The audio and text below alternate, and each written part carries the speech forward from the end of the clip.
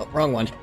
Sorry, I accidentally clicked the outro screen instead of the gameplay. How are you doing, Flom? Hope you're doing good. Welcome in. I'm trying so hard not to. I was trying so hard not to cough during the intro screen because I'm like, I know you guys can hear me, but I don't want to cough during it. How are you doing? Hope you're doing good. Welcome in. I'm so excited. I've been waiting for this. Cause new DLC and new everything. A lot of really cool, awesome new stuff. So I'm very, very excited. So we're just gonna get into it. I am starting a lot later. I do apologize. It's fine though. I don't have work early tomorrow, so I can stay up late. I can stay up late gaming, and that is what we're gonna do. So let's do it. So let's just go make a new game. Gonna create a new. Let's see what's new.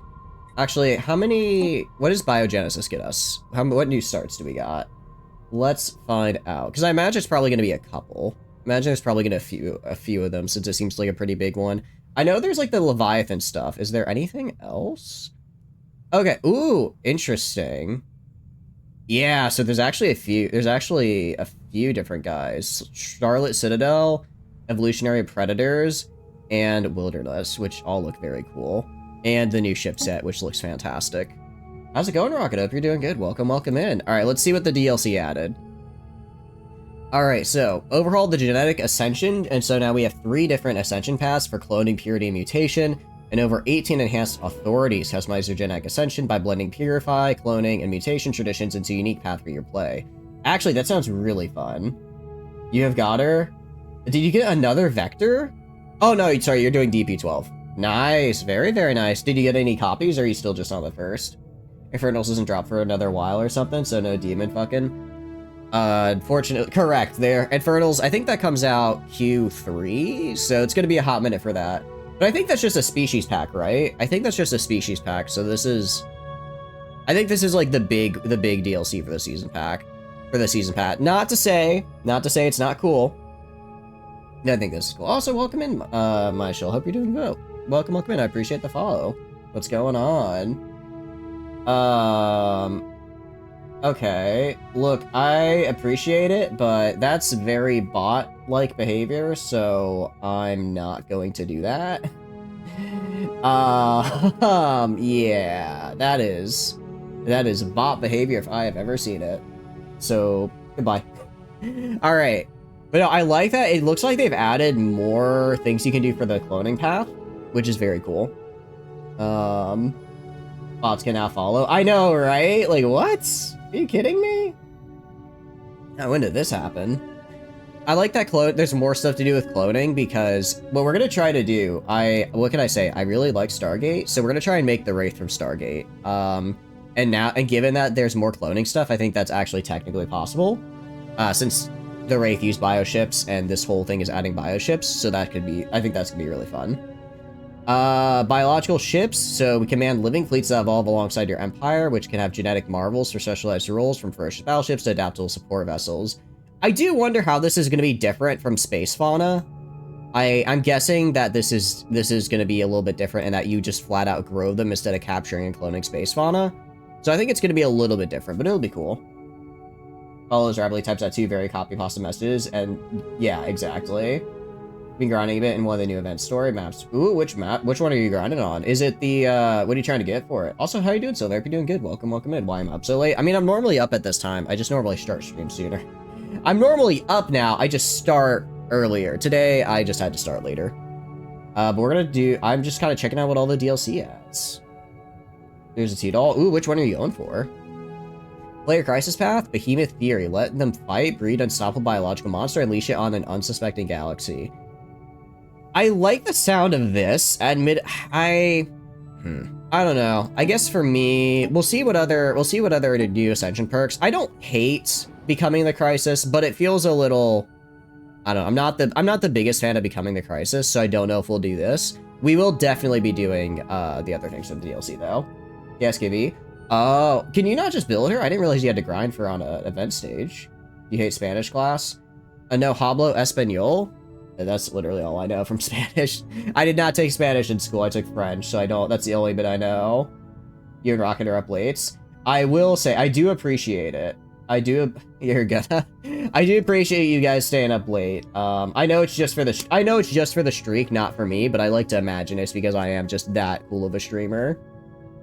I like to imagine, what can I say? I mean, Spanish is a cool language. I'm just not good at it.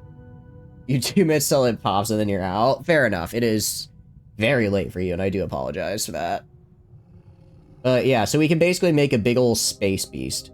I wonder if this is gonna be kind of like the Knights of the Toxic God if you choose to take the Toxic God as one of your guys, where it basically acts as a giant planet killer. That could be interesting. It says specifically breed an unstoppable biological monster, so I wonder if it like has different stages. I am interested to see how it plays out, so we might do that. Only tell you because you have to. Honestly, I'm gonna say this now, Silver. Genuinely, one of my biggest regrets in high school is that I did not take language classes more seriously. High school is such a good time to learn a new language, and I truly do regret that I didn't take them seriously, because I think knowing a second language is such a huge bonus, especially one that's as like useful as Spanish. I know it's kind of like, ugh, language class, but unironically, I'd say try to stick it out and really learn for it, because it will really help you later down the line. You like dying here? Yeah, that's fair enough. Well, don't worry, that's what the VOD is for. We have 3 new origins. So we have evolutionary predators, push the boundaries of species traits by unlocking and combining unique phenotype abilities to craft the ultimate adaptive empire. So this sounds kind of like genetic overdrive, or I'm forgetting the exact name. Sounds kind of like that, but maybe without the debuffs. Starlit Citadel, solve the mystery of your empire's biological attackers while boosting hyperlink choke point strategies with early access to the Deep Space Citadel. Now this is interesting, because I do really want to use the Deep Space Citadel. And then we have Wilderness. Speaking as a sapient planetary ecosystem, a living gestalt of countless life forms united in harmony, seeking to spread consciousness of the stars. That's interesting. So it's like a new hive. Encounter a hive fallen empire, a fractured hive mind struggling to awake between its 3 splinters. That is cool. I really like that. Se asmos exofabus, es tempero estellano. You live in Middle America, you'll never use Spanish. I disagree. Spanish is pretty common second language for B. I would be very surprised if you would run into someone who doesn't know Spanish for the rest of your life. And even then, what if you want to travel abroad? What if you want to travel to South America, you know? Like, it's... I understand how you're like, oh, I'm never going to use it. I was the exact same way, but I would say just think about it. I think it's really worth it to try, because it's high school. High school is the most free time I think you'll ever have as a human being. At least that's how it's been in my experience.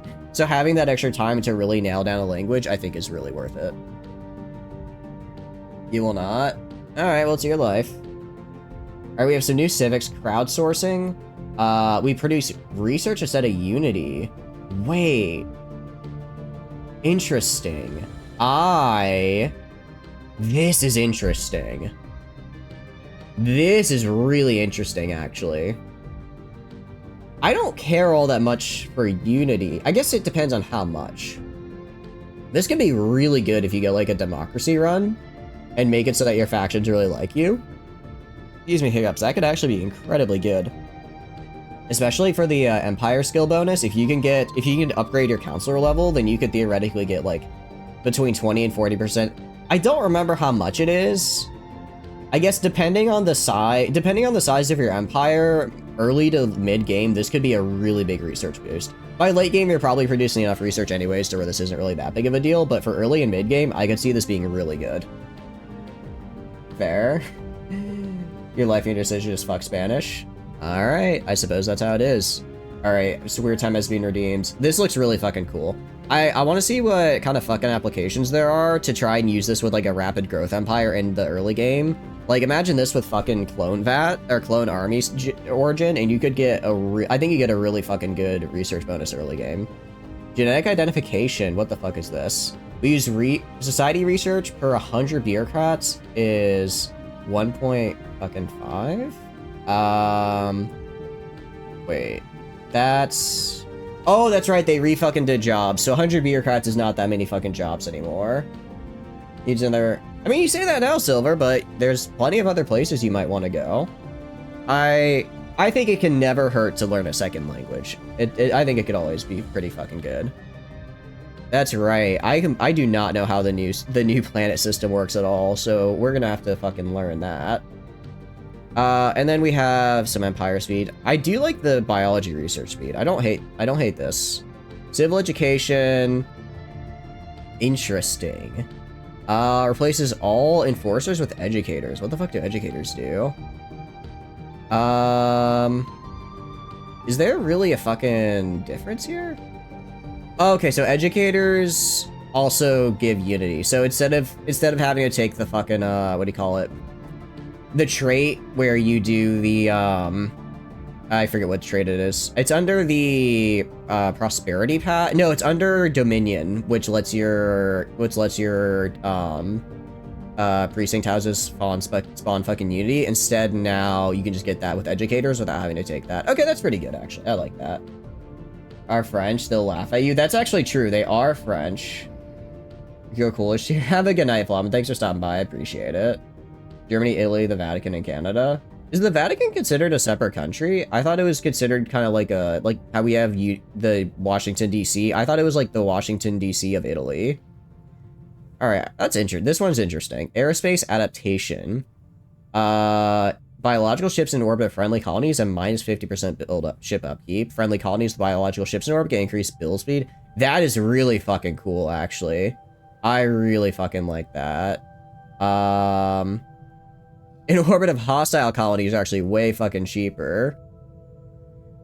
All right, we're gonna grab this guy. This is fucking cool. This is really cool. All right, body snatchers. Start the game with 1,000 assimilated pops and the ability to assimilate organics into the hive mind. Okay. We're not going to be doing this because I don't want to play a hive mind. But it's interesting. I do like the idea of it.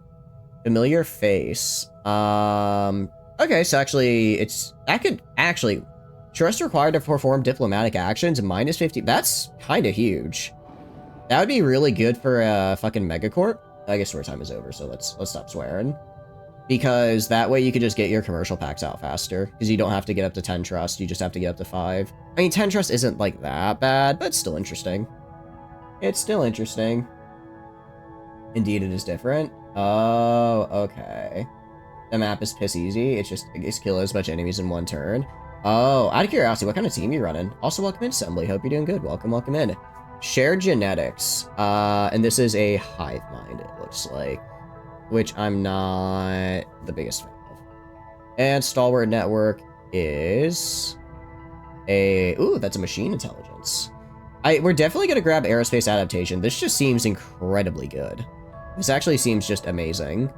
It also just got kind of cool. Probably grab this and maybe crowdsourcing to start out. I don't know what I'm going to do about Unity. But I like the sound. I like the sound of this. Yeah, we're gonna do that. Hope you're having a good time. Have a good night, Silver. Thanks for stopping by. I appreciate it. Alright, so that looks like that's... Excuse me. Apologize. New portraits. Ooh, look at these dudes. Oh, that is cool. Oh, these guys are cool. I like that. Alright, and screenshots. That is cool. Alright, I don't want to spoil myself. Alright, we're gonna go back. Alright, we checked out the DLC. So what we're gonna do is we're gonna grab BioGenesis. I'm gonna grab, I think this guy. I like the look of this guy. He's just a little dude. He's just a little guy. How could I not? I imagine this, well actually, no. I did say I want to make the Wraith from Stargate. So which one of these looks the most like the Wraith? Kind of you, maybe? They're kind of insectoid like the Wraith are supposed to be. No, you're more squid-like. You're more fungoid. Not quite you. This guy, I guess I could actually, let's check, there is like an insectoid, isn't there? Like 90, I guess molluscoid maybe is what we want. Wait, mollusks are insects of the sea, but they're not wait, who is this guy? I've never seen this guy before. Oh, I wonder if they're from the Cosmic Storm. So I normally just disable it, but it does technically add more portraits that I always miss. G3016 with AK-12 SOP and UMP pisters. 17's N4 with AK Alpha, 2 other ARs you forgot the name of, an RO. Ooh, out of curiosity, have you done the mod 3 on M4? Because our mod 3 genuinely can like solo clear, I'd say anything like chapter 6 and below. Plantoid. Is insectoid not a thing? It might not be a thing. All right, well, we'll just go BioGenesis. We'll go with, all right, I like, this guy looks like a goofball. I like the look of it. I like the cut of their jib. Okay. A little bit of Paradox Scuff. Oh, because I swapped around. A little bit of Paradox Scuff there. Oh, actually, okay, so you do Origin first now. I see. That's fair. All right, what is Mutation Ascension? I think we do this. I think that'd be super fun. Also, getting an extra organic species trait pick is kind of huge. Actually, just a flat 1 pick, not a flat... The fact that it's a flat 1 pick and not just more points is actually really good. Very important detail. Your EP, we have 3 more still in school year, not taking it next year. Oh. I suppose that's a bit important. Need 500 more neural resources to get her. That's not too bad. That's not too bad. You can get her there. I believe in you. I believe in you. Malleable genes. Okay. Is this the effect of... Okay, so this is the effect of Mutation Ascension. So this gives us... Okay, so we cannot be genetically modified, but we automatically gain auto-modding. We automatically basically gain auto-modding, which gives us minerals, energy, food, research. Actually, this is interesting. Do we also get... I wonder... Pheromones. I wonder if this also works on alloys or not, because there's more than the base amount here. Adaptive evolution. Interesting. So we get whatever that is, and then we get genetic soup. Very fun. All right, I want to try this guy out. Have a good night, Silver. Have a good night. You'll need the core because you're currently sitting at 350. Yeah, I imagine you probably have a lot since you said you were going for, since you said you were trying to pull DP12 normally, you probably got a lot of dupes of other things, if I had to take a guess. All right, we're gonna do I want to do a Megacorp? I don't think I can do, what was the thing I wanted to do? What was it called? I wanted to grab, wait, is this only for hives? Oh, this is only for hives. Oh, I don't want to play a hive. I don't like hive. Oh, that's kind of a bummer. That's kind of a bummer, because this would have been really cool, but I don't like playing hives. So I guess we'll do... We could... Okay, so we could do either of these. I guess we could do a Megacorp. I am kind of afraid to see what they did to my Megacorps, because trade is like a separate research now. It's like a whole separate thing. Alright, we'll do... Let's see how it looks.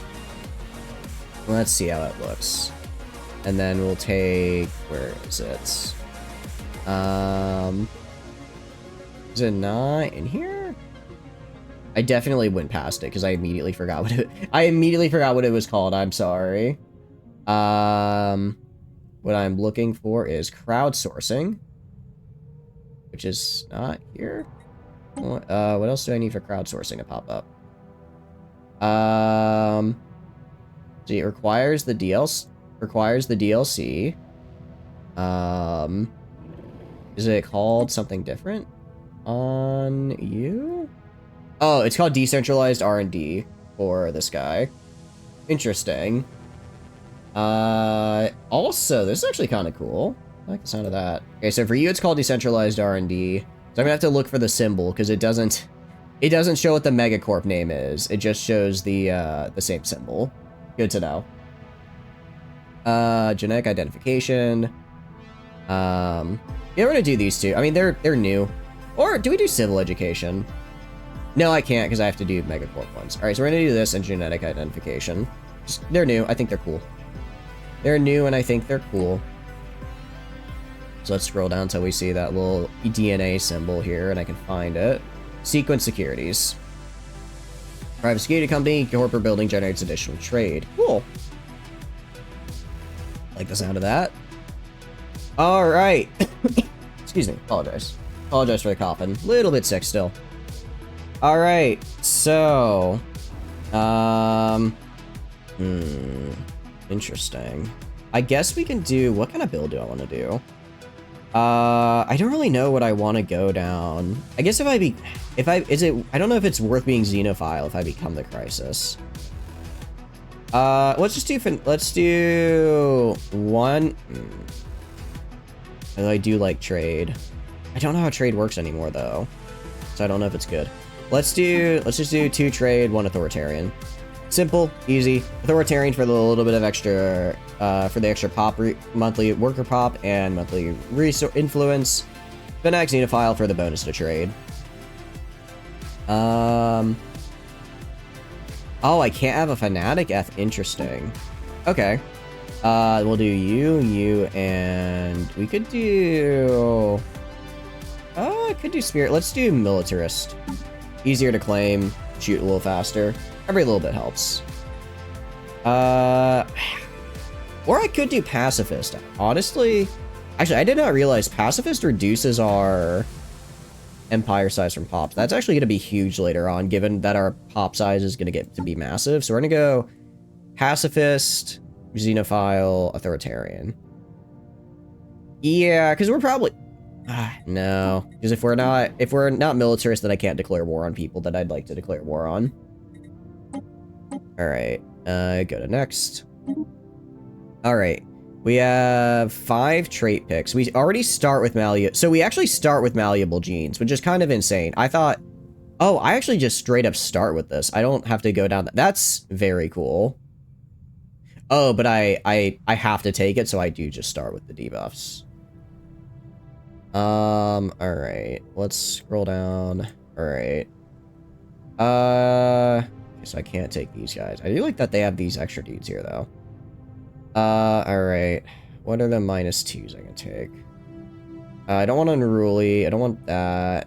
I'll take Repugnant. I don't really care about that. Non-adapt Nascent stage. Ooh, that is rough. I don't like that. I don't like that. I chose the, what's it called? Evolutionary Predator. Welcome, welcome in. Hope you're doing good. I am checking out the DLC for the first time, and this one looks really cool. I'm a really big fan of Overtuned. I believe that's what it's called. Like 90% sure. It's either like called Overtuned or Genetic Overtuned. I always forget the exact name of it. Did I just scroll past it? Did I scroll past it, or am I insane? Basically the one where you just get like the genetic, you basically get massive genetic, yeah, Overtuned. I like Overtuned a lot. It's really fun. I like doing like the genetic stuff. So I'm very excited to do, it seems kind of similar, but not exactly the same. So I'm excited to see how it goes. That's you. Thanks for stopping by, Rocket. I appreciate it. Go get some rest. It's very late for you. I appreciate you stopping by. All right. So yeah, and this is that's our origin. This is going to be our ethics. And then for traits.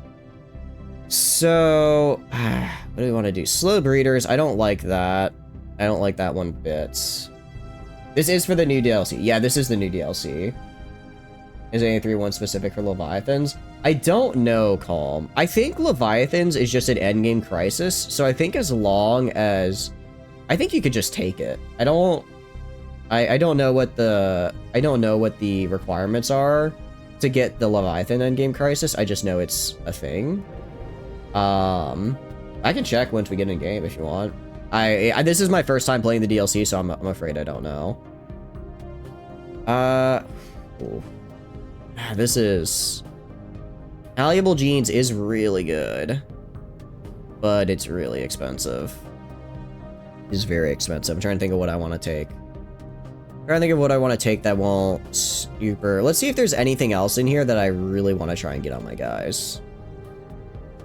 But I think, from what I can tell, it seems like as long as you just have the DLC, you can have the, you can just get the Leviathan. I don't think it's locked behind a specific start, which is cool. Alright. Quick learners, I don't hate. I don't really need conformist. I don't really care about that. Egg, what is egg laying? Extra population growth of living on a planet with a local food or mineral production surplus. That is interesting. Incubators. I don't hate incubators, but I don't know when I start getting negative pop speed. Green rapid breeder is just a flat 10% is fine. Very strong. Chromalogs. Interesting. So these are... This is basically we just get insanely good other, like, physicists and whatnot. Let's get, alright, I'm gonna take Unruly. I know pop size is kind of annoying. I took passive... Pop size is gonna be annoying. We're just gonna have to deal. We're just gonna have to deal. I didn't take pacifist. I thought about doing it, but then I didn't. I guess if I breed fast enough, it doesn't matter. Nascent stage is a weird one.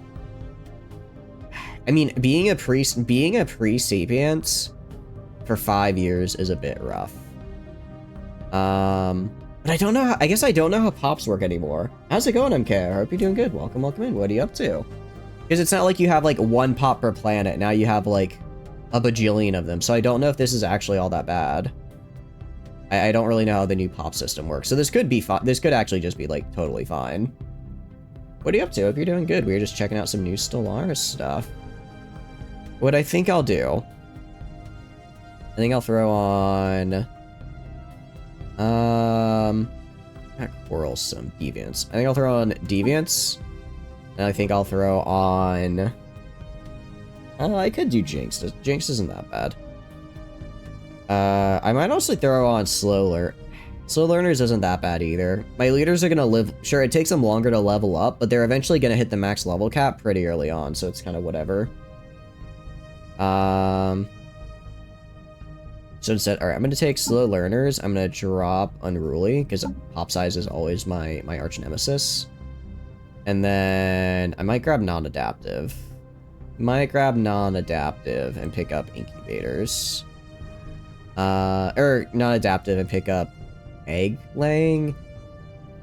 Although this, actually, no, this probably isn't all that great, because what are the chances an individual, because I normally like to separate my planets by like, this is the mineral planet, this is the food planet, you know? So most of my planets, because I only have like 2 or 3 food and mineral planets each. So in the grand scheme of my empire, this isn't actually going to be that many worlds. You know what, actually, I'm gonna throw on docile. I'm gonna throw on docile, and then I'm gonna throw on, throw on non-adaptive. Want to reduce the size I get from pops just because pop size really starts to hurt research later on. So just try and make that as less as possible. Repugnant is whatever, I don't care. Deviants, I don't care. Slow learners, a little bit annoying, but it's not really that bad. Let's see. Do I want to do... Nah, I'll leave it as is. And then non-adaptive. Habitability, it hurts, but by the time I get to late game, and the last time I did a genetics thing, I was able to, like, absolutely juice all the traits I had, so it should be fine. Species name. I don't know. What should we call these guys? What should we call these guys? I don't really have any good names. I guess we can make them the Woov. That's what our little mascot is, even though they don't quite look like it. They don't quite look like it. Our little mascot down there in the bottom left. We could do that. I know originally I said okay, I did originally say I was trying to make the Wraith from Stargate. Maybe I'll do that for a different... I might do that for a different run, though, because I don't think Malleable Genes fits that very well. That'd probably be a different run I'd have to do. Well... Nah, I'll do that later. I'll do that later. Let's instead be... what should we be? We're little frog guys, right? This looks... I think this is a frog. I don't know, the Frogians? The Frogians. Or Frogian. He's just a little frog. The Frogians. And the adjective. Yeah, just Frogian. We frog.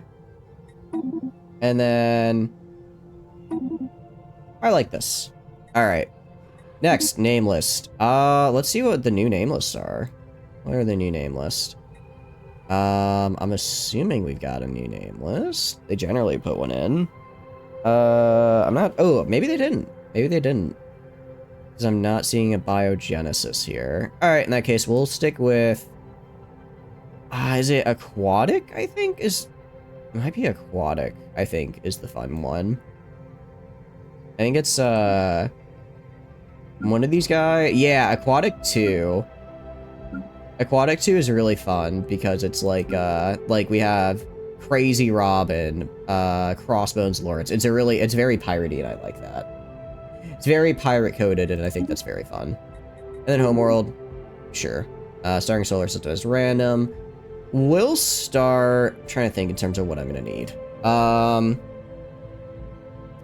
In terms of what I need the most, I think I'm gonna want minerals the most. So I'm actually gonna make myself cold adapted. With an do we want Alpine or Arctic? I'll go Alpine. Alpine seem to have the most minerals. And we'll throw on. I want to throw on anything new for BioGenesis. Ooh, that's kind of. Ooh, these are cool. I like Spinivore. It doesn't quite fit on as nicely as maybe Wilderness. I kind of like Wilderness City. I think that's cool. Oh, cool. You can actually see what the rooms look like now. I'm just in my little. I'm just hanging out with the trees. You call me and I'm just outside for a walk. I think that's cool. I like that. We'll stick with... Our multidisciplinary customer satisfaction specialists are always just a click away. Don't hesitate. Discover limitless possibilities. Is this just a scientist with Japanese? I'm very confused why that's there. The roots accept you. Nah, we're doing Slick Corporation. We're doing Slick Corporation. For our flag, we got anything for bio... Actually, this is kind of a killer flag already. I'm kind of digging this. Maybe like a primary dark... Ooh, I kind of like this, actually. I like the look of this. Alright, and then we're gonna do a... Ooh, sorry. Chipset. We're grabbing the... Spinivore. Oh, that's so cool. That looks so cool. And then we have the Shellcraft. Shellcraft also look quite cool. Shellcraft are also kind of cool.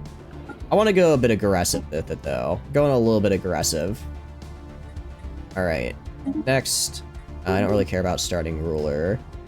That's fine. And their traits. I'm going to throw on... I don't hate Mining Rush.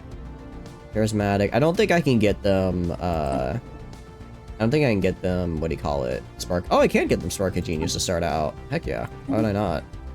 Because I think that could stack. I'm pretty sure if I have another... Pretty sure if I have another guy with Spark of Genius on, that it can stack on in there. We're gonna do... Let's do a huge 1,000. You know what? Let's do a big old galaxy. I want to explore. Putting that up on Grand Admiral, because I'm not terrible. I'm actually pretty good at the game, if I'm being honest. Fallen Empires. I'm gonna throw on all the Fallen Empires because I think it'd be funny. I want to experience all of them, and I want a War in Heaven because again, I think it's fun. Hyperlane density is fine. That's all fine. We're gonna go with I'm gonna do Spiral Forearms. It's a single player game, so I don't have to worry about like a person having their Empire spawn in and get screwed by spawn. I like the Spiral Forearms. I think it looks cool. Another advanced settings. Crisis is random. Did we get... Let's do all. Crisis is all. 1.5 strength. Let's put 1.75. Scaling difficulty. Yeah, I want that to be mid. I like to have this at mid game. Difficulty adjusted. Okay. Oh. Yeah, I'm not gonna do that. They can get their bonuses. I'm not gonna make their bonuses even more bonuses. Keep all that normal. That looks fine. Empire placement is gonna be random. Advanced neighbors is disabled because I do not like that. Alright, precursors. Okay, so I have all oh wait, I can actually take... I kind of want to take off Ute and Volton, just because it's like, I don't want... sorry. I do not want to get these... I do not want to get the Ute and Volton, I'm sorry. I've had these two so many times. I will take any of the other ones, because I think they're cool and really like them, but these guys are... I'm not taking these guys. Victory Year, Marauder. I'm going to drop it at 2 Marauder Empires. Tailgates and carriers are enabled. What is storm maximum? I'm gonna be real. I don't like the storms. I don't really like the storms aspect of this game. Yeah, I wasn't a big fan. Let's just drop it down to like half. Alright, so there's like a chance I get hit with them. I guess we'll just have all of these. Because last time I played, I felt like I was constantly getting hit with storms. Maybe I was unlucky, but I wasn't the biggest fan of that, so we're gonna try this instead. Alright. 15 empires. Alright, 30 is probably too much. Let's stick with 15. I'm turning advanced AR starts down to 0, though. I do not like advanced AR starts. If I wanted advanced AI start, I'll just interact with the fallen empires, okay? This looks good to me. Because we have, yeah, this should be a pretty good galaxy. Let's do it. I also just like having a lot of empires because that means I have a lot of people to trade with. I like having a lot of people to trade with. What can I say? I'm a megacorp after all. Although knowing my luck, everyone else will also be a megacorp, so we're just trying to trade with each other, which doesn't work all that well, if I'm being honest. Alright. Did you Good. Okay. I think I can probably figure this out, right? I think I can probably figure this out on my own. Okay, so I can choose different priorities. Actually, no, I should probably have a tutorial for this. This is a lot. Each focus includes a set of task cards designed to help offer direction based on your chosen path. Completing a card grants progression points towards the relevant category. Current focus increases the chance of drawing related task cards can be rerolled for a uni cost, and their focus can be changed. Interesting. So I have evolutionary predators as my focus. So progression, exploration, conquest. Oh, so by completing the yeah, I see. By completing focuses, I can unlock I unlock specific researches. Oh, that's interesting now. That's very interesting. Actually, I like that a lot. So now instead of having to like just hope you randomly roll like mega engineering, you can actually go and do a specific focus to get it. That is very cool. Also, all right. That is very interesting. Okay. And then I guess once we hit okay, so we're currently on development. So if we hit 50 development, then we unlock planetary unification. A little bit of unity. What do I care about any of these? Not really. I mean, although this does eventually give me mega engineering, which I do really like. Okay, this gets me mega engineering. I don't necessarily care about the big ships right now, so maybe we hold off on conquest. Exploration. Oh, I do need to get exploration so I can actually get better like research stuff. Administrative AI. It's actually pretty nice. Hyperlane breach points. Transit hub is nice. Texture sculpting, terraforming, self-evolving logic. Yeah. Exploration's kind of really good. And this gets us better drives. Okay. I'm going to start out with exploration. Probably get to like, I don't know. Maybe get to like tier 4? Probably get to tier 4. Maybe either tier 4 or tier 6 and swap over to development. So I want to focus on exploration.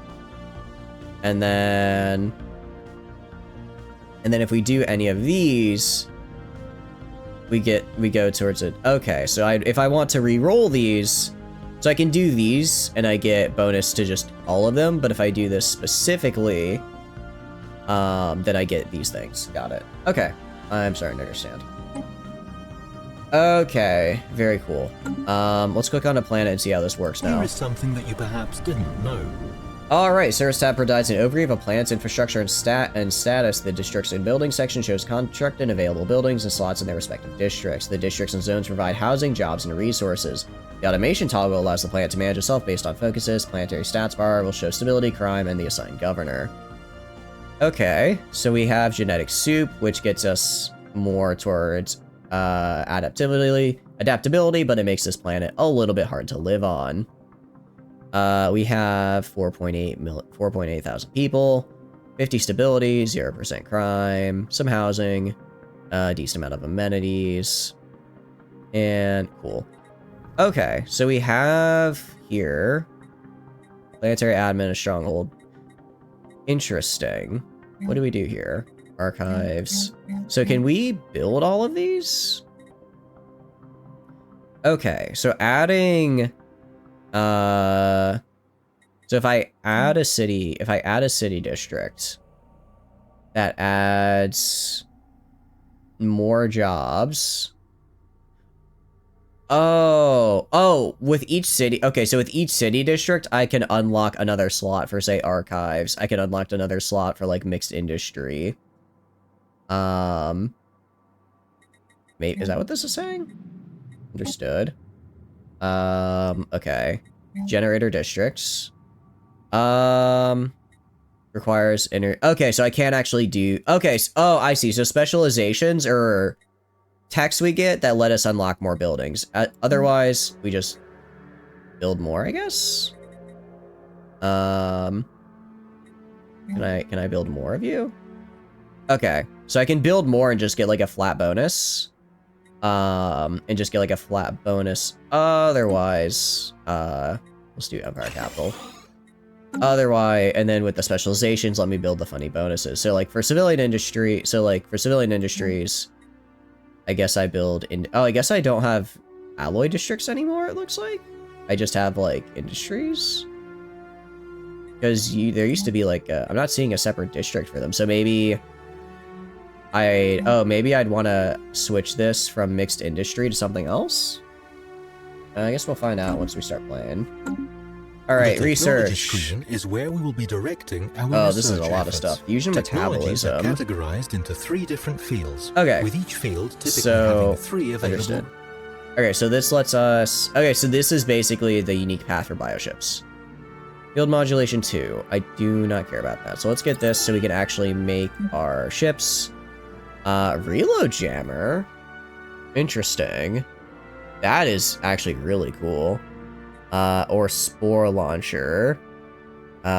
Targets allied ships. That is interesting. Let's get that. That actually sounds really cool.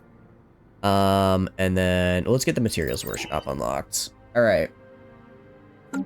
Alright, that's that. Where's our science? We always start with the science ship. Very which is cool. Used to survey Let's see actually, where do we even spawn?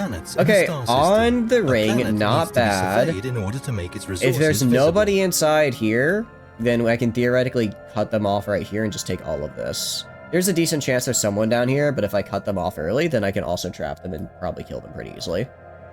So you, I'm gonna have go... I'm gonna have you just go... have you auto-explore for now? I just want you serving. I'm also gonna go to our shipyard. Military fleets are used to protect our emerging empire from threats. This is the shipyard. I want to go to you, and then I want to go and... Let me turn down the volume a little bit as well. I feel it's a little loud. Alright, sorry, my mic is also in a very weird spot. I do apologize. Alright, that should fix it. My mic should be a little bit better at picking up my voice now. Okay, cool. And let's go for science ships. 2 more science ships. That's great. All right, looking at our resources, we have 41 trade. Okay. So energy credits are no longer used for trade. Trade is just a separate resource that I use to buy stuff, including energy credits. That's interesting. Okay. That's pretty understandable. Very well. All right. I can work with that research. I can see how much I'm getting each. Unity. Okay. And influence. Cool. Alright. I think we just hit play for a bit. Start playing it out. See what happens. Alright. We've got some Alpine. We've got an Alpine world down here because I think we have guaranteed habitable systems. So we at least have a nearby world. Immediately have factions. What do you want me to do? New contact, benevolent subjugation. Details on faction sizes, attractiveness to our having a pets, ruler matching the and Empire's control ethic. can also be found here. Oh. There's Xenophile. Well, I am... Oh, I guess because I'm only Xenophile, so I only get partial support. Alright, I'm gonna throw Manage Faction. I'm going to promote you, suppress you, and suppress you, because I don't like you. Actually, Benevolent Subjugation, I can work on that, that's fine. I don't really do subjugations, I either just take your land or I ignore you. I don't really do subjects, so that should be an easy appeasement. Let's go to government, policies and edicts, subjugation. Yeah, negotiated synergy. Alright, that should make them a little bit happier if we go to government and factions now. 75% approval. I can work with this. Excuse me, sorry for coughing. Alright, and just like that, we have found alien life. Very cool. The Graner. Not what I was hoping for, but the Graner is a fun one. Graner is a fun, Graner is a fun, start. It lets me get the last bowel, which is a fun one. I get space combat, doctrine, give me some extra fleet command, admin AI, or is needed. I'm gonna do admin AI. Admin AI is a nice one. So if we go situation log, footprints into the void. Cool. So adopt a tradition, build a starbase building. And then I'd probably want to re-roll these guys, I guess, because I'm doing exploration, not these guys. Building a starbase building. Do I have a starbase building? I guess I can't, because I don't. I guess I could replace the crew quarters with a hydroponics bay, and that'll complete it. And then adopting a tradition is cool, but it's gonna probably take a hot minute before I do that. Actually, no, it's just adopting the tradition, not finishing it. That's not that bad. Hire an official. I can probably do that. I can do that. Although, so if I'm focusing on, what do you call it? If I'm focusing on the exploration, do I just not get the other ones when I do it, or do they just do it but I don't get the benefits until I switch to it? I guess we'll find out. Because it would be kind of, and by kind of, I mean incredibly unfortunate if I, what do you call it? It'd be quite unfortunate if I went, got a new, got all these things done, and then when I actually swapped over to that focus, it turned out, that it just didn't matter and I didn't get to get credit for it. Alright, so that's gonna hurt. Yeah, it hurts my UD income, actually kind of severely, but I also don't care. Situation log revised. Because I need to explore. It turns out I need to grow. Best way to do that is with growth. So amenities. Okay. So I need to increase amenities. So I could build a holo theater for 200 entertainer jobs. From buildings. So if I have 200 entertainer jobs, what does that cost? Does that only give me 200 amenities? Oh, I like the new hydroponic farms. Oh, medical center is a new one. I thought this was unique to the specific megacorp. So I guess that you can just have that now. Or is it just these guys? Okay, so this just provides housing. This just provides housing for my people. And this, commercial zones, consumer goods into trade, defensive armies, stronghold, planetary admin. I can't do anything with this yet. Archives. Okay, so archives is where I can build. I guess I'm limited to 3 research labs for planets now. I guess I'm limited to a max of 3. How's that going to work with research planets? I'm also currently unemployed. Am I? It says there's no unemployed. But I guess it doesn't matter. Okay.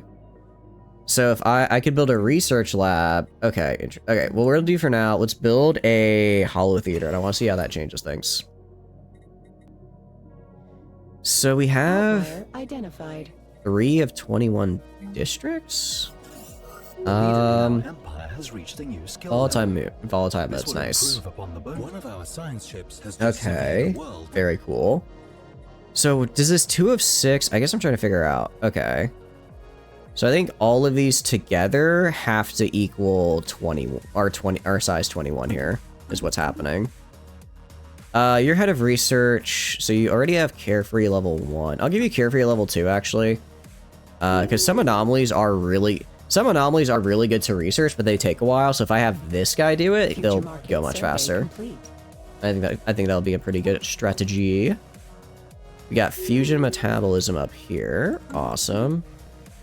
Chief Executive Officer. Definitely gonna give this guy Spark of Genius too, just for the research bonus. Ooh. I might actually have to also go over here and build. Well, actually, no, this guy, because this guy will also give me. Hall of Years also give me. Oh, so it's pop jobs that give me the bonus. I Future see. market survey complete. And then that gave me a little bit there. So, medical center maybe? I like extra pop growth. I think I can afford it. So I build this guy, and then can I build another mixed? Okay, so if I want, so I'm limited to 3 of the. This is a bit weird. But I think I'm getting there. I'm gonna get you Champion of the People for the extra happiness, because that's an Empire leader trait. That's a governor trait. That's nice, but not what I want. So I'll get you Champion of the People as well. If I have a bunch of Champions of the People, I don't actually know if these traits stack. I'm just kind of hoping they do. But if they do, that'd be quite nice. Alright, situation log. Let's see. Has built a starbase. I literally built a starbase building. What are you talking about? I literally built a starbase building. I guess they don't care. Alright, build a shipyard then. Abnormal conditions. Ooh, what is this? As our science ship scans the surface of Pelith 2A, it becomes quite clear that we have found something out of the ordinary. Its composition history provides us with extra materials that we should take an opportunity to gather. We will surely come across even more irregularities like this as we survey new plants and should not underestimate their impact on our expansion. Cool. We got a modifier. New faction has also appeared. What do you want? Future market survey complete. Honestly, that's, Market outlier identified. oh no, I was gonna say, this is great if they want me to have low naval capacity, but no, they're saying they don't like I have low naval capacity, and I have benevolent. I could go for these guys, honestly. I could try for First Strike Legion. I could probably get a lot of them in here if I just, I could do both. I could get both of these actually to be really easy. I'll probably start promoting that faction later. Because that seems like a faction I can work with. I'm also gonna grab my construction ship, and I'm gonna move you over here. Space stations. When an astronomical Interesting. object such as a planet has been surveyed, we can order this ship to build a research I wonder station if or a everything mining requires station to food now exploit for any resources Yeah, that I we understand. have. I wonder if everything requires food now, or if it's just because I did BioGenesis that require food. All right, adaptive evolution. Oh, this is cool. Okay, so this is part of my chart here. Our species are growing more complex. After scouring the scars for new genetic material, we are ready to adopt a new aspect. Thanks to the hard work of our scientists, we have a choice. Whatever decision we make will affect the future of the Frogian for generations to come. Grow faster. Reduce the upkeep required. Make them unique. Embrace the chaos. We are complex enough. I think grow faster is nice.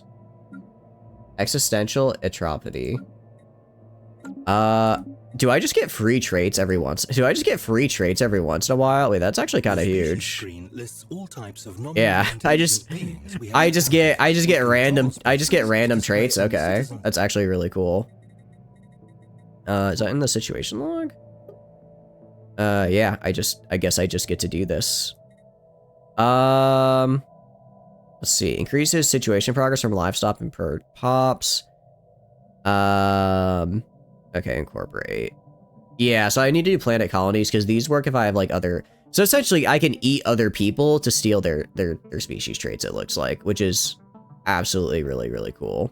Outlier We've consumed identified. reptilian genes. Interesting. Okay, so these are... Oh, so depending on what we consume depends on what will influence what we can then get. That is interesting. That is really interesting, actually. Okay, what I'm gonna do... I'm actually gonna have you go. I want you to survey this guy.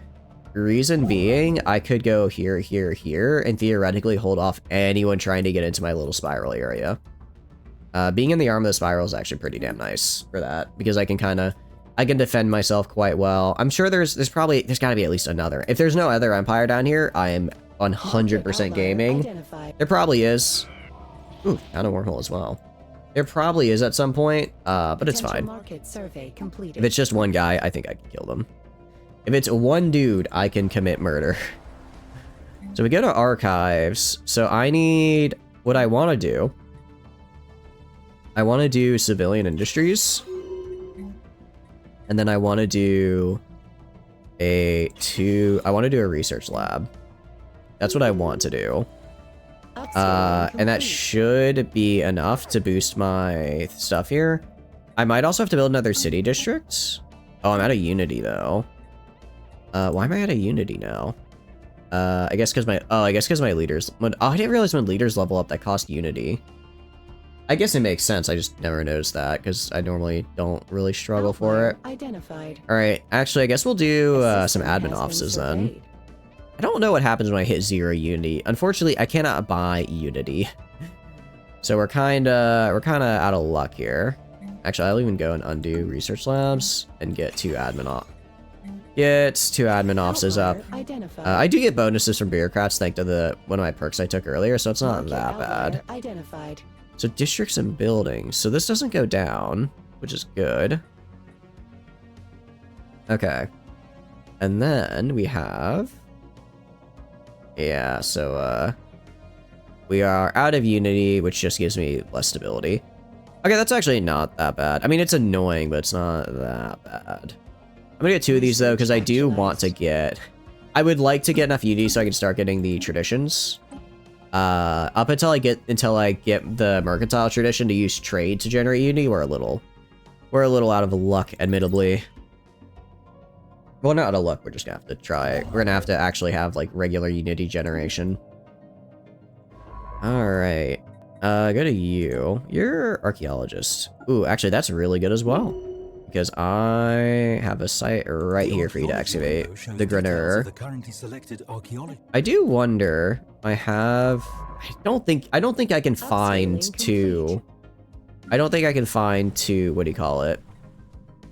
Like, 2 different precursors. I think I only get the 1. I think I only get the 1. Market outlier identified. Okay, so I have this guy here. So... A system has been surveyed. Okay, so I just need to get this extra building up. And then unemployment. So is this in chunks of 100? Is that what this is? This guy provides 200 jobs. Let's see what happens when this guy gets made. Does this go down by 2? Okay, well, unemployment just went up massively, which I don't like to see. No, we're good. I think we're fine. I don't really get what happened, but I think we're okay. Could I have a moment of your time? Management. Oh, geez. Okay. Probably should have looked at this tab. Alright. Plants, conditional layout, planetary features, shows natural blockers that can be clear as well as existing features. Shows the pops on the planet, shows the sectors that can be managed as part of a sector. Colony Ascension. Yeah, that's the same. So our population specialists, okay, so this plus 43 is because of my growth. I see. Oh, so these are guys, I guess, these are all the new people? And where they are in the world? And then I can get rid of these guys. Ooh, I can also create pops if it's slum I'm clearing. Cool.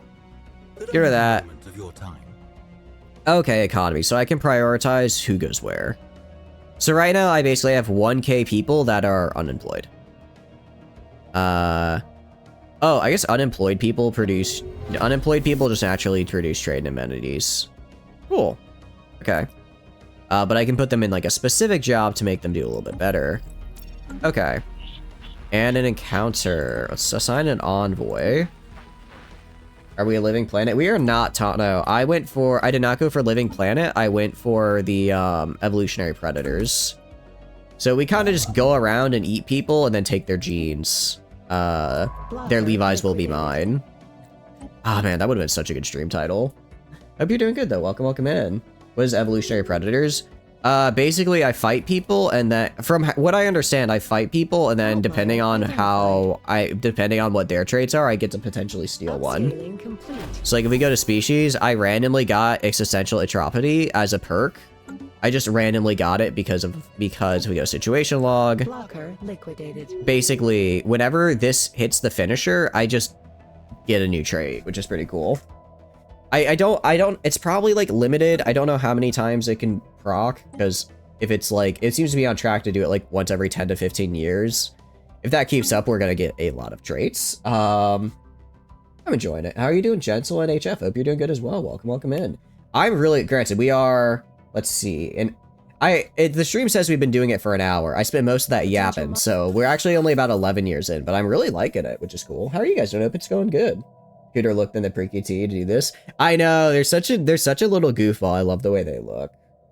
Eat everyone. That's pretty much what we're gonna do, yeah. I think we're gonna be eating people, and I want to see what traits we can get, because I think that'd be really fun. Wow. That's incredibly cool. I didn't know that I could have that as an event, but now I'm researching 10% faster. What even are we, piranhas? I think we're frog. I saw myself as more of a little frog guy, so we're the Froggians. We're Froggian Incorporated. We are a megacorp. We are a megacorp. Because I like what can I say? I like megacorps. Me not playing a megacorp, it's not gonna happen. Market outlier. Looking forward to BioGenesis, shrimply so you can make giant machine war fleets, go fight giant flesh fleets. Yeah, I'm really excited to do that. I am using the flesh fleets. I did make sure to grab that, because, again, I think it's cool. We are going to grab this. So, I guess we're going to find out how this works. Because we go to, as a situation log, we have Empire focuses now. Where, basically, we can kind of see, like, when certain events happen, it shows up on your timeline as a milestone, which is kind of cool. But then also, you can do, like, specific focuses. And then if you complete them, you unlock certain techs. So like for exploration, if I complete 50 worth of exploration, I automatically get exploration protocols as an unlockable tech, which I do quite like. You tried playing a Bankrupt last night in chat so hard. How are you even meant to play them? Robots and hives are just so much easier. I feel like before the patch, Megacorps were pretty easy. Just make a bunch of it's really just make a bunch of commercial packs and then buy all. It basically, instead of actually like doing anything on your own, just max out trade on all your planets and just buy whatever you need. Now trade is a separate resource, so I don't exactly know how that's going to work. So it's going to be fun to figure it out. I don't necessarily like, well, I guess they kind of capped trade last time with energy credits, but it is what it is. They expand the maximum amount of fallen empires. They did, so I have 6 fallen empires right now. I do. So someone who's plays Grand Admiral has been since doing launch. Yeah, I do agree that hives and robots are a lot easier, but I don't know what is about Megacorps. I really like them. But I'm a big fan of progression because a lot of the really good techs that I would like to find are on here, right? Like Positronic AI. Positronic AI I like. Admin AI is here. And like these are basically guaranteed unlock options if I advance down the tree. For Conquest, it's like guaranteed that I'll get to unlock destroyers and cruisers and battleships eventually. For development, it's a guarantee if I go down this path, I'll eventually get to mega engineering. This is the one I like the most. I don't know, it took us a long time. There was probably like a 50 or 60 year gap last game where I was just cycling through engineering techs trying to unlock mega engineering. So I'm glad that they have this now. Yeah, I know, right? Yeah, Flesh Hive Minds get a Fallen Empire, which is really cool. Basically, it's a hive mind that, according to the DLC page, it has 3 different split personalities, which I'm interested to see how that actually interacts and plays. I really want to see that I did spawn in all Fallen Empires because I like the War in Heaven, So we're going to see how that goes as well. What about a planet hive mind? That is one of, I think that's one of the starts. I think that's the wilderness start, but we're not playing that one. I'm pretty sure that is one of them though. We're gonna grab Mercantile. Also, if you play a Trade Empire, you have to take Mercantile. It's just... Excuse me, sorry for coughing. It is just... You kind of need it. I mean, I'm assuming it's just as good. I'm assuming it's still quite good, but you need Mercantile. Actually, what you really want is... where is it? What you really want is actually adaptive economic policy, so you can convert trade into unity and then get your unity really high, which I like to do. That's what I mostly do. I don't really build unity stuff. I just build trade. I just build really high trade and convert it directly into unity. Okay, so we finished the task, because if I go to, like, here, adopt a tradition. Oh, I guess I immediately did some of these. I guess I should probably hire an official, actually. And I want to see if hiring, because I'm only focusing on the task right here. Okay, no, so it does actually give it to all tasks. Okay. It does actually give it to all. Oh, I see. So I can research all tasks at once. It just increases the chance that a task of that type appears. Okay, that's good. That's good. That sounds strong. It's super, super good. Because it's, I find trade is way, at least, again, they not only did this release a new DLC, it also redid how the economy works. I before found trade to be much easier to get to really high numbers than it was to get, what do you call it, unity to really high numbers. So it's a little, you know, we'll see if that's still the same, but I imagine it probably is. But yeah, we are just kind of expanding. I did a 4-arm spiral. I actually really like the spiral galaxies. I find them really fun. Normally I don't play them on stream because I do like multiplayer games with you guys. And admittedly, spiral galaxies have a pretty... There's a pretty high chance someone is going to get screwed over. And I don't want to risk that happening to you guys, so I don't do it normally. But if this is just a single player game... Excuse me, I apologize for coughing so much, guys. I'm really sorry. I'm still kind of recovering from a cold. Upscaling complete. I'm gonna run it because I like it. Identified. This is the best galaxy type. It does have the highest chance for unlucky spawns. Yeah, exactly. I agree. I find it's I think it's the most fun, but it has a really high chance for unlucky spawns. So it's when we're doing like an event, I'd feel bad if like one of you guys just got hit with an unlucky spawn and it's like, all right, well, you're good luck. Okay, yeah. So this is definitely, I'm using food to make these because of my flesh ships, which is actually cool. I didn't know that that resource stuff was also made with flesh and food. Oh, that's so cool. Look at them. Oh, that's so cool. That's so cool. All right. Expanding the council is very good. We'll throw on Ace Open Markets. Let's do display of power, actually. I haven't hit any neighbors yet, but hopefully I will.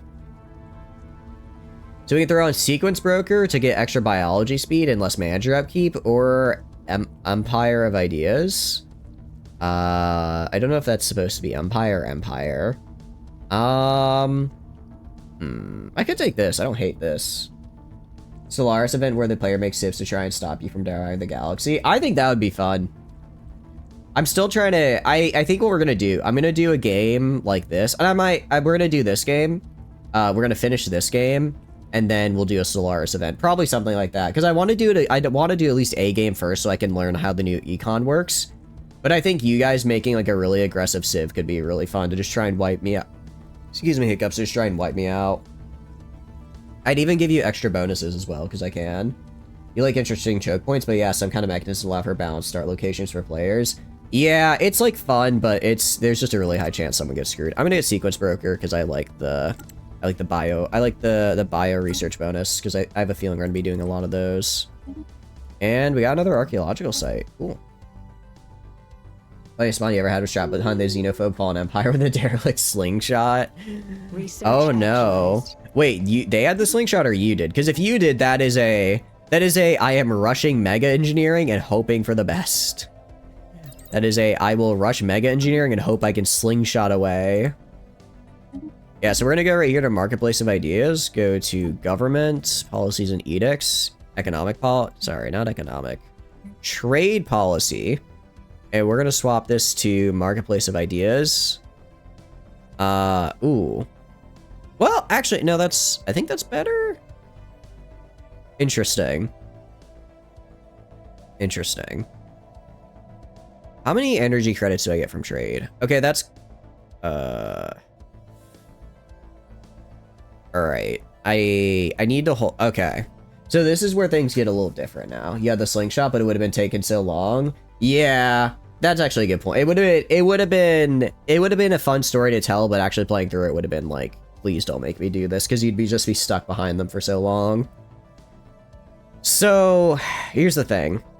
It looks like now 25, before it used to be, you'd have 50% of your trade go into energy credits, 25% go into Unity. Now, instead, it's just 25% of trade goes into Unity, which is a problem because now none of it's going into energy credits.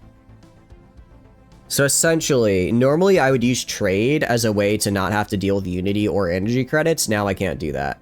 If I want to not have to deal with Unity, I have to deal with energy credits and vice versa. Excuse me. I will say, I think it is much easier to generate energy credits than Unity, so I will be doing this. However, I'm gonna have to wait until I get all of these guys built, and then I claim them. I will say though, energy credits has been surveyed. I don't want to say, are they worth anything? Can I spend them on anything now?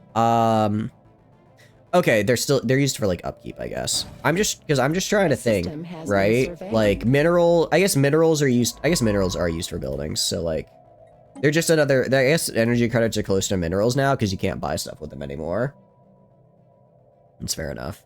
But yeah, you can see like because of the spiral, I have like this little area right here at least is all mine. This little area is all mine. I don't have to worry about it. Set hyperspace lane to 0.5 and watch the magic. That would be horrible, Derp. How are you doing though? Hope you're doing good. Welcome in. I'm good. Well, actually no, because that doesn't decrease the number of habitable. All right, hear me out. 1,000 star galaxy, minimum hyperlane density. The entire galaxy is just a single string. It is just a single string, and that is all. How's it going, Calm? This new UI, where's the button to give up a planet? I don't know, Calm. I didn't know you... I don't know. I've never really tried giving up a planet. Before, how you do it is I'm pretty sure you would just move... Oh, how do you relocate pops now? That's actually a good question. Minimum hyperstone is really cool. You usually run it. It's less string and more a series of nodes. Makes a lot more choke points. Interesting. I do kind of... Maybe I'll try that for a different game. I think that could be... I do think that could be fun. Gives more choke points and reasons for forts. That's true. I guess it gives more reasons for forts up until the AI gets jump drives. And then once they get jump drives, they just style on you. Then they just style on you.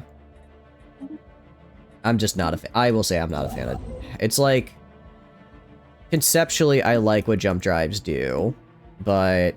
I feel like I kind of wish forts would make like a zone of unjumpability that you couldn't jump into, because it does suck to spend all of your early and mid game building up these really nice choke points, and then the AI is like psych and just jumps around you. Potential markets. See the pop screen now, but you don't see the resettle. Yeah, like I see. Is it this? That's a build queue. Available jobs.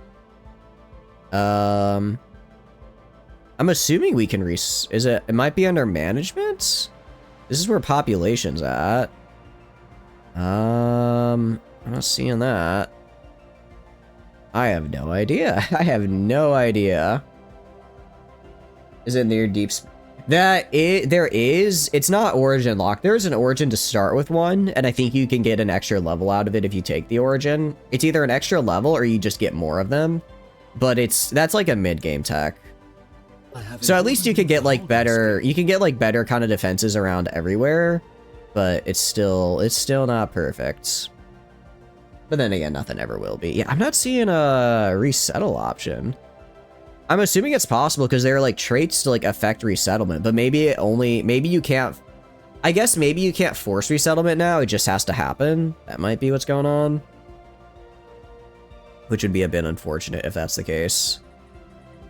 It'd be a bit unfortunate. I might do some basic farms. Let's make some more farms. I don't normally do a lot for food, but given that I build with food, I actually probably should. Done economy, just gave up the planet. Oh, wait. Economy. Oh, it's literally right there, resettle. I'm very attentive, as you can see. Very attentive. Might be government based. I guess right now I can't do it because I don't have any other worlds. I imagine, yeah, though, depending on some governments, you might be able to, your props might be more or less cool with you doing it. Upscaling complete. Excuse me, guys. I apologize. I had to talk. I've pretty much been talking all day for work. I'm trying my best, but my throat is kind of killing me a good bit. So we'll see how long I can last here. We'll see how long I can last. I think I got at least another hour or two in me. All right. So adaptive evolution. So we just gain a new ability, which is actually really, really cool. Okay. So we can just take another growth thing, which is interesting.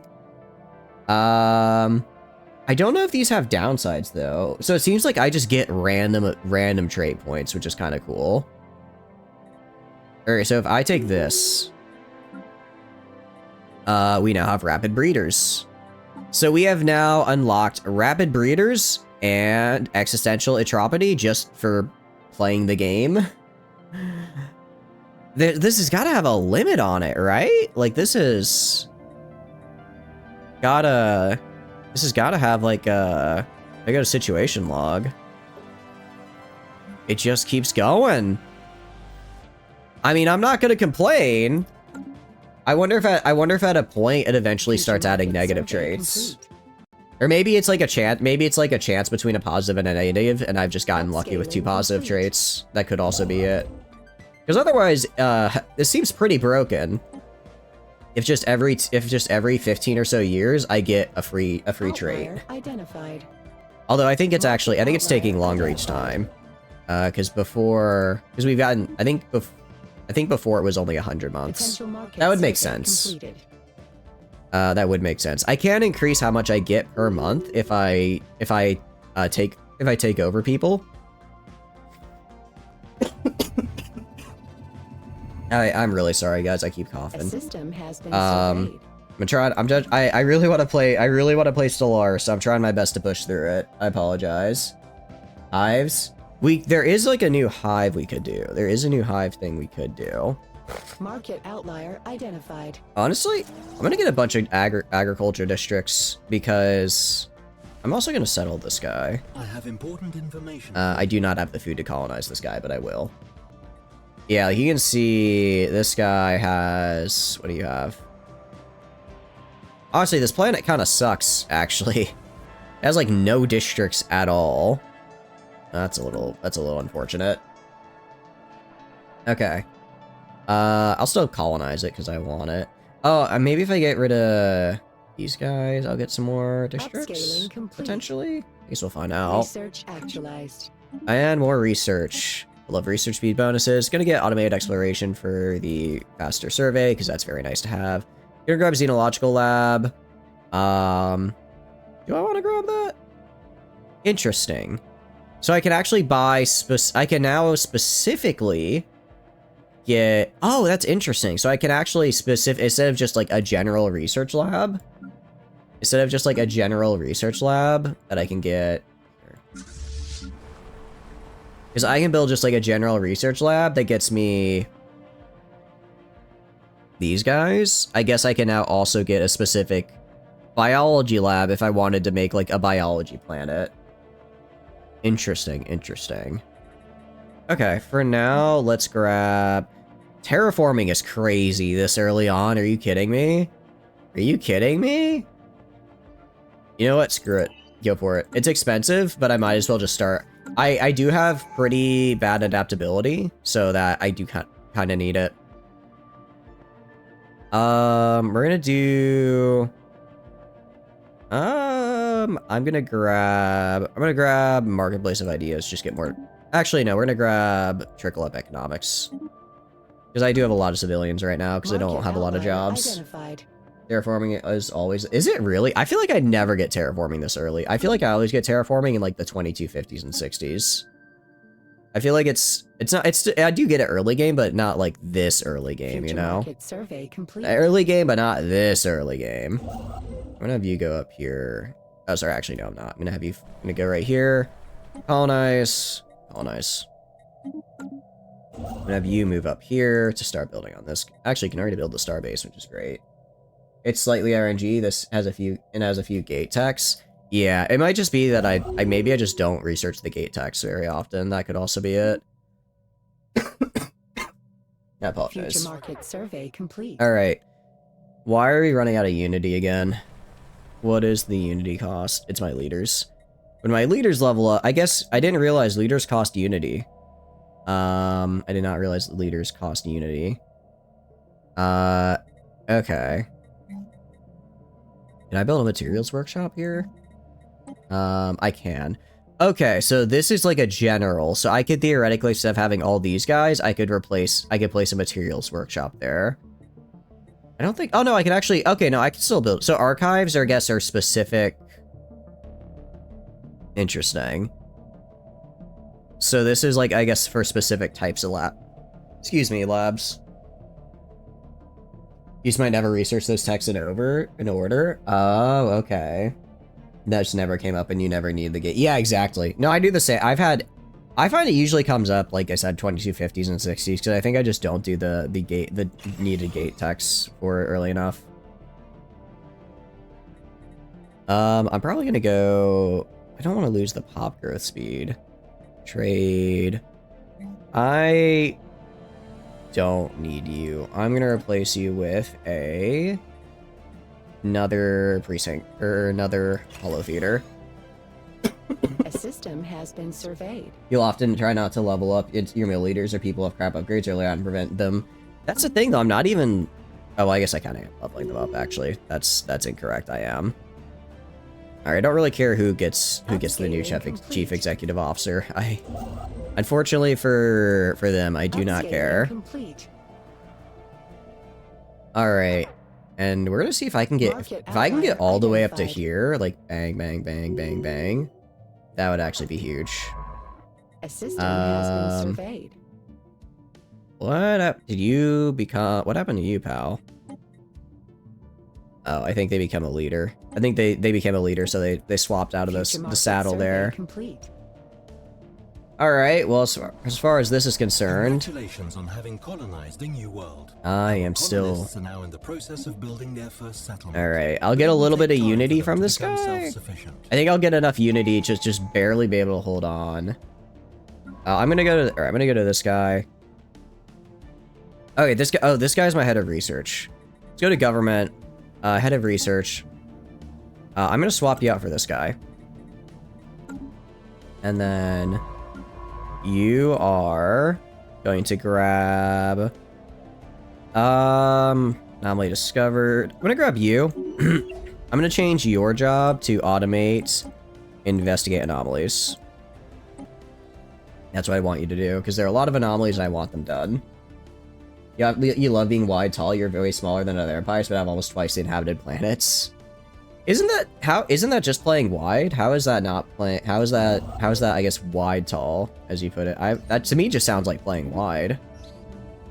All right, cool. I like how also that's like a different screen that specifically with the bio ships. They could have just kept like the basic ship screen, but it's like no, it's different now because you're using the bio ships. Yeah, I was gonna say, I'm pretty sure that's just wide. I think if you're wide, it doesn't matter whether or not, if you're like, it doesn't matter if you're like, you know, really dense and wide, I think you're still just wide. Upscaling complete. You. Alright, do you cost, I think this guy costs something, which is why it's not doing what I need him to do. Alright, precinct houses. Alright, medical center. I hate to replace you, but I need to get a... Actually, we're gonna go to, where is it? Government, policies and edicts. We're gonna go to economic policy, sorry, trade policy, switch to marketplace of ideas. Alright, do this. Yay!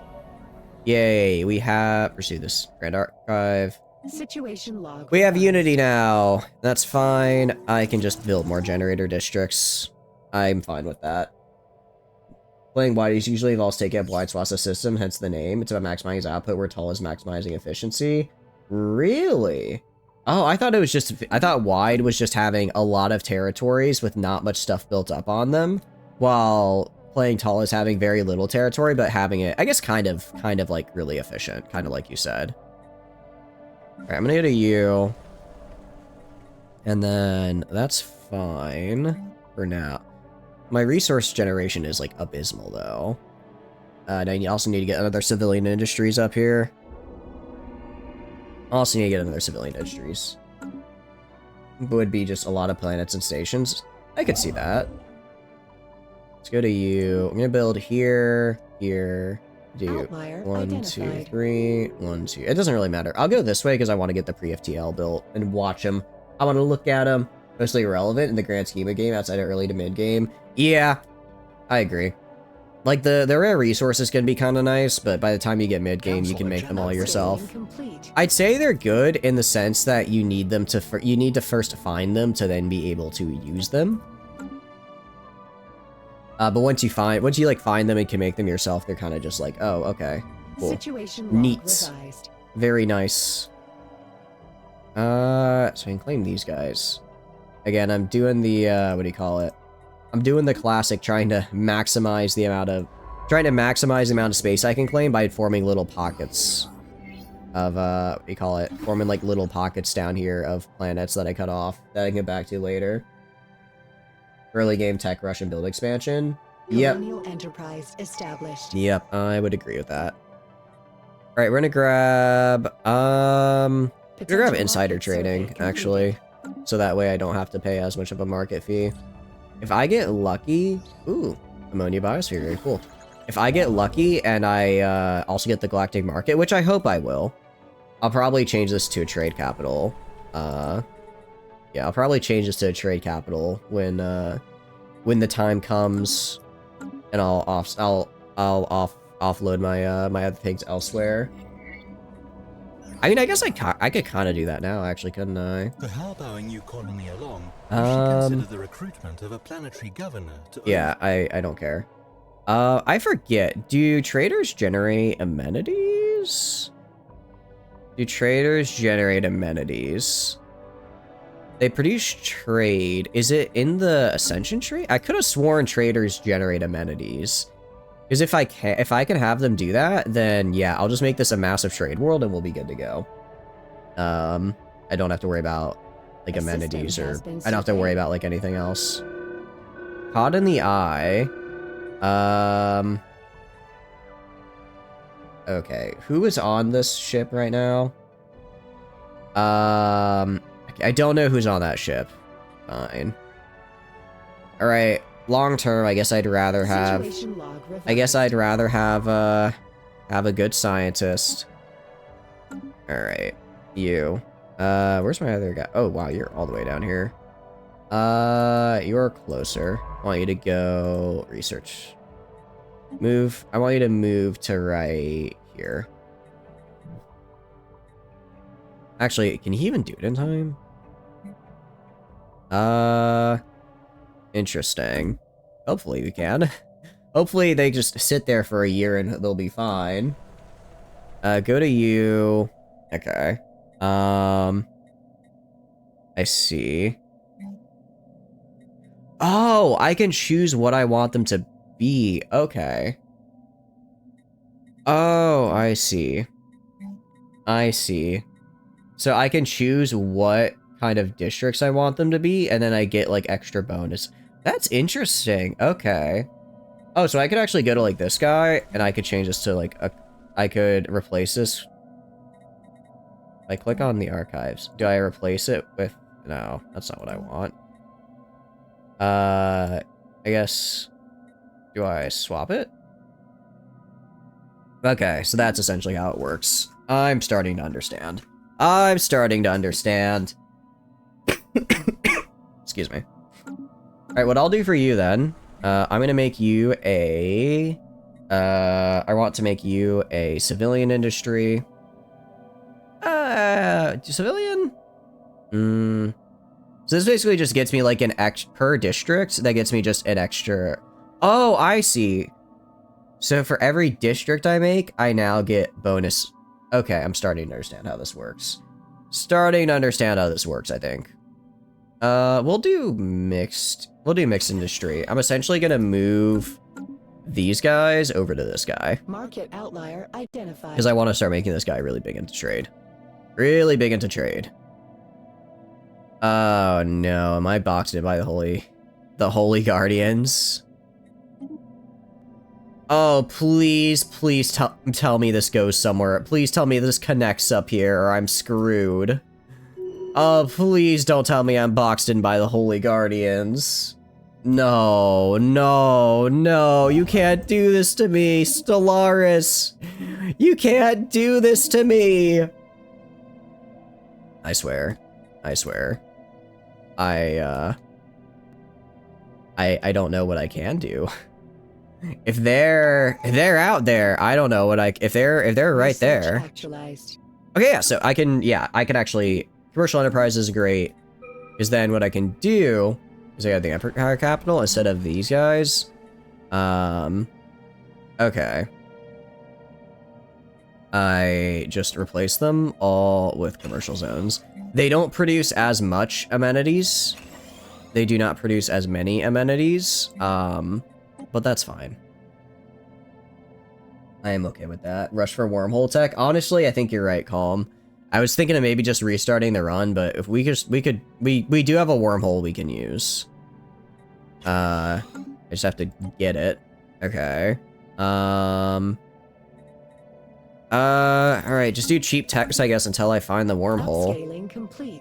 It's a rare text, so I need to get the thing that lets me get rare texts, if I remember correctly. Actualized. I mean, granted, if nobody... Oh, actually, no, we're good. We can go in this way. Actually, surprisingly, we can't go down to this part of the spiral, but we can go down across right here. That is interesting. You define tall with colony density in a small territory as possible. Been that way for the past 5 years.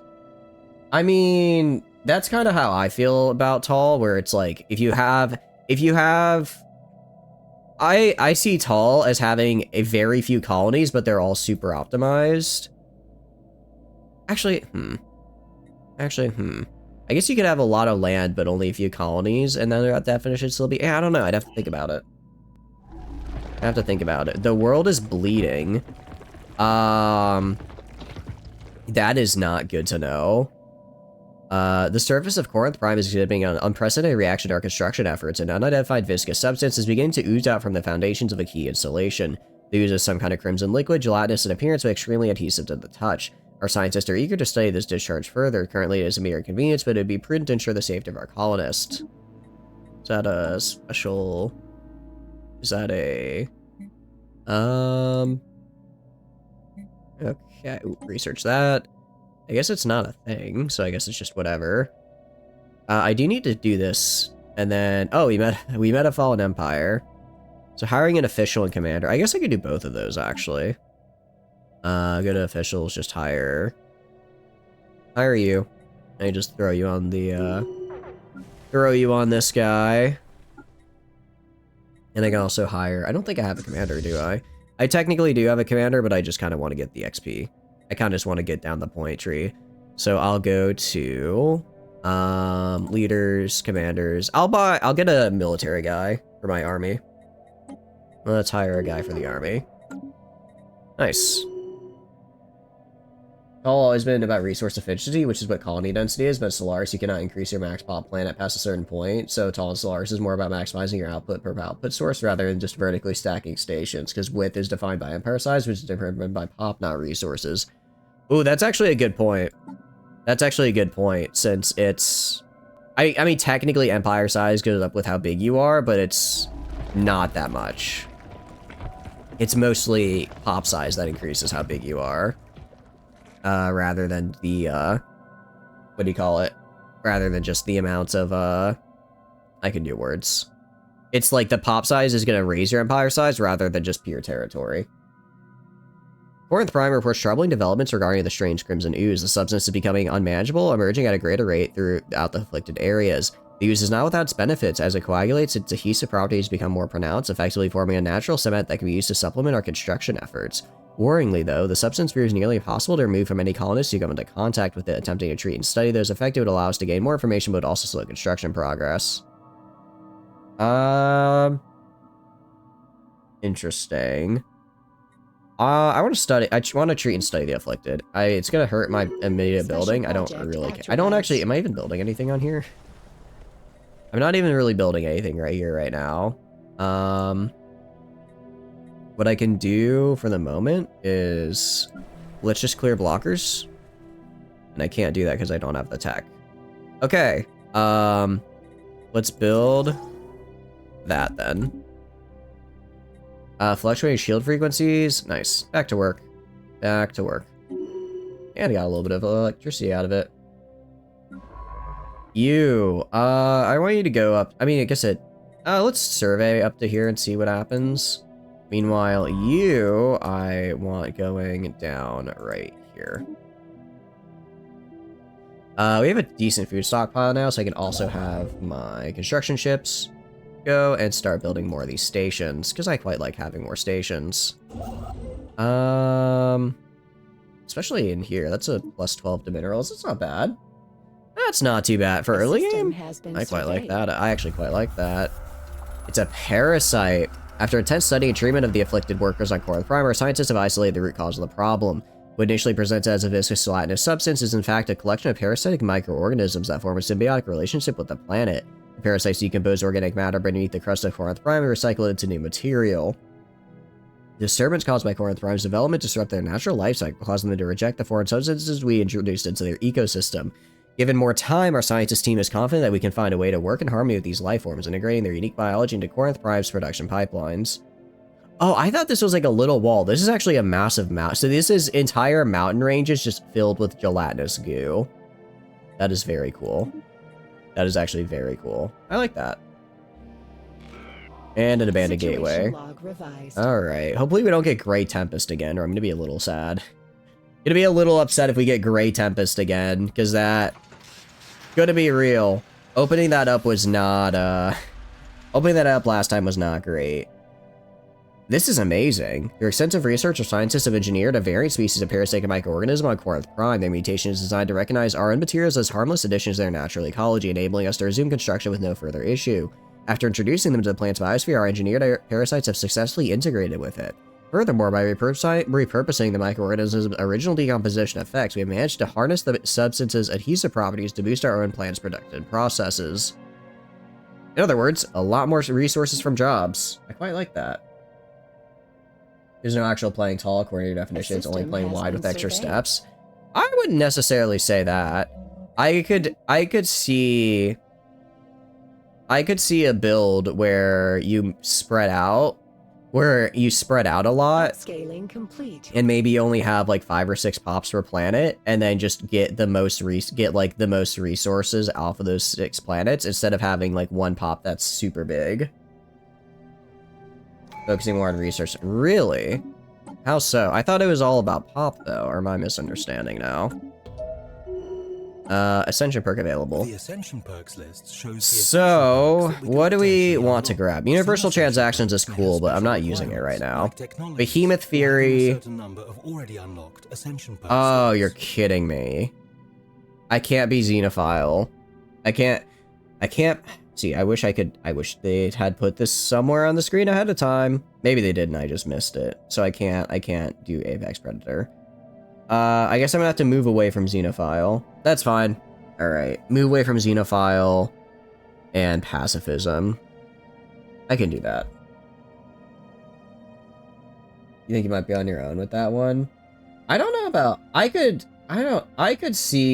know about research being for economy. That doesn't lead to better economy instead of building more economy to get better economy. How does more economy... Wait, how does more research... Oh, do you mean like it's better it's better to have, say, 5 people on the mines with 100% research bonus than it would be to have 50 people on the mines with, like, no research bonuses, I think is what they're trying to say.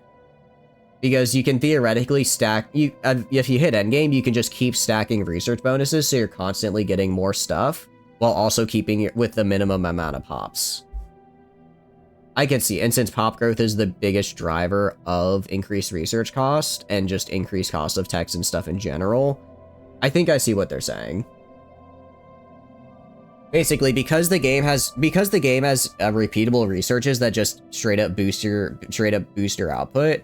If you keep your actual pops doing the output to a minimum and just get a whole bunch of research to give it like insane modifiers, you can get basically get an equivalent amount of if you had a much larger pop base, but without the extra pop growth cost. Instead of getting better resource from just stacking resource sources. I imagine that's something you'd have to do like late game though. Also, welcome in, Artillery. Hope you're doing good. Welcome in. How are you doing? What have you been up to?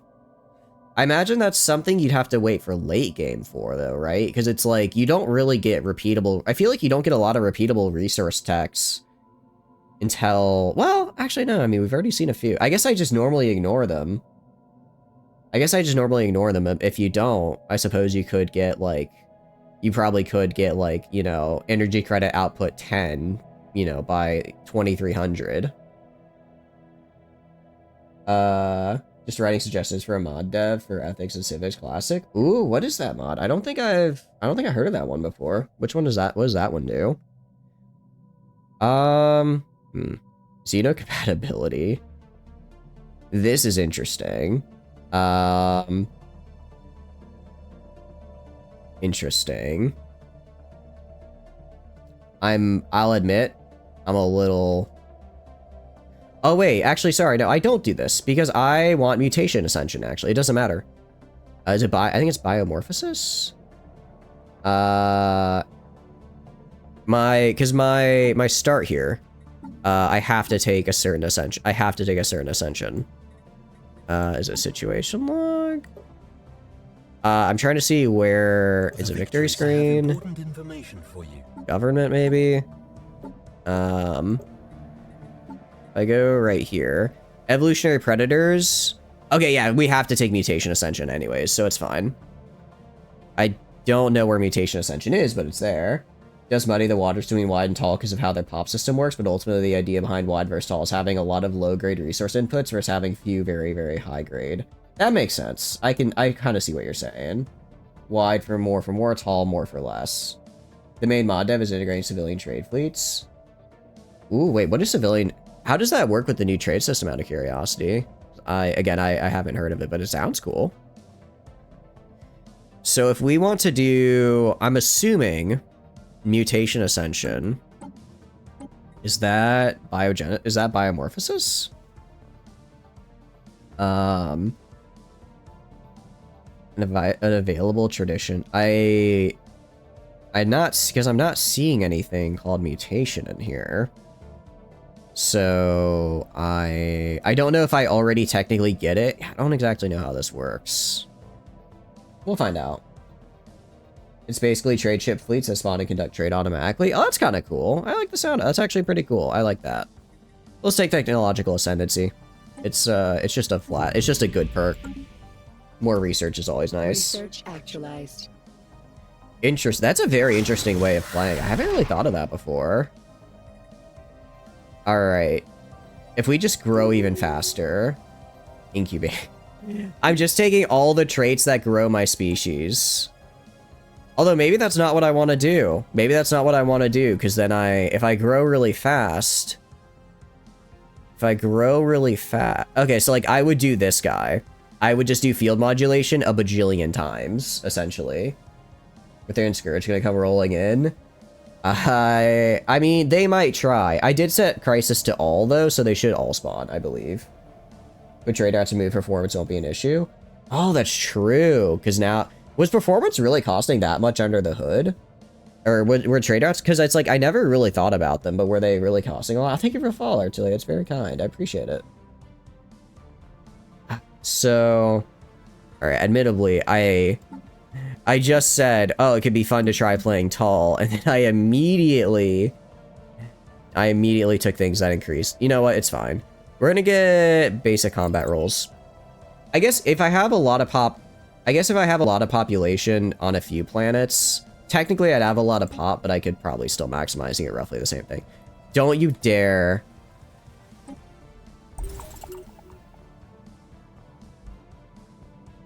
I am boxed in by not one, but 2 fallen empires. 2 fallen empires. Why? Stellaris, why? You know how we were earlier talking about how Spiral is fun, but you can really get screwed over with the route sometimes? I think I'm experiencing that right now. Although I could go bang bang. I don't know. Our intel level with this empire is dropping. I don't know if they're gonna let me. Some empires don't care if you build right next to them. Some of them do. I guess we'll find out. Supply and demand into the ship civs. When you mean supply and demand, do you mean like this planet right here? This planet has a. Let me just hold it. Can I? So this planet has a deficit of like minerals. So like you would have another planet that has a positive minerals and would like bring minerals to this planet instead of it just kind of occurring under the hood. Is that kind of what you mean? I'll just roam your player empire. I think that'd be really cool to see. Hell, I'd even take that as just like a cosmetic mod, even if it didn't do anything. Yeah. Oh, that is cool.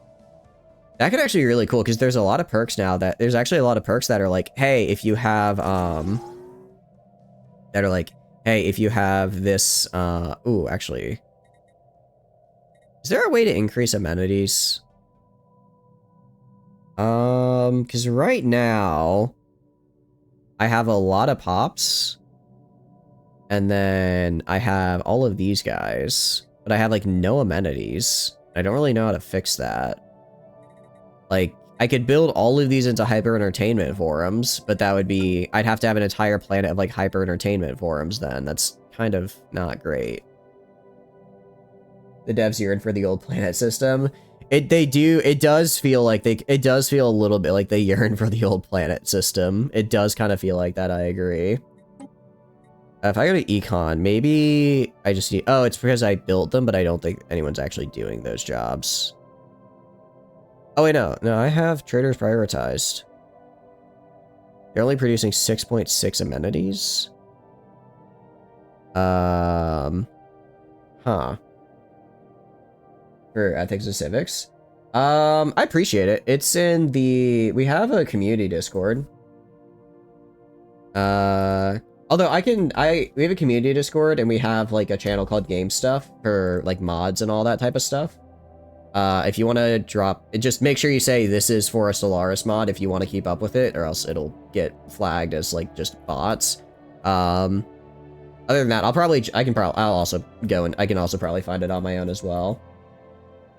Wide Versal is taking lots of stuff by war. By war taking perks that allow you to secure stuff where your neighbors might have otherwise, which results in having a wide empire versus spending resources internally, and optimizing perks allow you to compete against your opponents by having a carefully designed economy that's tall enough to allow you to keep up despite for your resources. Interesting. I wonder, it might just be that the designation doesn't work on different games, right? It might be that maybe that doesn't feel right for Stellaris. Because in my mind, when I think tall, I just think of a very small empire that's very heavily optimized. While when I think wide, I guess I kind of see where you're coming from, though, HF, where it's like you're wide because you're conquering people around you. Just being physically wide, yeah. Interesting. Permanent imaging capture technology has managed to record observation posts while in low orbit of Mescamon 2. Alongside eyewitness testimonies, these photographs have inspired some nations to build ladders to heaven in order to investigate further. While this is obviously a futile effort, competition between nation states is having a destabilizing effect. Old tensions are flaring up in the race to compete for the first ladder, fueled by a national pride and scarcity of resources. If we can discredit their evidence of our own existence, we may be able to diffuse tensions before the situation gets out of claw. Oh, that's cute. I like that. Alternatively, this diplomatic posture between RFDL political powers can be an interesting sociological case study, albeit one that comes with the risk of violent... You know what? I would like to see how this goes down. They're not going to nuke each other. I hope. because pops are basically a resource node. Only if you disregard space resources. I guess in my mind, I can kind of see pops as being a more resource thing because they generate resources and they contribute to empire. Pops will directly contribute to empire size, right? I mean, sure, having systems also does. But I have one planet and a colony, and I'm getting 55 empire size from that, compared to just holding 13 systems for plus 13. So I feel like a build that works on a minute. Oh, and they immediately declared war. Actually, I feel like a build that works on keeping pop low could be considered tall, while a build that gets pop high could be wide. I kind of see. Because if we're just looking at empire size as like purely this is the size of the empire, I feel like pop probably contributes the most to that, right? And if supply and demand exists, I think it'd be cool. It does kind of get done automatically, so it'd be interesting to see if you kind of had to do like trade route protections. But I imagine that would add a lot under the hood. But I wish you the best of luck. It sounds cool. Space resource and Stellaris only an early game thing and are ultimately small. I wouldn't say necessarily. I wouldn't say it's necessarily small. But I guess megastructures probably shouldn't count, though. I'll let you on deposit resources based on supply and demand. Yeah. I think that'd be very cool. Crunch the box? No, don't crunch me, please. Wait, actually, that'd be such a good... Alright, I'm gonna get a hydraulic press gift, put myself in it, and that'll be a redeem, because that actually sounds really fun. That actually sounds very fun. Also, the Great Ladder Wars have begun. In their efforts to construct ladders to heaven, tensions between the pre-FTL nations on Mescaban 2 have led to an all-out global conflict fighting over ever-dwindling resources. The past 2 years of carnage known as the Great Ladder Wars have at least come to an end. The key terms of peace treaty are to be present at a unified affront against the common enemy, the Sky Citadel.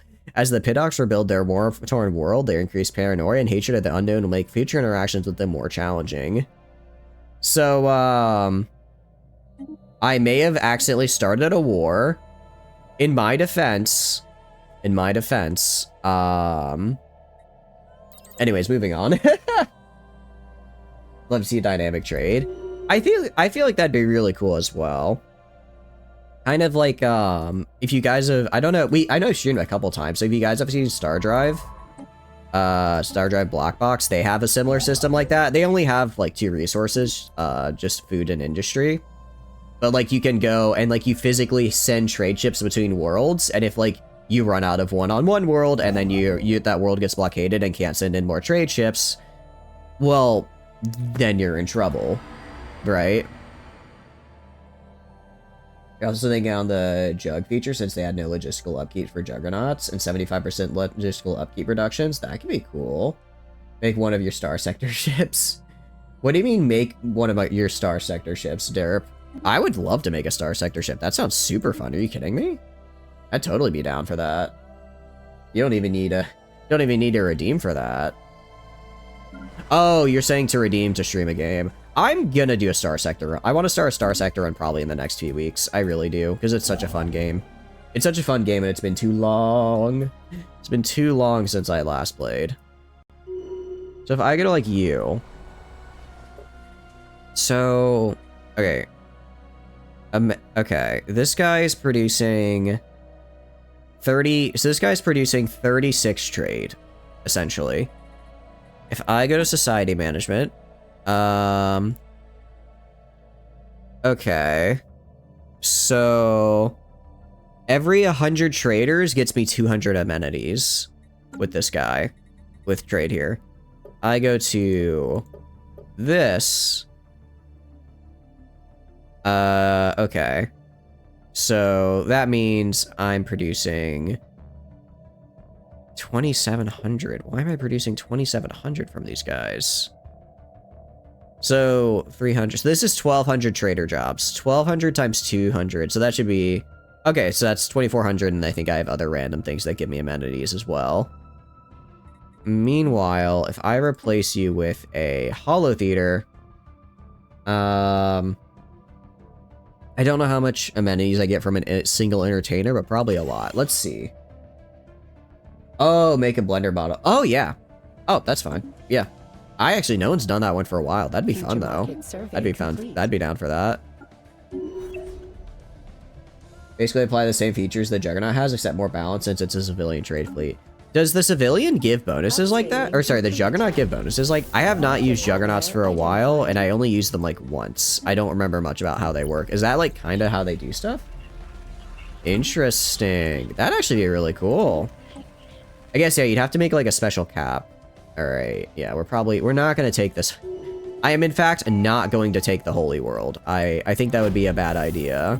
Just something about it. In the new 4.0 update. Cool. Very cool. So I guess I should probably go for Juggernauts, honestly. Enmity would be kind of a meme because all of my neighboring rivals are fallen empires, which is kind of funny. Supremacy, I don't really want mutation. Oh. Okay. Sorry, it's not an ascension perk, it's this guy. This guy I grab with mutation. Holy cow. This is kind of insane. Okay, these are all very cool. Okay, so I have to grab biomorphosis, and then I can get mutation. Okay, I understand. I understand how this works. Alright. In the meantime, let's grab Discovery, maybe? I feel like it's early enough. Yeah, we're gonna grab Discovery. The finisher effect of 10% research is nice, and it's early enough game to where bonuses like survey speed and stuff are pretty nice. Are still quite nice. Potential market survey. It's still early enough for me to get a good bonus out of this fella. So you should just pick a feature for modifiers if Civ trade ships get destroyed, like negative modifiers. I don't think they should get a negative modifier. I think it should just be like, if they get destroyed and the planet runs out of resource. Do you mean on the Empire or on the planet? I feel like if it's like on the planet specifically because like a trade ship didn't get there on time, I think that would make sense. To me, it would make sense. It's like if the trade ship doesn't make it to the planet for whatever reason, then the planet should have some kind of negative effect until a new trade ship shows up. It doesn't have to be major. It could just be like a minus like 2.5% to like job output, depending on the severity. But I think that makes sense to me. So that way it's like you want to have an incentive for people to actually send in, make sure their trade ships are like protected and stuff, right? We're not growing Pops useful. Your distinction makes no sense because Pops is always good. I would say Pops aren't necessarily good in the sense that it's research and Unity, but research and edicts get super high due to Pop, right? So I can see the idea of if you keep the amount of pops low, and then artificially get to high output by doing research bonuses, then you can get a roughly equal thing without necessarily having the downsides of big pop. Resources are based on resource. I mean, it's kind of I can see I can kind of see how both could be useful. What do I want to build here? I don't really need to do these because I already have them unlocked. I don't really care about a destroyer, do I? I might as well. Oh wait, that's actually cool. Oh wait, because it's bioships, they're actually done in the society tab. Neat. You also play Star Sector? A lot of people, I think most people in the chat are actually originally came from when I did a lot of. I haven't done Star Sector recently, but I need to get back to it because I think that's what a lot of people showed up here for. But I do quite like Star Sector. It's quite fun. It's a very fun thing. We have found an anomaly. From time to time, our science ships will make these discoveries. Yeah, I know. I understood. I really need to turn off. I need to turn that guy off. I just wanted him on so he could help me understand the new econ system. I guess Ox Fire Control. I haven't really got anything good here that I want. Civ ships are planned to be based on population. I mean, if a planet have met the required pops, they can start spawning ships. Oh, so it's not like a thing you would build. It's just like an automatic thing of like, hey, this guy has... Like, hey, this planet has, I don't know, this guy has, like, X amount of ships, or, you know, this guy has, I guess it would be, like, for, like, I don't know, every 1,000 pop, you get, like, one ship that can go between. That's interesting. I don't know, though, because, like, say you have a bunch of really... Well, like, see if you have a bunch of really low pop, you have really low upkeep, so it probably is fine. Trying to think of how balance-wise that could work. No meaningful distinction between Stellaris Pop being a miner and, say, a mine building in a different strategy game. They're both resource outpost nodes. Tall is upgrading how much a single one gives out. Wide is having more. I guess I could see... I think I see what you're saying, Gentle, because it's like... Because it's like we have to build the mine building, but if we don't have a pop to mine it, quote unquote, then it's basically just empty space. Market outlier identified. Yeah, I think that'd probably work, Artillery. Because if it, I guess the only thing I'd be worried about is if you have a bunch of like really low pop planets, then you end up not having then you end up never actually being able to go and like what do you call it? You never actually being able to go and like transport resources because you never hit that minimum threshold to start sending out ships. Yeah, I feel like if you keep the minimum relatively small, it should be fine. Damn it. Well, hopefully there's nobody in here. If I could take this into... Okay. Can I move up here? Crap. I really just am boxed in between two fallen empires, huh? That's great. That's very fun. Alright, you survey systems for me. Relevant distinction in tall versus wide beyond being a container for pops in the actual measurement metric. Okay, I see what you're saying. So it's less about how... If pops are like the only resource, really way to make and care about resources, is what you're saying. You're saying that pops are the only real measurement of any kind of resources, and planets just kind of like hold them a little bit. So we can either look at making those resources gather more per individual pop, which would be traditionally tall, or just having more pops, which would be traditionally wide. Upscaling complete. So basically, it requires a couple of layers of abstraction. Because it is a little bit of a unique system I feel Stellaris has. I do agree with you there. Alright, gonna build that guy. I guess I go like bang, bang, bang, bang. I'm kind of just going in like a loop here. I will say, as far as, I hate to say it. Oh, that's in Finn. Oh, that's not good. Yeah, there's someone down here. Crap. I don't know, guys. I don't know. We'll see. We'll play it out a little bit and see how this develops. But being boxed in by two fallen empires is not great. A juggernaut ship for Civ ships, like a colony flagship. I would... Okay, good. It's just a artisan troop. That is fine. I am totally fine with that. So there might actually not be anyone down here. Oh, wait, no, that wasn't this contact. This is someone else. Crap. Colony convoy. Sorry, I read convoy. I thought convoy, but I said colony. It would be interesting if you had it kind of, what do you call it? Or in my, I would probably just keep it as, like, an individual, if that makes sense. I would just keep it as, like, either one ship does a thing, or, like, one colony does, or one convoy does a thing. Because I feel like if you're getting into the nitty-gritty of, like, this is a convoy, and one ship has, like, a 5% bonus, while the rest of the ships have only 2%. I feel like that 2%, like, I think that, in my mind, that feels like a little too complicated, almost. It feels like it's a little too complicated for what you're trying to do. Like, it would work, but it would almost be too much. Instead of just treating it as, like, this is my single entity, it transports things from here to here, you know? Also, a war has broken out on Meskaman too. In recent years, certain factions on the planet managed to accrue enough wealth to monopolize the means of production. In turn, others revolted against the growing inequality. Now, an all-out class war has broken out. It is a dark time for Meskaman 2, and this will have lasting consequence. Jeez. Workers are far too entitled. Oh, that's right. I am a megacorp, so I'm not exactly a fan when the workers decide to rise up, shall we say. Like, it would work. I just think that it would kind of, I just think that it would lead to a little bit too much complication. That would make things be a little bit difficult for a player to follow along with. The delinquent employees on Meskaban 2 have tired themselves out and their arrogant revolt has ended in failure. The executives are gaining control of the situation through tactful corporate restructuring and performance management. I love how this event plays out if you're a megacorp. It's actually really funny. You're like, yes, it is in fact good that the oppressed lower classes were put down. The status quo has been restored. Everyone is returning to their designated workplaces. I think that's, I like that. That's actually really fun. Where is that world? Where is what world? I only have 2 worlds right now. Technically 3 if I want to, if I want, I could call, okay. Actually, I can make it up here. Research actualized. I can make it up here, thank goodness. I'm not boxed in yet, baby. Just very close to it. Just very close to it.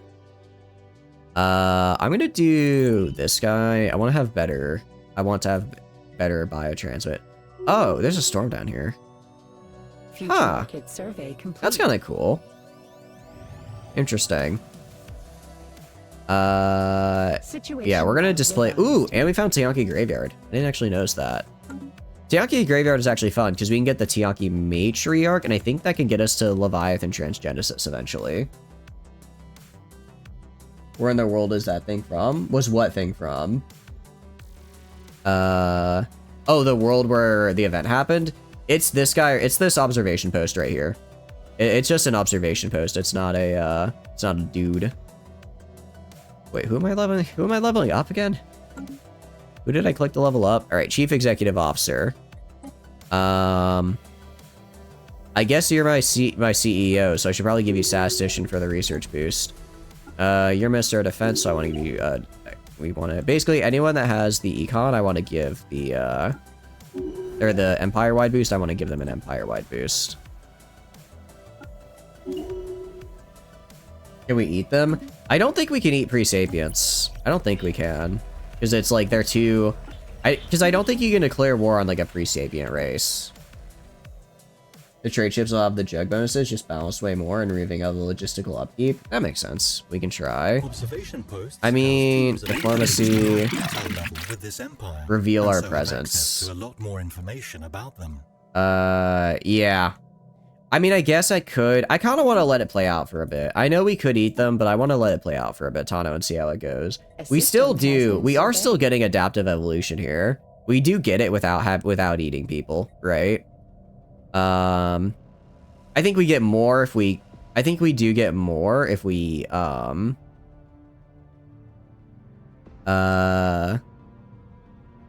actually, so there's slaves or better leaders. It's actually, so this actually makes it so that maybe I'd want this.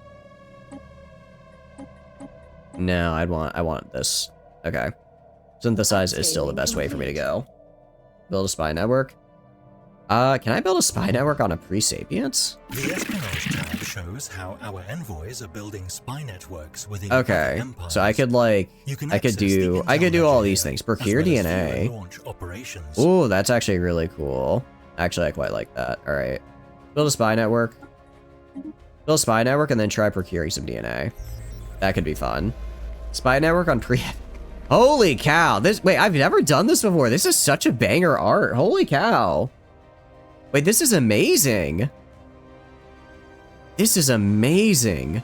Oh, I love this art. Look at how good this art is. Like, we have this, like, little smug alien guy. Meanwhile, everyone else is looking at him like, what the hell? This is so, I love this. I mean, Stellaris art always knocks it out of the park, but this right here, that is very cool. That is very cool. Anyways, Intel. I don't know. All right, so my max Intel level is going to be 40, which is good because for Procure DNA, I only need to be 30. Death of a Great Leader. We'll name a landmark in their honor, get the trade bonus. I think that was one of my, yeah, that was my, oh, that was my Minister of State, actually. Who do I want to throw in charge? Let's throw this guy in charge. And then give them, maybe give them Principled as well. Yeah, give them Principled as well, because I want them to be. And then I'm going to put you in charge of here. Okay. Why? What happened? What happened? Oh. Wait, why did it increase to high awareness? What happened here? What's going on, guys? What's going on? Let's see. Something. Some first contact missions will. Something just happened. And they are at high awareness now. I guess we got found out. I guess I'm not as sneaky as I thought. I guess I'm not as sneaky as I thought I was. Alright. Interesting. So reptilians are quite unique. What does this do? This has popped up a couple of times. Interesting. So I guess I take a trait from specifically the reptilian tree. So if we go to our species now, we now have the, where is it? Camouflage. Market outlier That's identified. actually really cool. Reptilian species traits. Okay, so if I do reptilian species, I could get chroma logs, which would actually be huge. I could get egg laying, which would be interesting. Seasonal dormancy and nascent. Nascent stage I would not like. That could be unfortunate. That could be a bit rough. Are you winning? I think I am, Zio. I think I am. I'm not sure though. It is, I'm not sure. Improve Muller. What is... We're doing with the new bioships, so I'm not really sure how it works, but I'm having fun. How are you doing? I hope you're doing good. Welcome, welcome in. Yeah, camouflage it just makes my armies a bit better. I guess speaking of armies, let me build a couple. Let me build some assault armies. Market outlier You know, just in case I identified. do need to invade those guys. We go to the surface. So you produce. I go over to. I need to figure out how much that I'm producing amenity-wise from these. What do you call it? From these workers. All right. So each entertainer produces 0.4 amenities. Okay, so they produce about 30% more. Am I missing something? It seems like if you get a really big pop world, you just have to have like a ton of entertainers, or you just genuinely like I'd have to make this like an is there an entertainment district? I'd have to make this like an entertainment district otherwise. I guess like I could just have low pop and deal with low happiness though. Excuse me, sorry for coughing. Still getting over a cold. Been thinking of civ ships mainly for war demands. Interesting. So like you could use that as a way to like shift the war more in your favor.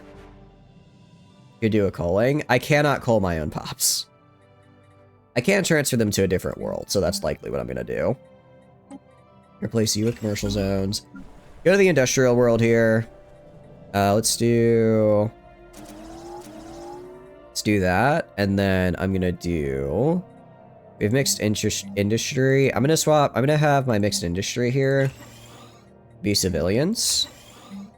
And then you guys, I want to be a precinct house. We're gonna do a precinct house on this guy. And then we're gonna do a, let's see, do a precinct house, and then maybe a holo theater. And then, did you get some amenities? I don't know. There's some agents to be experimented on by the locals. Oh, on the locals, I see. No, sorry, we're still dealing with over here. I'm trying to figure out, is there something I'm missing when it comes to amenities? Because I don't see how anyone could have enough amenities just from like existing. If you have like any sizable colony here. So I'm trying to figure out how it all comes together. Honestly, I'm gonna make this into a massive, what?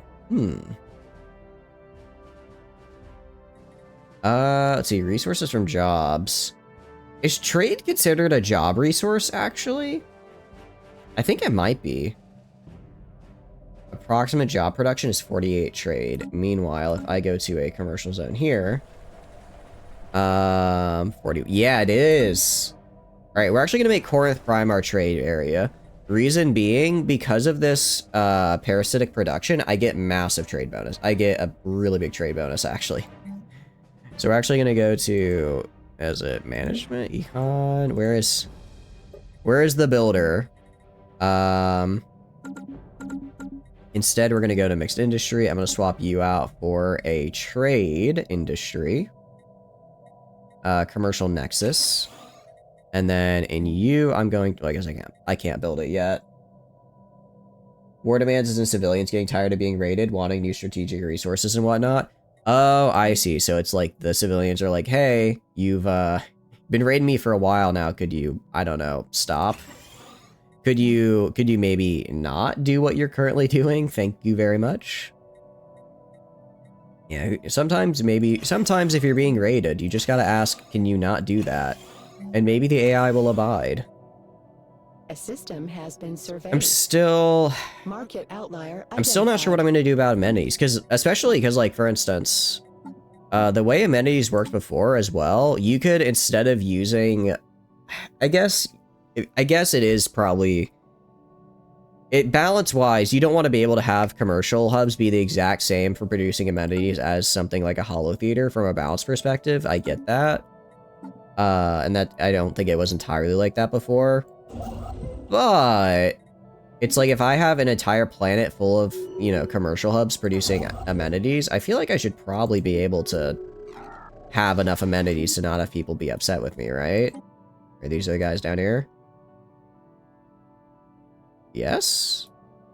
Wait, they're not up north. I don't know where they are. Oh, they have to spawn in. Let's see about getting a commercial pact with them. See about getting a commercial pact. We'll even do we'll even give them a nice trade deal. We can trade any type I can just give trade. As well as information and favors. I can give a lot of trade. What about just consumer goods instead? That's probably gonna be a bit cheaper, a bit easier. Yeah.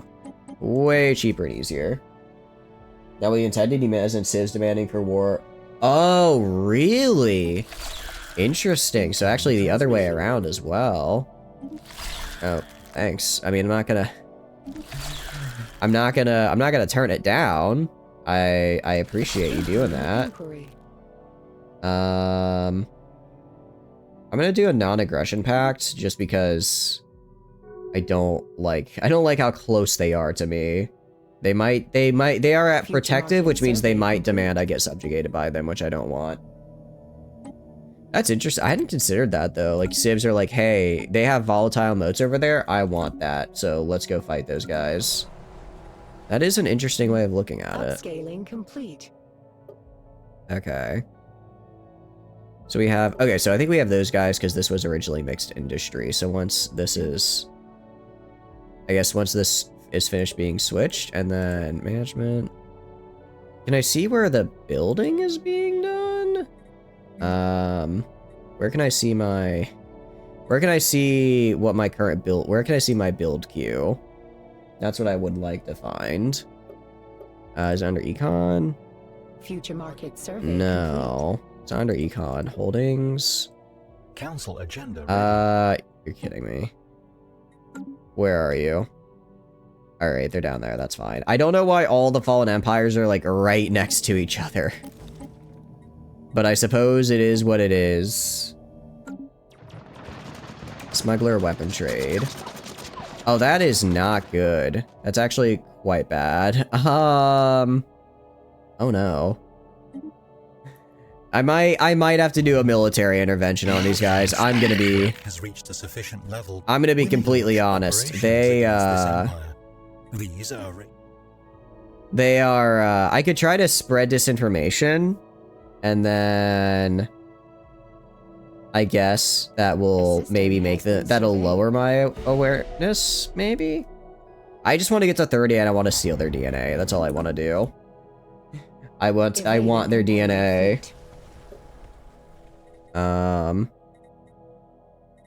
So I want to make you a trade world. And then... Okay, yeah, I know we have unrest here. I know we have low stability because I have no garrison, so I'm going to grab this transport fleet, and I'm going to have them go occupy Corinth. Make sure to protect them since they are quite defenseless. Alright, occupy Corinth. Incoming transmission. Research agreements. I'm going to hold off. I want to save the influence. I will take the commercial pack, though. Thank you. And Bredick. Where are you? That's your capital, right? Is that not your capital?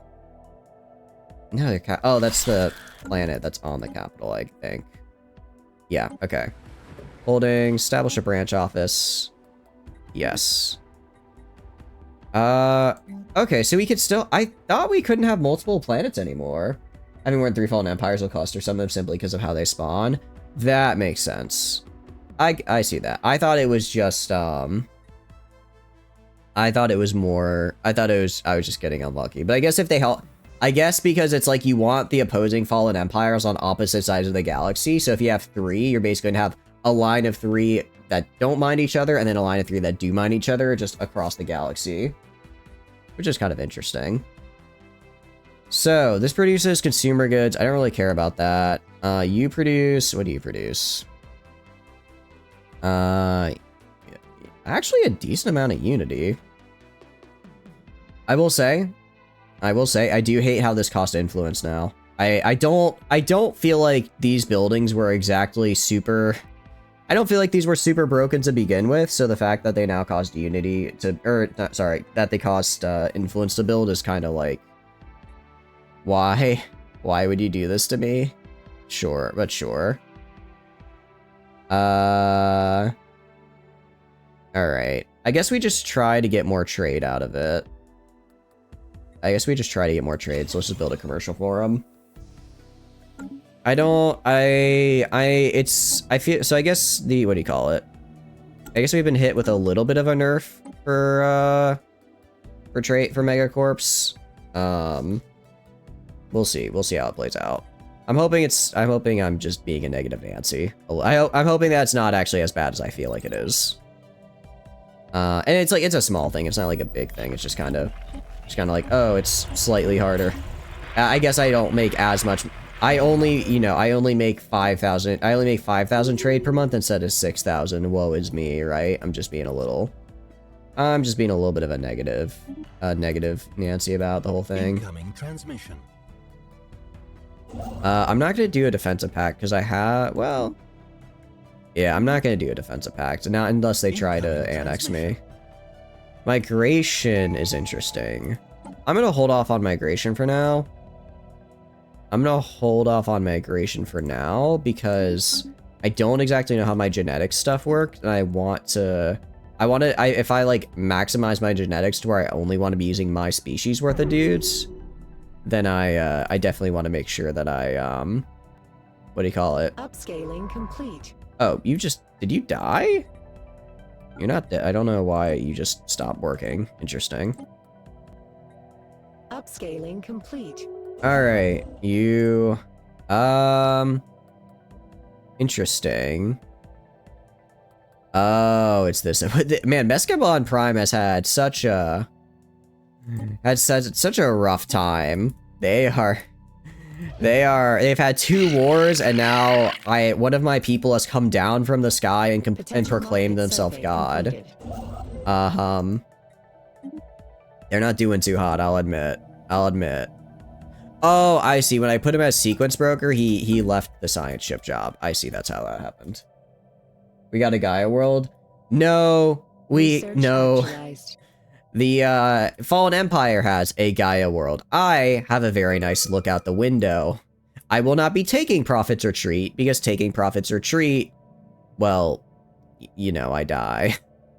I will die, actually. I will cease to be. Store Relief Center this is interesting, actually. So this gets me... Huh, so they're kind of like trade centers, I suppose. But I don't think I get my bonuses, because those are specifically for the other building, so I kind of don't want to use these. The one at Luthasia? Yeah, no, that's Prophet's Retreat. We have Prophet's Retreat here for the Fallen Empire as a holy world, and Pristine Jewel as well as a holy world. They are both, unfortunately, holy worlds, so I will not be interacting with them, because, well, AI gets pissed. The AI gets very pissed when you do that. They are not happy campers, as one might say. Okay, who are you? Oh, it's the Endangered Species Preserve. Fine. I have too many pops anyways.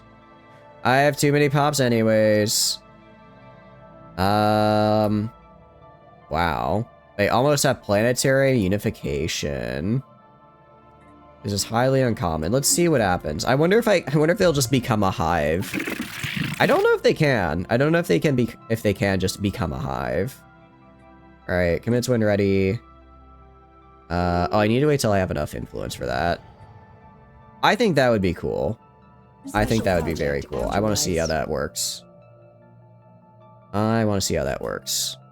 And then you... Wait, what is the special projects?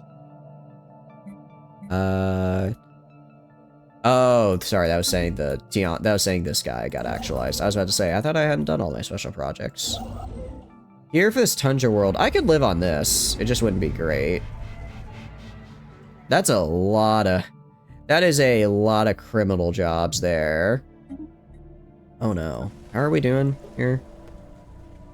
Alright, I mean, I have... Research actualized. Wait. Oh no, I was looking on the wrong planet. Upscaling. Jeez, okay. Yeah, I'm gonna resettle some of you guys, actually. Jeez, okay, resettle. You guys, we're moving 2,700 workers over here. Okay. And then if I go to you... So, like... We just, I guess we replace you with a... what do you call it? Precinct house? You'll be brainstorming war demands. I think that could be interesting. I'd like to see how that could play out. It's definitely, I don't think I've ever had the AI be like, okay, I want you to go declare war out of like maybe a faction that's like, all right, it's time for war, right? Outside of a faction that wants you declaring war on people. I don't think I've ever seen they're just kind of like have maybe like happiness modified by it or something. All right. We have high intel, espionage, launch. All right. We are launching a mission and we are going to procure their DNA. It's not going to go well, but it'll go. I'm trying to think of how... Oh. And upgrade to you as well. Yeah, how the... can I make more of these? I'm just trying to think of how I can get enough happiness with amenities. Because right now, if I filled every single one of these blocks up with holotheaters, I still don't think I would have enough amenities to keep everyone happy. So, like, do I just need to... But if... it's not like I have a lot of civilians, do I? Yeah, it's not like I have, like, a lot of civilians. I'm not filled up on jobs elsewhere. There's gotta be something I'm missing. There's gotta be something I'm missing on how to, like, manage making sure your guys have enough happiness. Inhabit the tundra world? Yeah, I know. That's why we did that. Alright, let's colonize. That's fine. It's a 55. It's not great, but it's enough. Yeah, we'll do that. Try to make it into, like, a research world, maybe. Try to make it into a research world. 4th prime here. Market outlier identified. Get this up. I don't have colonial centralization yet, unfortunately, so I can't get the extra thing here. Or maybe that's just the... No, it's a tech research. It's not the, Upscaling. It's not having just more higher level ship or higher level capital building. Okay. And then I do want to get these guys. I want to get these clear blockers done. If we get an econ, yeah, so we're mostly just building specialists right now. For trade, which is fine. We're actually out of food, which is unfortunate to see. Upscaling complete. Excuse me, hiccups. I'll go over here. Want to prioritize food. Situation log because I need to make sure I have food. That's the big one. Everything else I can have as a surplus, but food... Or I can have a deficit, but food, not so much. Drifting? Oh, this is new. A mysterious capsule is adrift in Paith. It has no obvious offensive capability. It's unresponsive to our signals. Initial scans show that its damaged exterior is constructed using advanced materials and unfamiliar engineering techniques. Further analysis is needed. Situation log revised. Cool. Is that near a science ship? mayhaps? Research project. Oh, okay. Oh, wait. It appears I actually... I do not have gravity snares, so we're gonna have to build up our fleet real fast here so I can save that science ship. How they'd react to cosmic storms. I would maybe have them see if maybe they would stay intact, but just depending on the storm, they might slow down or something. Turbink. There is... Oh, sorry, it was literally right here. Can I have you do this, and then this. And actually, if we go to situation log, Empire focus... Okay, so we've gotten these guys. And then... We've done quite a bit, actually. Yeah, we have in fact surveyed a system. We've done... Actually, all these are general as well, which is cool. I think we've done all of these. So if I do completed... Sorry, not completed. If I do progression... So I've completed tier 1 development, tier 1 conquest, and tier 1 exploration. Oh, I see. So this first sphere is 50, but now then I have to get... Okay, I see. It takes more each time. Okay.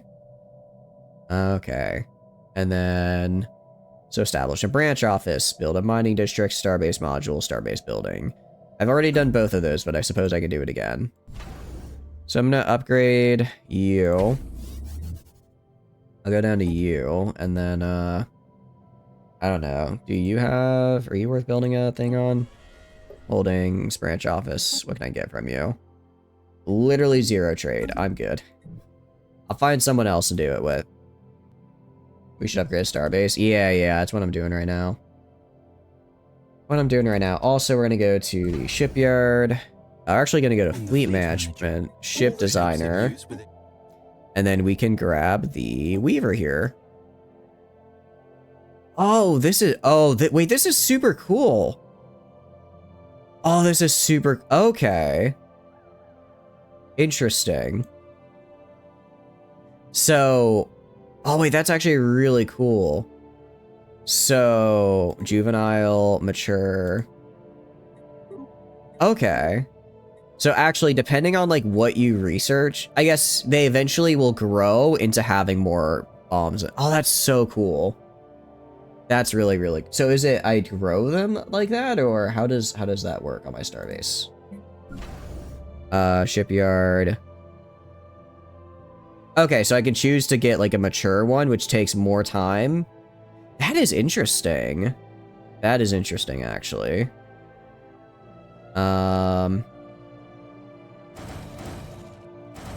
Let's do that. Upscaling. Let's do that. Get a little bit of a fleet going on here. That's pretty cool. I like how they have that for the bioships. So you can have like kind of different variants depending on like how big they are. It's kind of expensive and it takes admittedly it takes, that was like what, 200 days for what's essentially a destroyer. That's a lot of time for a destroyer, but you know, it is what it is. About if Civ fleets can be armed through the policy screen. I feel like Civ fleet should not be able to be armed. It's kind of like, I understand it's like, oh, well, you know, if like they get like attacked or whatever, I want them to be able to defend themselves, but I feel like that's going a little too far. It's like if they, I feel like at that point yeah, I feel like it should just be, I feel like if you're gonna have like a trade fleet, you could reasonably, you know, hand wave it away as like their main thing is trade, not fighting, even if it's for like self-defense. All right. Ooh, interesting. Arthropod. Cool. Can I do that again? I can. Okay, so I can actually just keep stealing their DNA. I could just keep stealing their DNA, actually. I guess the only problem is that it costs a lot of this. Huh. I'm gonna try stealing these guys. I'm gonna actually try stealing these guys' DNA. I guess, one way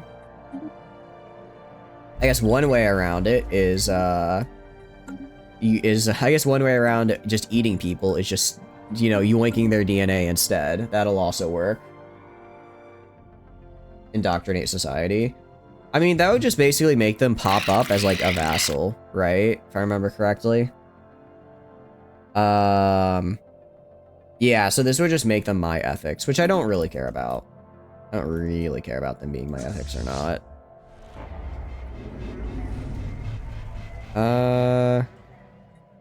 Okay. Gangsters usurp crime.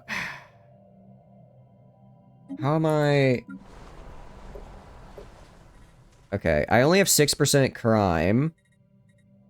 Alright, I guess we're gonna have to put another precinct. So it's like I either have a bajillion precinct houses. I either have a bajillion precinct houses or I have a bajillion entertainment. Entertainment houses? Yeah, it's so weird how this works out. I've got to be missing something. You just keep the option in case the player can't keep up. Spread disinformation. I don't really care about doing much with these guys, I'll admit, Tano. I mostly just want to take some of their genetics and then move on. Otherwise, I'll just keep them as, like, passive research. Yeah, I think I guess maybe it would be, what could be kind of fun. I don't know if you've ever played a game called Rise of Nations. It was like an old RTS. But one thing you could do is that you could research text to where in a very desperate times, you could turn your regular citizen workers into militia. So they were not good troops. But they were still troops, right? So maybe you could do something like that where it's like you can convert them into like last ditch troops if you really need to. How's it going, Prepper? Hope you're doing good. Welcome in. Yeah, honestly, whatever lets me probe, I'm good. I'm administration. Actually, I'm on archives right now, so I'd rather have this. Commercial next. So I have no idea. Per district. Okay. So okay. I think I understand. I'm just trying to figure out... how I can get enough amenities for people not to be going insane. We should get more farms. We have maxed out the amount of farms. We're pretty good on farms right now, actually. Carry operations 1 tech. Yeah, like maybe just give them like a base 1 tech and maybe give them like tier 1 mass drivers and some fighters and that's it. So they're not good, but it could work. I'm gonna make this into an admin hub because I want to use this for Unity right now. I don't normally speed rush Unity this hard, but I really want to get, I just want to see what, I want to see what BioGenesis is. I really want to experience their tree, so I'm kind of going faster into Unity than I normally would, just because I want to experience it. What have you been up to, Prepper? Hope you're doing good. Represent, like, outdated text? I think that could work, yeah. Maybe have it, like, it would be, like, 2 or 3 tech levels behind what they're currently doing. Wow. I mean... Oh, wow. Just giving me planetary Research shields. actualized. Heck yeah. Organic singularity. That's actually interesting. So they're actually going to get biologically singular. Man, they have had a rough time. They have had a rough time, I will admit. This is a lot of physics research. I guess we'll just watch and learn for now. Let's go to situation. What happens if I promote it? Okay. I guess it just makes this go faster, though, so that's fine. That should be okay. Why no War Tales? This is fine. Yeah, I mostly wanted, the new DLC came out today for Stellaris, so I just wanted to play this. I absolutely adore this game, and I've been waiting for... It's not just a new DLC, it's also, like, a complete overhaul of, like, economy and the pop system. So it's a very big update. It's the 4.0 update, so... Very, very big, cool changes, so I'm really excited to see it. Prevent singularity? Nah. Nah. Well, actually, I guess I could, couldn't I? Excuse me. I'm gonna watch and learn. I kind of want to see what happens. I always do promote. I want to do watch and learn and see how it goes. Admittedly, Mescamon 2 has had 2 wars that were maybe sort of kind of my fault, so if they decide they want to just put everything in the hands of an organic computer, I feel I should let them. Yes, you have to learn it again. Yep, pretty much. Pretty much. It is just another major overhaul. Original Stellaris was super different. Yeah. I feel like it's kinda... It almost feels a little bit closer to original Stellaris in a way. But not quite. The main annoyance is that, at least that I'm currently running into, is I don't know how to manage amenities. Because essentially, from what I can tell... Oh, you know why? You know why? It's because of my species trait. I got... Where was it? Well, it's only for entertainer jobs. Minus 20%. It might... I don't... Even... It seems to be that I just cannot get enough positive amenities for my guys. If I replace all of these with entertainer jobs, I still don't have enough amenities for my entire population. If I replace them with commercial zones, which also give me amenities, I also do not have enough. So it's like I don't think I'm supposed to have like negative amenities. So either I'm missing something or I'm playing the game wrong. And I'm leaning more towards playing the game wrong. I just have to figure out how the heck that works, or I'm just gonna have to deal with it like constant major crime. Ivory and Lawrence believes the mysterious capsule from Pith is an ancient storm trap which may have once been part of a larger defense grid. The device's intake part is sealed tightly, but a reading suggests it was holding a compressed energy and matter of a captive cosmic storm inside. Finding a way to open this remarkable container could teach us a great deal about storm mitigation, although at the risk of releasing whatever forces are currently contained within. We'll open it. Why not? Why not? What's the worst that could happen? I unleash a storm? I'm already in the middle of a storm, so it's whatever. Research actualized. But yeah, it's like there's... It's like I don't know if I'm just screwing up or if there's actually... Alright, you go rescue the Goldvoid, please. I don't know if I'm screwing up here or if there's something else going on. Oh, we got this guy. This guy's a pretty decent governor, if I remember correctly. I can just throw him in charge. Just throw him in charge of this urban world. Actually, throw him in charge of my main world. Maybe this world. Like right here. Okay, 3 point. Well, that's housing. Yeah, I don't know. Just don't know what's it. I don't really know how to manage amenities. Maybe you just can't not take, maybe you can't just not take the, or take the debuff to amenities production. Maybe that's just not something you can do anymore. You loading up on trade buildings? Yeah, I'm gonna turn this guy into, into a trade world. We got this, event called Parasites that increase our resources by 15%, and trade is actually now considered just a separate base. I think it's considered a, well, it is considered a resource. I know it's, I know it is because if we look here, we produce 46 on this world, while here we only produce 29. So we are getting bonuses from this guy, which is nice. We are getting bonuses. So because of that, he'll just be able to produce more trade overall, so I'm going to be using him.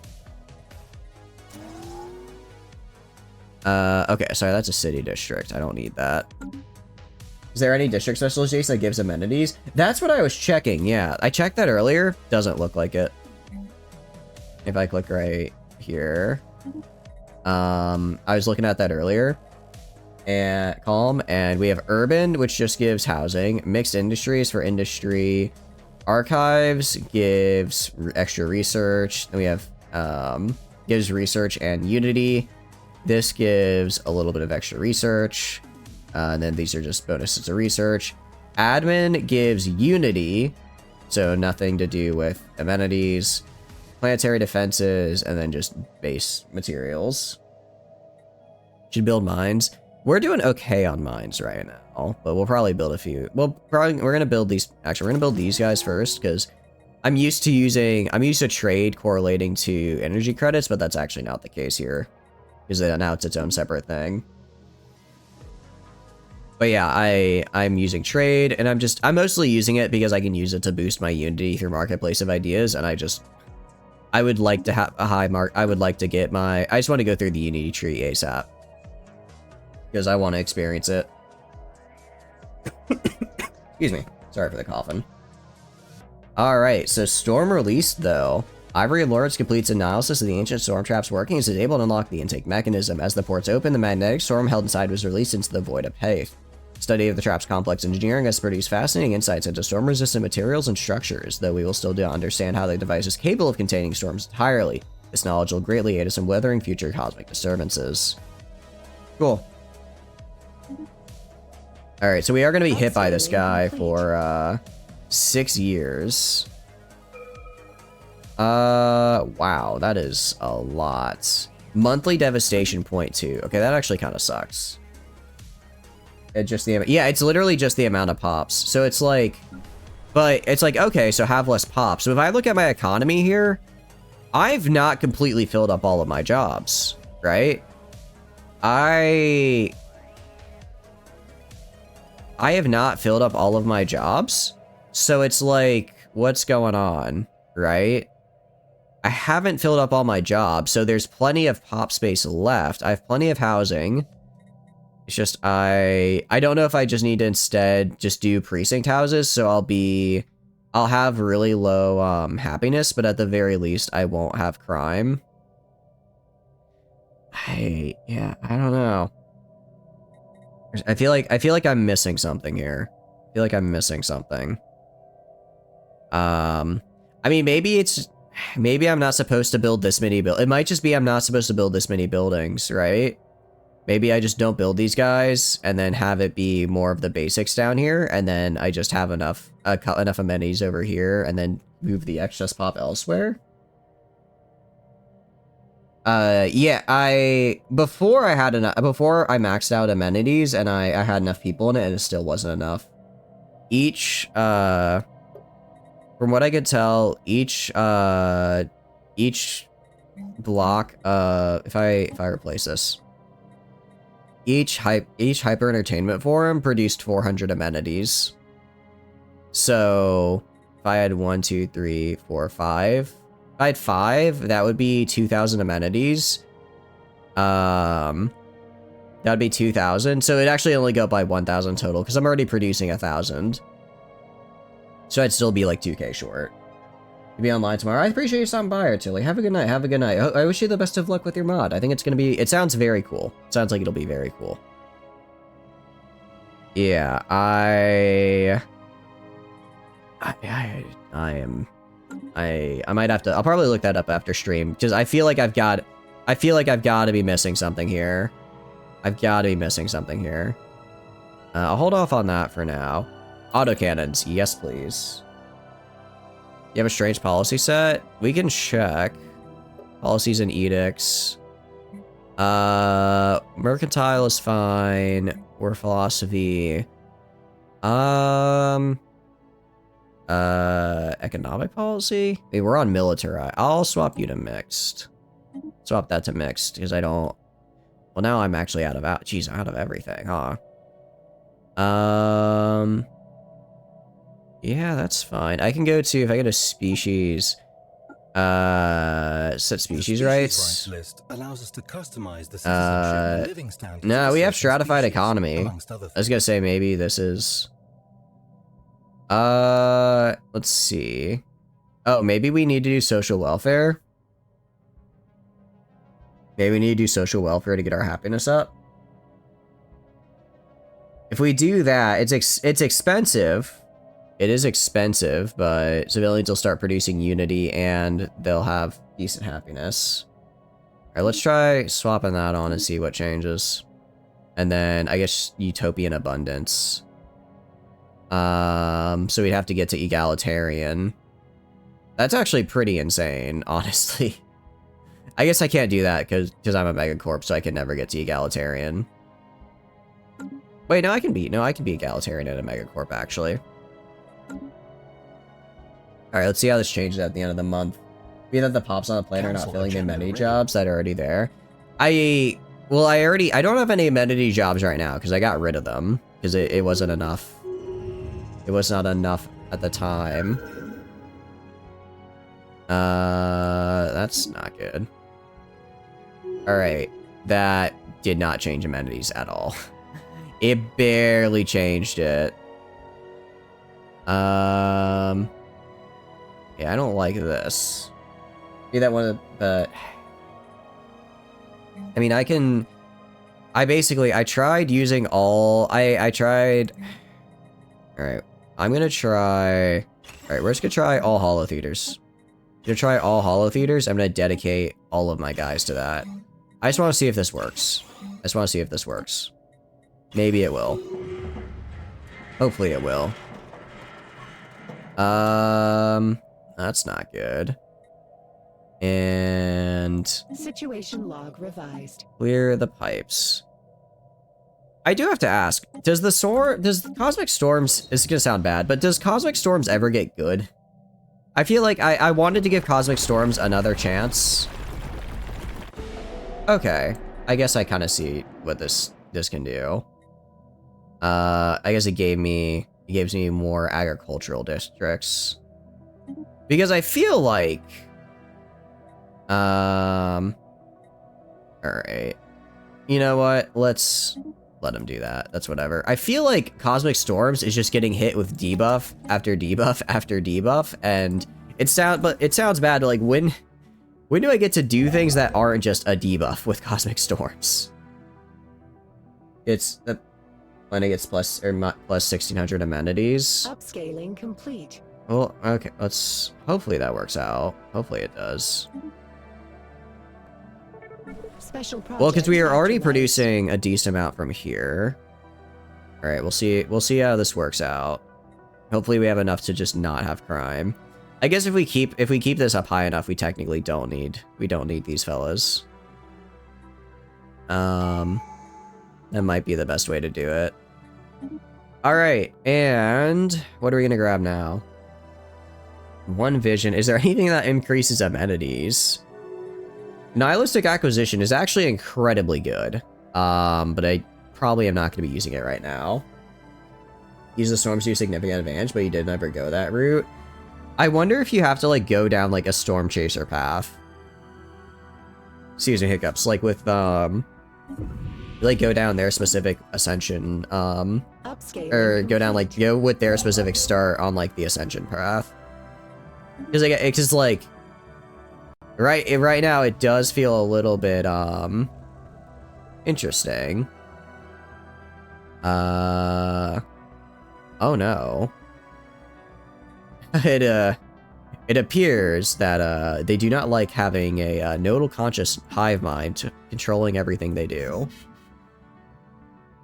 It's probably just because it's early game, and early game you don't really get good text early game. No, I didn't get there in time. Crap. All right, go back. I guess go back home. Go back home. I guess you didn't make it in time. All right, let's get another science ship made.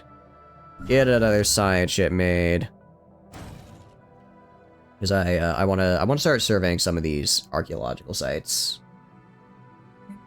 I guess maybe late. I guess it would make sense that like later game storm techs you could like actually do cool stuff. Wait, what does the trade hub do now?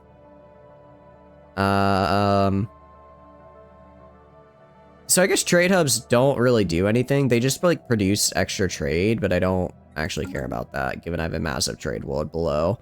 So instead, I'll just build some gun batteries for defense, and I will also build the Interstellar Recruitment Office. Order restored. Upscaling complete. Nice. Okay. So we have restored order, mostly because we got rid of all the crime. And then I guess we'll see. Colonial Enterprise upsizing. Oh, wait, hold on. Okay, these guys are... Okay, hold on. Before this guy is done, Upscaling 3044. How much does you provide? Okay, actually, I thought these guys only provided 400. They provide 1,000 each. Okay. Okay, so actually, no, I was incorrect. So if I do want to have a massive population, it appears I just have to have like a bajillion of these holo theaters. What is Orgilicon? No clue. Did it pop up? Where did you see Orgilicon? I don't know what that is, Tano. I'm afraid I don't know what that is. Let's get you... Scrapper is interesting, but we're gonna get you resilient. Yeah, we're gonna get you resilient. I'm gonna throw you in charge. Oh, geez. All of our scientists are dead. They have all perished. Right next to the other with a red spiral. This guy? Oh, these are these are storms.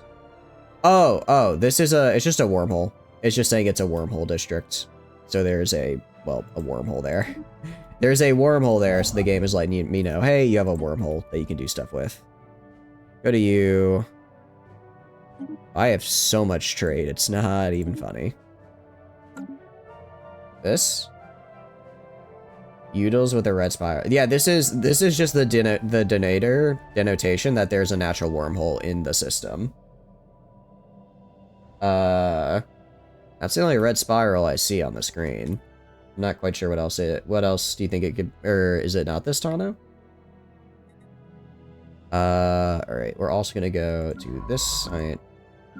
Alright, jeez, I have so many science ships. I had so many scientists perish. Alright, you are gonna go survey stuff. You are gonna go... What are you? Leader lifespan? Great.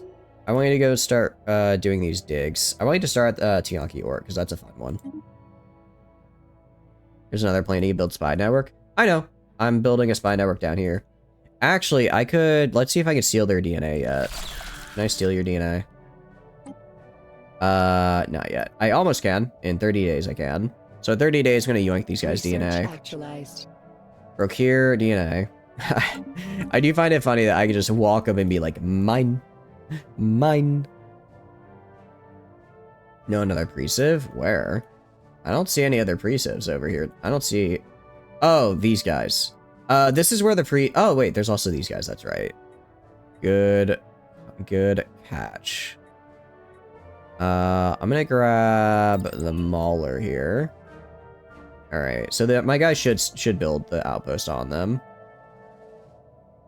But I don't know why my outpost went away. I don't know why it disappeared. I probably chose to get rid of it on some point on accident and I didn't notice. Turbic? Yeah. They have free FTL in there. So we'll get that built in a sec. My guy's just working his way over there. Upscaling Observation complete. Insights. Okay, yeah, so until I start observing again, I can't see what's going on Upscaling here. complete. Adaptive evolution, meanwhile. Yeah. So basically the more... Each tier takes longer than the previous. Which makes sense. Because it does seem pretty powerful to be able to say, alright, I am going to just evolve and become better. Although it is quite funny to just be like, yes, I as a species have completely gained new traits. Special project actualized. What was that? Oh, it was... No, it wasn't you. That was something I did. I did something. Let's go to government... No, not government. Situation log, Empire focus. Okay, we do need to... Yeah, so we're going pretty heavily into these guys.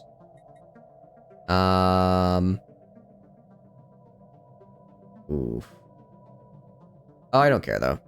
They insulted me, I don't really care. It just makes me like them less, but I don't care if I like them less. Alright, so for exploration, if I go progression, I just wanted to get up to... Is it hyperlink breach points? Self-evolving logic. I want to get up to self-evolving logic for the extra research alternatives. I think that's really nice to have. So, mining district, starbase building, and... Okay, these are all pretty easy to do, though. These are all pretty easy to do. Signing a research agreement. I guess I could do that with these guys. You want a research agreement? Alright. Fine, I guess I can learn something from you. Whatever, I suppose. Definitely. Ooh, actually I'm gonna do this though, because I need to get... As much as I'd like my ships to be better, and I do want them to be better, I need to first make sure I get all the tile blockers I can. Upscaling. So we did that and that. Observe a pre-FTL, we've done that. Join the galactic community. So that hasn't procced yet, so we can't do that. Build an orchard forest. What the heck is an orchard forest? I have no idea. Activate an edict. These are pretty easy. I'll do these in a sec. All right, adaptive evolution. Arthropods are... So basically, I wish I could see what the unique arthropod traits are. We got species. All species. Where are an you're arthropod, right? I don't know what the list of arthropod only species are, I don't know what counts as an arthropod trait. But I guess I did steal their DNA, so we'll do that. Upscaling complete. The flight? What do you mean flight? What did I just do? Wow, that's actually pretty cool. Actualized. I'm gonna be, my armies are kind of cracked. I keep getting traits that just, for some reason, make my armies a lot better. Now this is interesting. This is interesting for the... Ooh, okay. Interesting. So that's how they do the plants now, it looks like. What I'll do for now is I'll just grab this. I'll just use... I guess we're going into railguns for now. Alright, so adaptive evolution will take 100. Yeah, so it's starting to take a while. Yeah, so... Essentially, if I have more land, then that... If I have more land, then that goes faster. Okay. Mutation. Okay, so I have to do... That's right, I have to do 3 of these guys, and then I can get mutation, if I remember correctly. So... Let's grab expansion. What does expansion get me?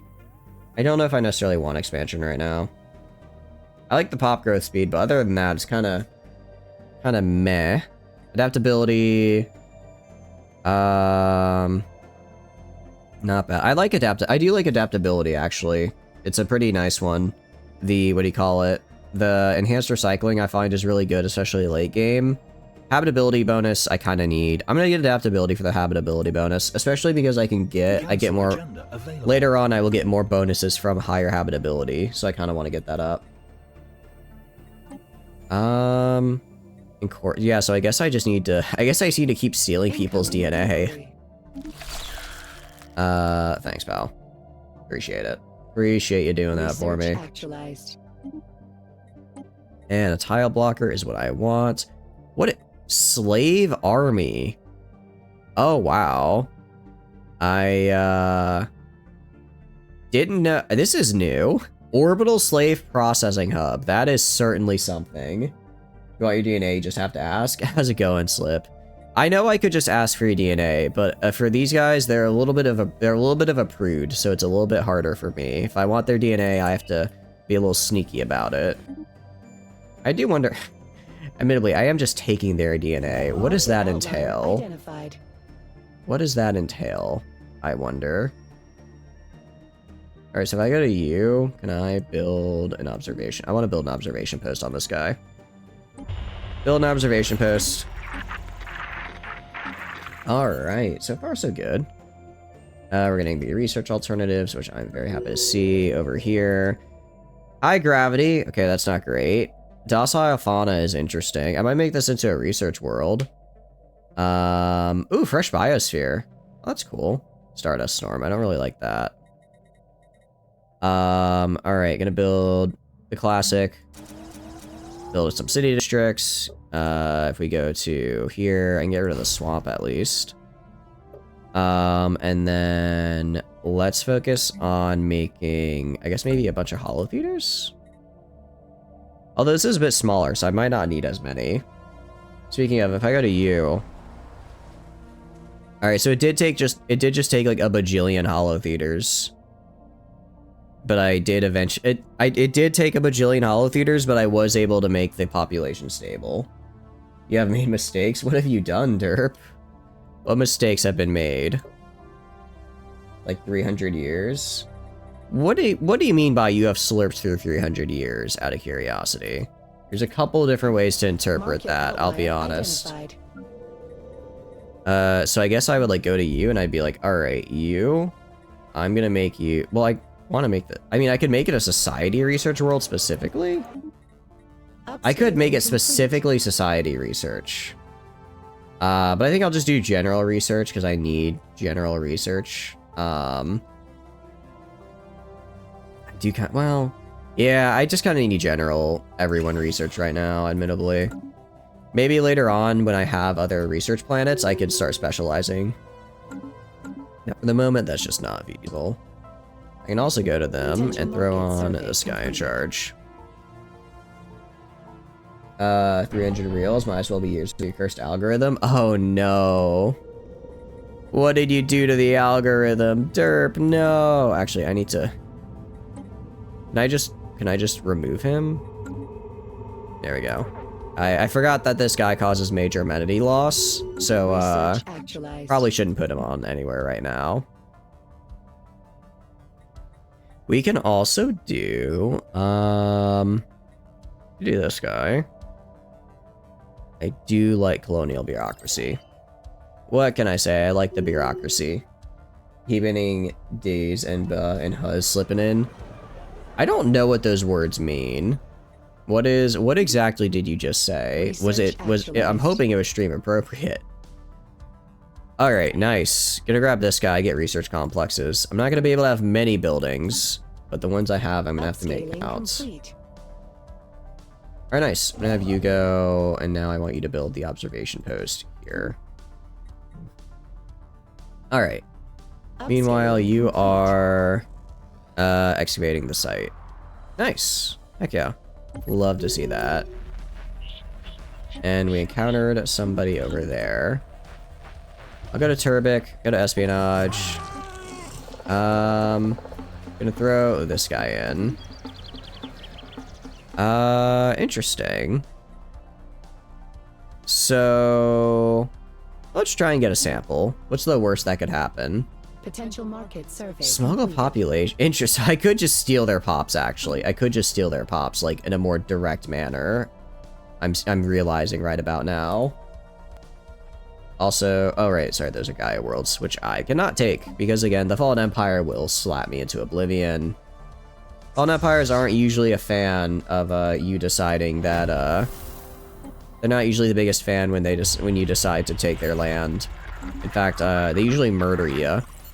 Quite viciously, if I'm being honest. Quite meanly, too.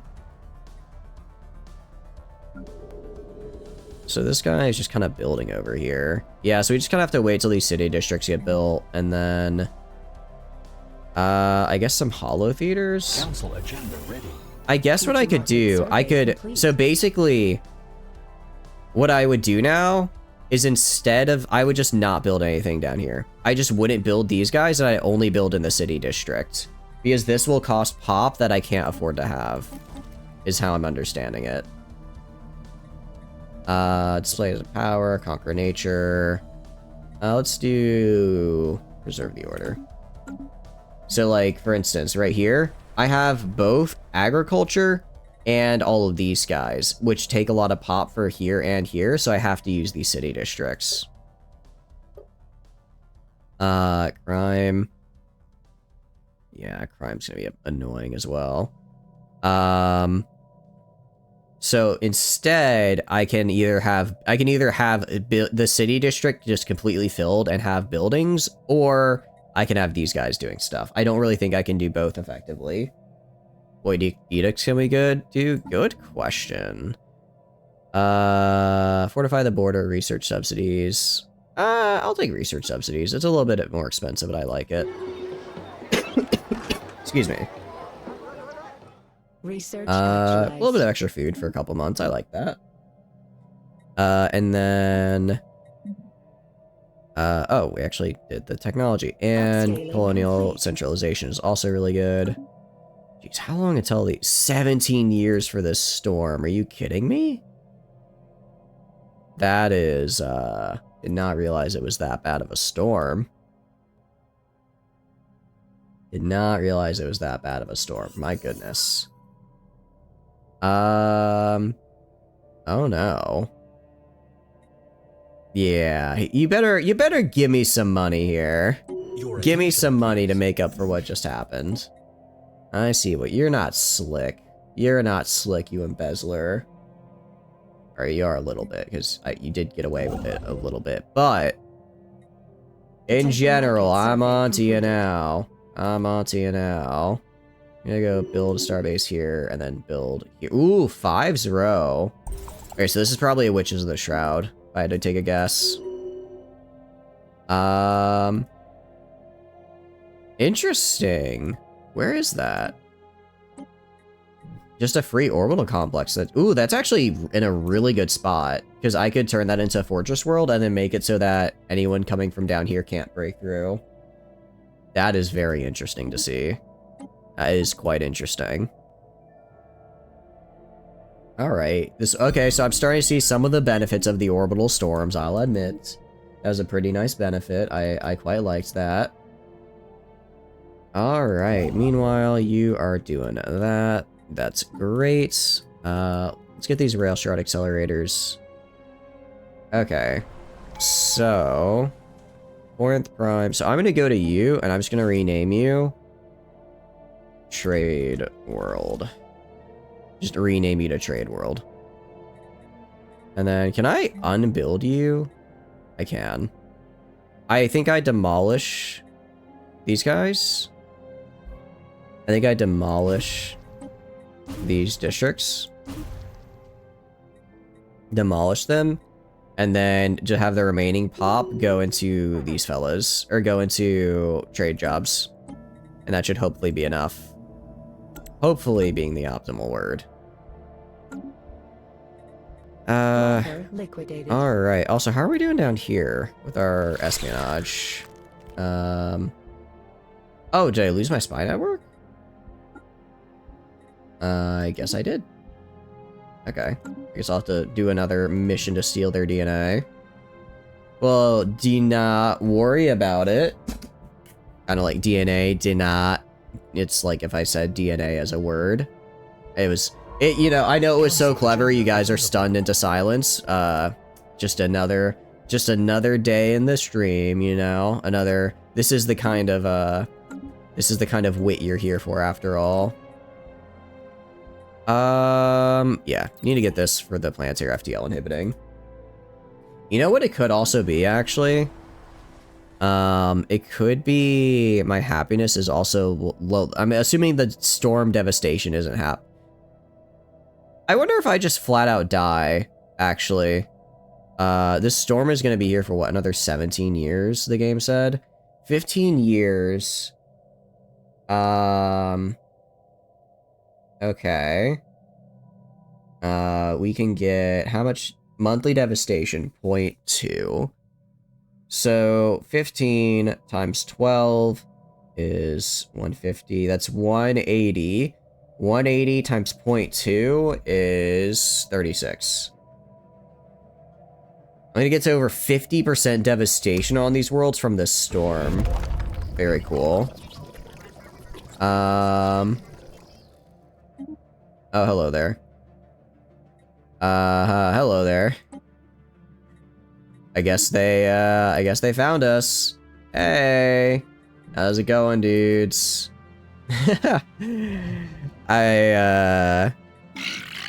Espionage. Why? It's like all of the guys I set to do stuff aren't doing stuff anymore. Yeah, so they just know I'm here. They know I'm watching them. Oh well, there's Oscar Wilde level bands definitely here for it. Heck yeah, that's what I'm talking about. Mechanons are, yeah, they know we're here. I think we take it by force. I think we take it by force. I'm gonna grab this. I think this maybe leads to like making buildings more resistant to storms. Alright. Hello. What armies you got? Yeah, nothing. So we're gonna go to policies. Where is it? Free FTL, active interference. I can't, unfortunately. Unfortunately, I don't, because I have Xenophile, I can't invade pre-FTLs. I cannot invade them. Usually sorry for the yawn. I could enlighten them. I could enlighten them. I could just see about. I could enlighten them and then invade them if I wanted to. So I guess I'll try that. We got another world. These are Gaia worlds, so I can't use them. I cannot go to Gaia worlds. No, I could. I would instantly get killed by the I would instantly get killed by the neighboring Holy Guardians. So no, I cannot go for the Gaia world. Oh, we could go for this guy though. You're right. I don't know. How did I miss this guy? You're right about this guy though, Tana. So let's grab this fella. Turbic. Turbic does not have anything habitable. This is... Okay, so yeah, I'm basically gonna have to uplift these guys and then make them a part of my empire, is what I'm gonna have to do. Diplomacy. Yeah, I can't do that, so manage spy network. Yeah, so I have to research the uplift. I have to wait till I get uplift research and then do that. Complete. That's gonna be the best way to do it. Go to here. Admittedly, I don't really know what I'm going to be using alloys for all that much. I make my ships with food, so like what I want is, you know, food more than anything. Yeah, so I'm not really sure what I'm using my alloys for, truth be told. Buy that. On the plus side, you have no enemy neighbors. On the bad side, you have no enemy. Yeah, exactly. It's like I don't have to worry about being invaded. The problem is the unfortunate thing is that reason. Oh no. Alright. Can I just tell them to... Oh no. I thought that would give me the option to like tell them to just walk in and tell them, hey, stop that. Apparently that is not how that is done. They are now a toxic world. They are now a tomb world and they all died. Oh, whoopsies. Admittedly, most of that instability may have potentially kind of sort of been kicked off by me screwing up and revealing my presence to them. I'm sure it's fine. Necroid DNA. That is cool. That is actually really cool. I like the sound of that. Alright, manage the spy network. Can I wish... Not technology. DNA. Give me your sweet DNA. Scaling complete. You see, this is I really like this because now I feel like I actually have a use for now I feel like I actually have a use for the espionage because I'm using it to like DNA. Analyzed. Is this a 23andMe corp? Oh wait, that's so good, Prepper. We kind of are 23andMe with just how much DNA we're just yoinking from people. We really are. We really are, actually. I'll take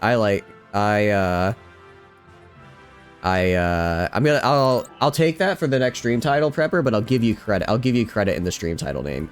Maybe. Because that's good. Hopefully I remember it. But yeah, we basically are 23andMe. We steal your DNA, and then we inject it into ourselves and see what happens. So far, we've been able to become invisible, incubate ourselves, and grow wings, which is, I think, pretty damn cool. The Tiyanki Graveyard. It's hard to determine if Auric Vol is even a planet. Preliminary drilling has only revealed strata upon strata of biological tissue. According to estimations, it would take roughly 2,435,463 Tiyanki bodies to produce a planetary mass of this size, with a marginal error equal to 5.3%. Excuse me. Even assuming the existence of a rocky core upon which the corpses are layered, the number of specimens involved is still significant. Did someone or something bring the Tiyanki here to die, or are they naturally drawn to this place as their final resting hour draws near? I think we get Heart of the Tiyanki, the artifact from this. I don't remember exactly what it does, but I think if I remember correctly, I think it's pretty decent. How's it going, Audley? Hope you're doing good. Welcome in. You have a voice like a YouTuber.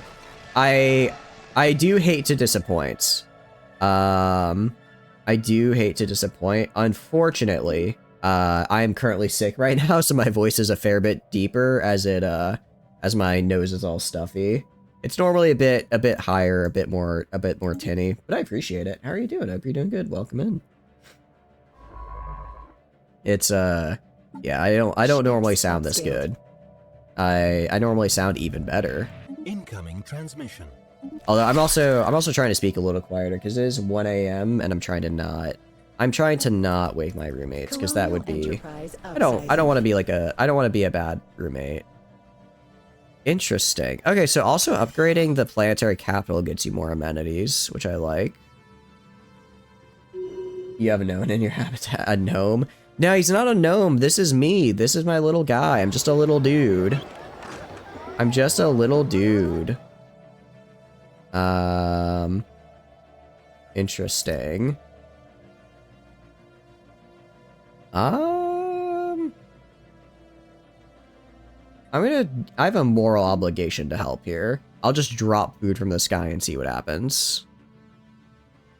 Are your roommates hot? No. Well, okay, that sounds mean. I'm sure. How do I put this? I am rooming with what do you call it? No, I'm just not gonna answer that question. Just not gonna answer that question. Never mind. I don't have to tell you guys everything about my life. I don't mean that in a mean way. I think the better way of phrasing it would be they're not my type. I think that's the better way to phrase it. It is summer. It is summer. Actually, that's a good point. They are absolutely on fire because our power went out like a week or two ago. We've since gotten it back, but during that time, it was very hot inside the house. It was very hot when the AC was out. Upgrade the urban world here, and then. Ooh, okay, so I unlocked the thing for a specialization. Heck yeah. Excuse the hiccups. We're gonna do urban. Oh, not urban. Yeah, commercial nexus is what I want. So this entire planet is just gonna have what do you call it? This entire planet is just gonna have like a bajillion commercial zones, and it's gonna have to do. I mean, to be fair, devastation is actually, honestly, given the amount of devastation I have, I think we're actually doing pretty good on resources. I think we're doing pretty decent. We won't fully get wiped out by this storm. It's just going to be a real pain in the butt. Alright, Tianki Grave Mound. While excavating the ruins on Oryx Vol, Little Lords recently vanished without a trace. An extensive search by the other archaeologists turned up nothing. We have to assume the worst. Oh, damn. They just died. Alright, well, let's hope you do better. Let's hope you do better, pal. Don't worry about your predecessor. Oh, wait, are you... You are excavating, are you not? Oh, you're not. Oh, you have to move there to excavate. I see. Excuse me. Sorry, I'm gonna be coughing a lot. I do apologize. Our explorers knew first contact would be a dangerous affair, but none would have predicted how true this would be. In a violent assault, the Res aliens seized our vessel, landing a boarding party before emergency FTL could be engaged, and despite our crew's valiant efforts, the attackers, a reptilian alien species, were able to overwhelm our defenses. Our visual feeds from within the ship have now cut off, but not before showing the unspeakable atrocities aliens are committing against the hostages, cutting them open and studying their insides even while they're still alive. We just assume that hostilities are inevitable when faced with the civilization that would act in such a manner. Where are these guys? Oh, I think they're over here. Okay, so over here, bad. Okay, so I already do have this cutoff point right here, but I also lost another science ship. Can I move? Can I move you? And then... Alright, I can either have him travel there naturally or just have him teleport by moving the ship he's on. You don't have hair? I do have hair. I have a full head of it. Oh, an heir? No, that wasn't, we're a megacorp, we're not an autocracy, so we don't have, like, the royalty structure with, like, heirs and stuff. We do not have that. We could, maybe we could get it. We could get it if we could try getting it if we wanted to, but actually no, I don't think we can switch to autocracy this late in the game. I don't think that's how it is done, admittably. I'm gonna sell you for some here, buy a little bit over here. We need the Navy over there. We could get one. I don't know if we can, because I don't know if that's how it works. Ooh, this is very cool. I'm gonna probably grab this guy. We need to avenge the little guys. I don't exactly have a great Navy right now, Tano, is the problem. I don't know how well I would do. I think I would do quite poorly, actually, against most people. I can let's build some more ships at least.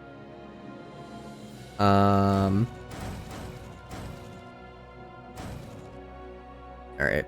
Build 5 more of these guys. Yes, we grow our, yeah, so we do grow our ships, Zio, but it's like, it's different from like megafauna growth. Like, I don't have a vivarium. I just have them, I guess. I basically have them, and then I can get them at like different tiers. So if right now, I'm growing the Elder, so they take more components. They take more components, and they take longer to grow. If I instead built a Juvenile, it would take less time to grow, and it would take the same amount of components. No, it takes also less components as well. And basically, the difference is that more mature ships have more stuff. So, honestly, this is pretty insane for what's basically a destroyer. This is a destroyer that has 1, 2, 3, 4, 5, 6, 7, 8, 9 coil guns on it. Which is kind of insane. Because again, it's a destroyer. It takes an incredibly long time to build something like this. It takes about the equivalent time of like a regular battleship. But it does let us kind of build these like almost, I guess, battleship adjacent things much earlier in the game. They're pirates. What's the worst that can happen? No, those are not pirates. Those are not pirates. That is another empire, Tano. If it was just pirates, I'd go kill them. Another empire would do very bad things to me, though. So it's a little bit... let's probably do ice blockers. We should get another construction ship. We already have 2. They're just kind of going around doing stuff. They're just going around constructing things for me. I could probably... I guess I could close off this area. I'm just trying to save my influence in case there's something I, like, really need it for, right? How's it going, Veritas? Hope you're doing good. But you watched another content creator earlier, said you only get the weapon at the highest tier, so Elder would not have the 4.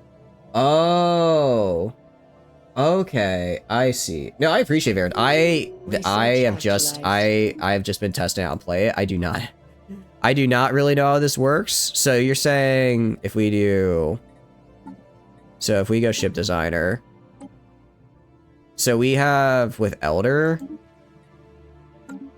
We only would get with bioships. Yeah, it's the first play. I'm really enjoying it, but I'm still trying to figure it out for sure.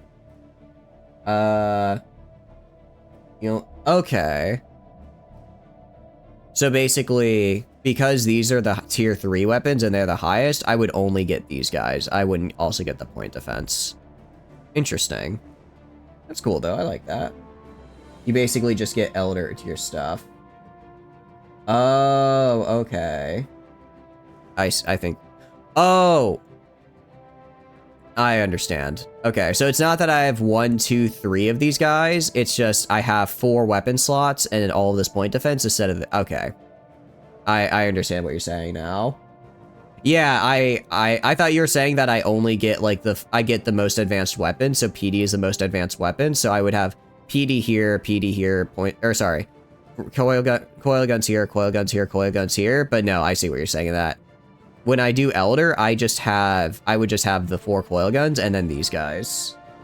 Okay, that's not as good. It is still quite good for, again, an early game destroyer, but it's not as good as I thought. No, thank you for the follow. It's very kind, Veritas. I'm glad you're enjoying the stream. How's your run going, out of curiosity?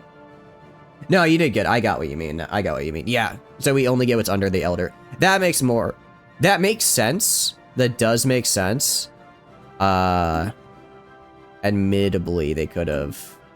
I suppose they maybe could have. I don't know how else to like denote that. I guess because I'm used to the other ship designer where it's like for each one of these is like a separate section of the ship, while here it's like the different. Yeah.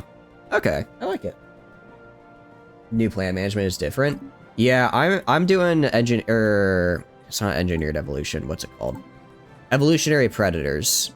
I'm doing that new one. This is the face of a predator right here. Very, very scary, as you can tell. And it's. I'm still trying to figure it out. I'm really struggling when it comes to amenities and keeping my people happy. So I'm still trying to find the balance there. I think the kind of what I found is that if I want to have these hubs and then also these districts here in use, I basically have to just dump a bunch of amenity like holo theaters over here. Over time, as I'm assuming as I can upgrade, like when I get better holo theaters, then I could probably start having less of these and sub these out for other regular guys. But I guess at first start getting my data here. Saint, welcome and hope you're doing good. How was your stream? I saw you doing some CK3. What kind of run were you doing? Hope you're doing good. Those of you guys who don't know, Saint, super cool, awesome dude. They also play a lot of strategy and paradox games, so please check them out. They're great. You watch ESP0, and he said that luxury homes give more housing and more amenities that require jobs. Interesting. Really? It's not the jobs that I'm even worried about, though. It's mostly, I'm kind of good. Well, I guess kind of. Wait, holy cow, 2,500 amenities for a... Yeah, holy cow, no. Are you kidding me? That's way better. That is awesome. Very, very, thank you for that tip, Veritas, because that is huge. Because these guys only produce 1,000 amenities each. Just throw on luxury residences and bam. That's 2 of these guys is going to be equivalent to 5 of these guys. And also, like you said, they don't take jobs to work. And I get more housing. Wait, that's actually huge. New DLC with nomads, expanding the step. Nice. How far into it are you? I haven't played the DLC myself, but it looks very fun. It looks very fun. All right, so now I can replace these guys with I don't know what I would like to replace them with, admittedly. I mean, I could do some civilian industry. I could do corporate culture site. Could maybe do that. Like 30 years, so not far. Are you still on your first ruler? It's been a snowbally, but fun. Okay. Cool. Very cool. I'm glad you're liking it so far. It looks fun. I think I don't know. I'm kind of torn on like if I want to wait for like a bigger sale or what I want to do about it. Because it looks good, but I'm like, man, that's a lot for a single DLC, you know? First guy. Awesome. Did you just pick like a pre-made leader or did you make your own? All right, and you, Minister of State, get me more trade.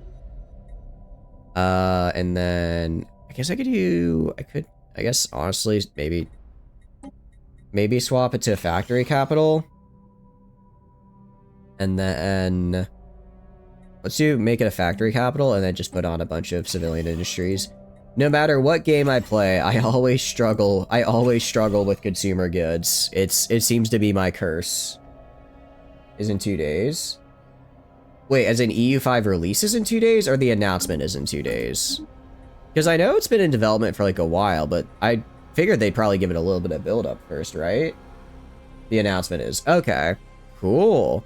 And I guess you guys, you mentioned that the other day. It's gonna release in. You said like Q3 is what they were aiming for. It sounds pretty cool. Gravity snares, I don't really care about. I need to do a playthrough with the Vivarium, because I do think that would be fun, but I'm not really using these type of ships right now. Let's do quantum firewalls, because I'm actually kind of doing spy stuff to steal people's DNA, so I want to make sure that I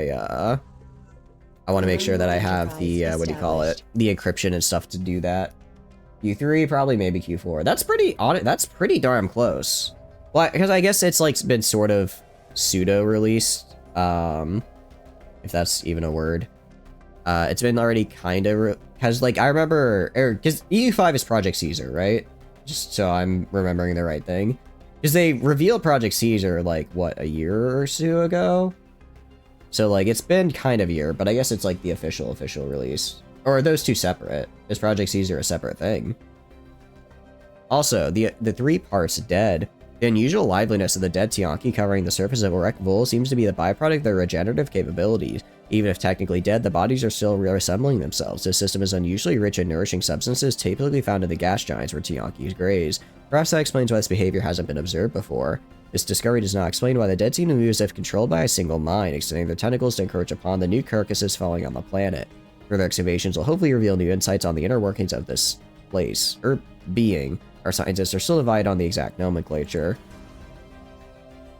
GTA 6 was delayed. I did see that. I've never played a GTA game, so admittedly I'm not that torn up about it, because I'm like, oh, okay. Game series I have not really played and don't have a large attachment to. Delayed. Oh well. Oh well. It is what it is. It is what it is. But yeah, luxury residences are actually huge. It is Project Caesar? Cool. You're playing a Space Fauna heavy run and it is weird. Got massive navy cap and big fleet power, but they fight like crap. Really? I thought they were supposed to be good. I need to do a Space Fauna run before what do you call it? Before, because I don't have the DLC. I have the, what do you call it? The like the season pass, not season pass, the like subscription pass you can buy, and that's what I'm just currently working with. Right. Okay, so I have to get more people here before I can do this. So that's what I'm working with. No, it's all good. I appreciate you stopping by, saying please have some good rest, get some good food, and I hope you have a wonderful night.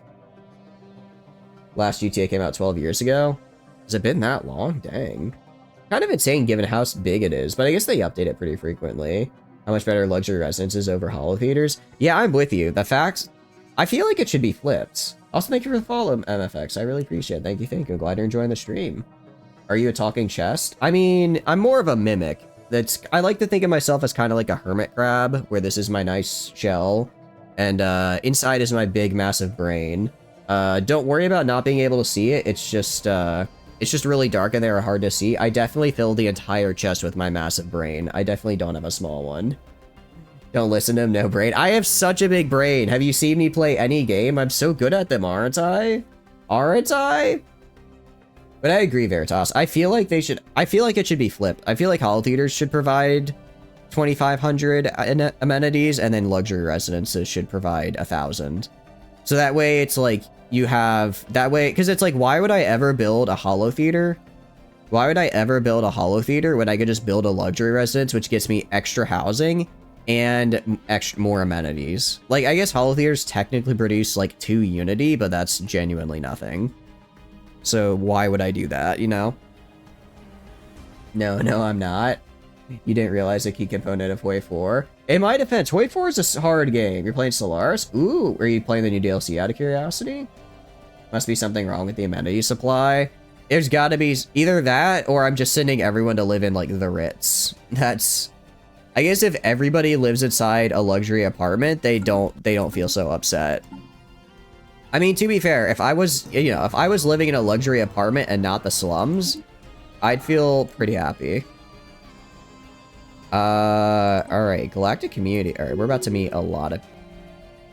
Welcome to the Galactic Community, where diplomats from around the galaxy meet to What? decide Wait. galactic law by voting on Okay, no, resolutions. they're here. I was about to You say... can support proposed resolutions from I the was queue, about to which will say- add your diplomatic weight to its total support. I was about to say, why am I...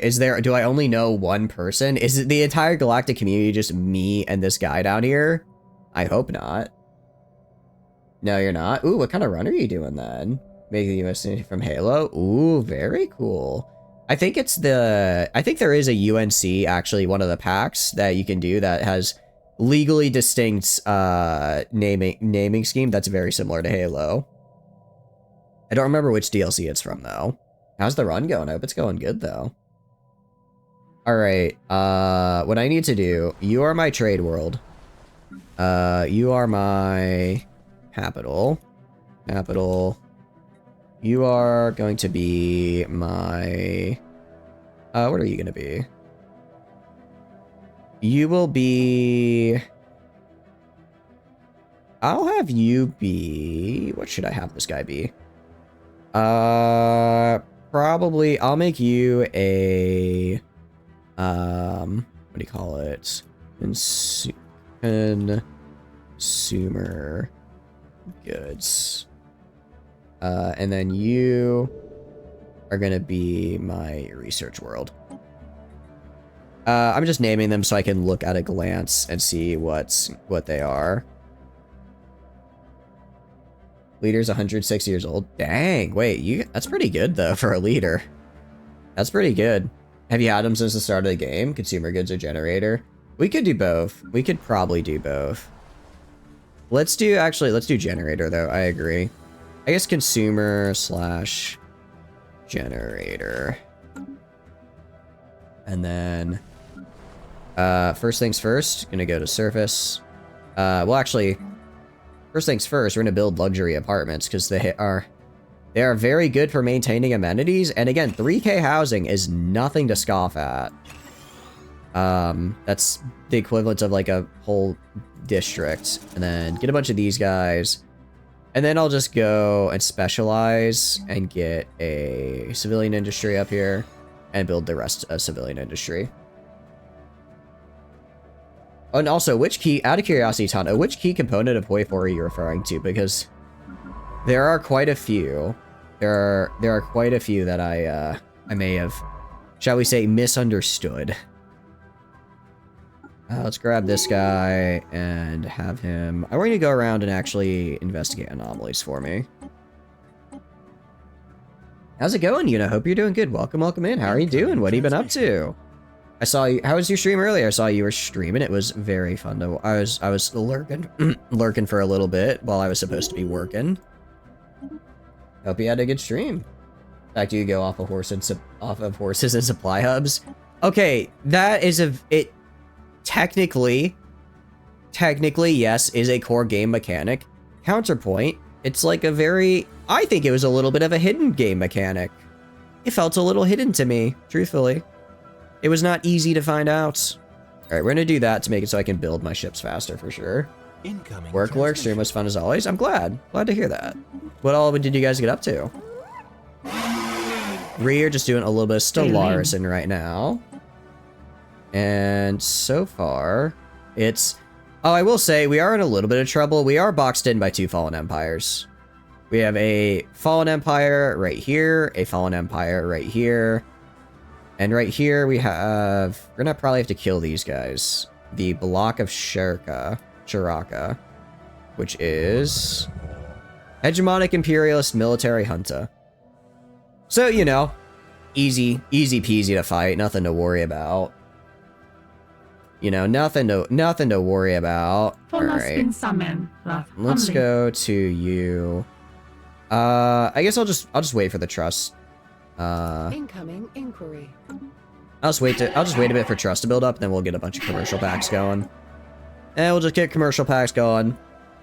Should have made a bigger galaxy. I did. I made this is the biggest default galaxy that you can make in game. I did the spiral. I like the spiral. I think it's a fun design. It's just when it comes to the spiral, there's an unfortunate chance that you get a really poor spawn, and I just happened to get a really poor spawn with my boxing in with mods. Yeah, I probably will for the next community night game, but I wanted to do just a full... Given the DLC just came out, I don't want to run any mods, because mods, even if they say they should work, I'm sure there's something that's going to be crazy. Humanoid? Yeah, I think humanoid could be fun. What do we get from humanoid? Familial. Honestly, I want to get the Necroid. I want to get the Necroid traits. What does familial do? That's rapid breeders, docile, existential, incubators, familial. Wait. Hold on, that's actually... Wait, that's huge. That's super good. Happiness per 100 pop. So, That's, if I have 1,000 pops, that's 1 per, okay. That's actually really good. We are indeed the frogs. Look at humanoid, yeah. What can I get all, what are the humanoid traits out of curiosity?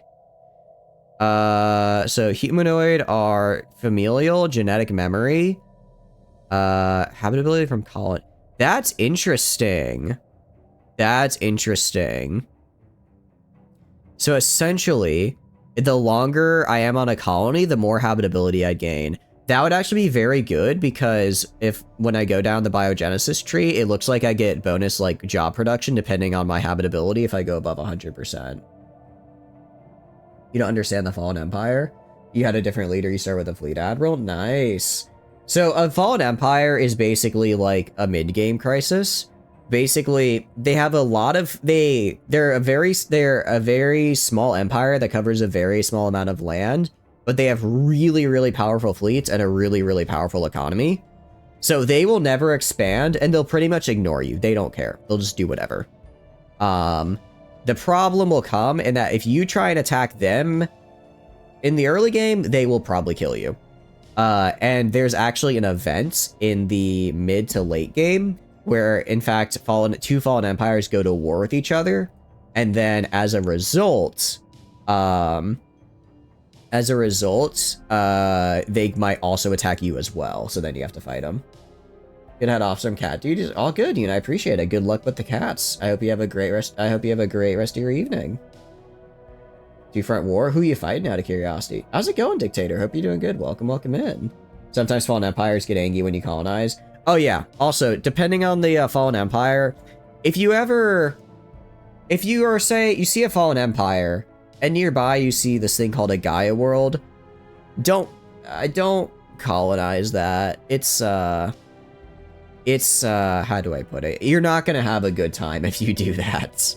You will not have a good time if you do that. Or, you know what? Throw caution to the wind. Do it. It could be really funny. What's the worst that could happen? If they don't like aliens, xenophobe, they'll destroy you if you colonize close to them. If you're a spiritualist, they'll destroy you if you colonize a holy world. Yeah. That's actually a good point. Different fallen empires have different tolerances. These guys are spiritualists. They're fanatic spiritualists, so I cannot colonize these worlds next to them. Because they're Gaia worlds and they're holy and they'd hate that. This guy is a xenophobe, so if I get too close to him, like if I were to build a space station right here, he would in fact decide I no longer have living privileges and wipe me off the map. So I have to keep my distance from him. They might have demands. Yep. Also, they'll occasionally send you like random events like, oh, I want you to do this thing. I want you to do, you know, I want you to like, one of the events is I want you to give me some of your population. And if you don't, they get upset. But if you do, they like you and they might give you free stuff. Like this, one of the Fallen Empires asked for some population earlier, which I did because I didn't want to make them angry, which my people didn't like. But then once they were, once they had actually gone and made all of the, this storm might actually screw me over.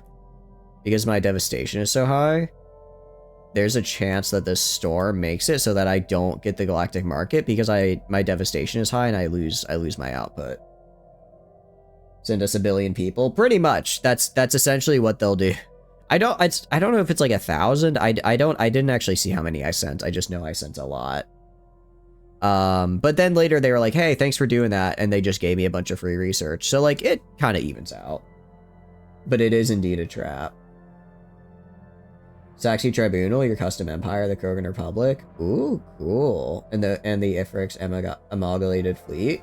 What are those? Do you remember what those like civics and stuff are? Those? Sounds pretty fun. All right. And again, sorry for like the stuffy nose and constant sniffling. I know it's not fun to listen to, but I appreciate you guys' patience with me and my sickness. It's sickness and in health. I will be your streamer. And yeah, these are just finding the aliens. Alright, so... where is... admittedly, the storm is almost off of Corinth, so maybe I'll be okay. I'm hoping I'll be okay. We'll have to see. I am actually, it's kind of good I've been storing influence, because I'm gonna have to do a lot of bribery if I want to make sure I get this. Actually, we can even go down to my trade world. Econ, yeah, we have nowhere near enough jobs, so I'm gonna grab from here. And I'm gonna resettle on my trade world. I'm gonna resettle my specialist, actually.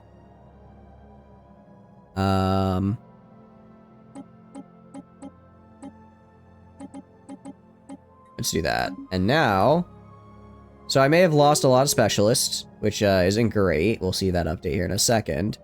But if I go down over here, suddenly I have a lot more.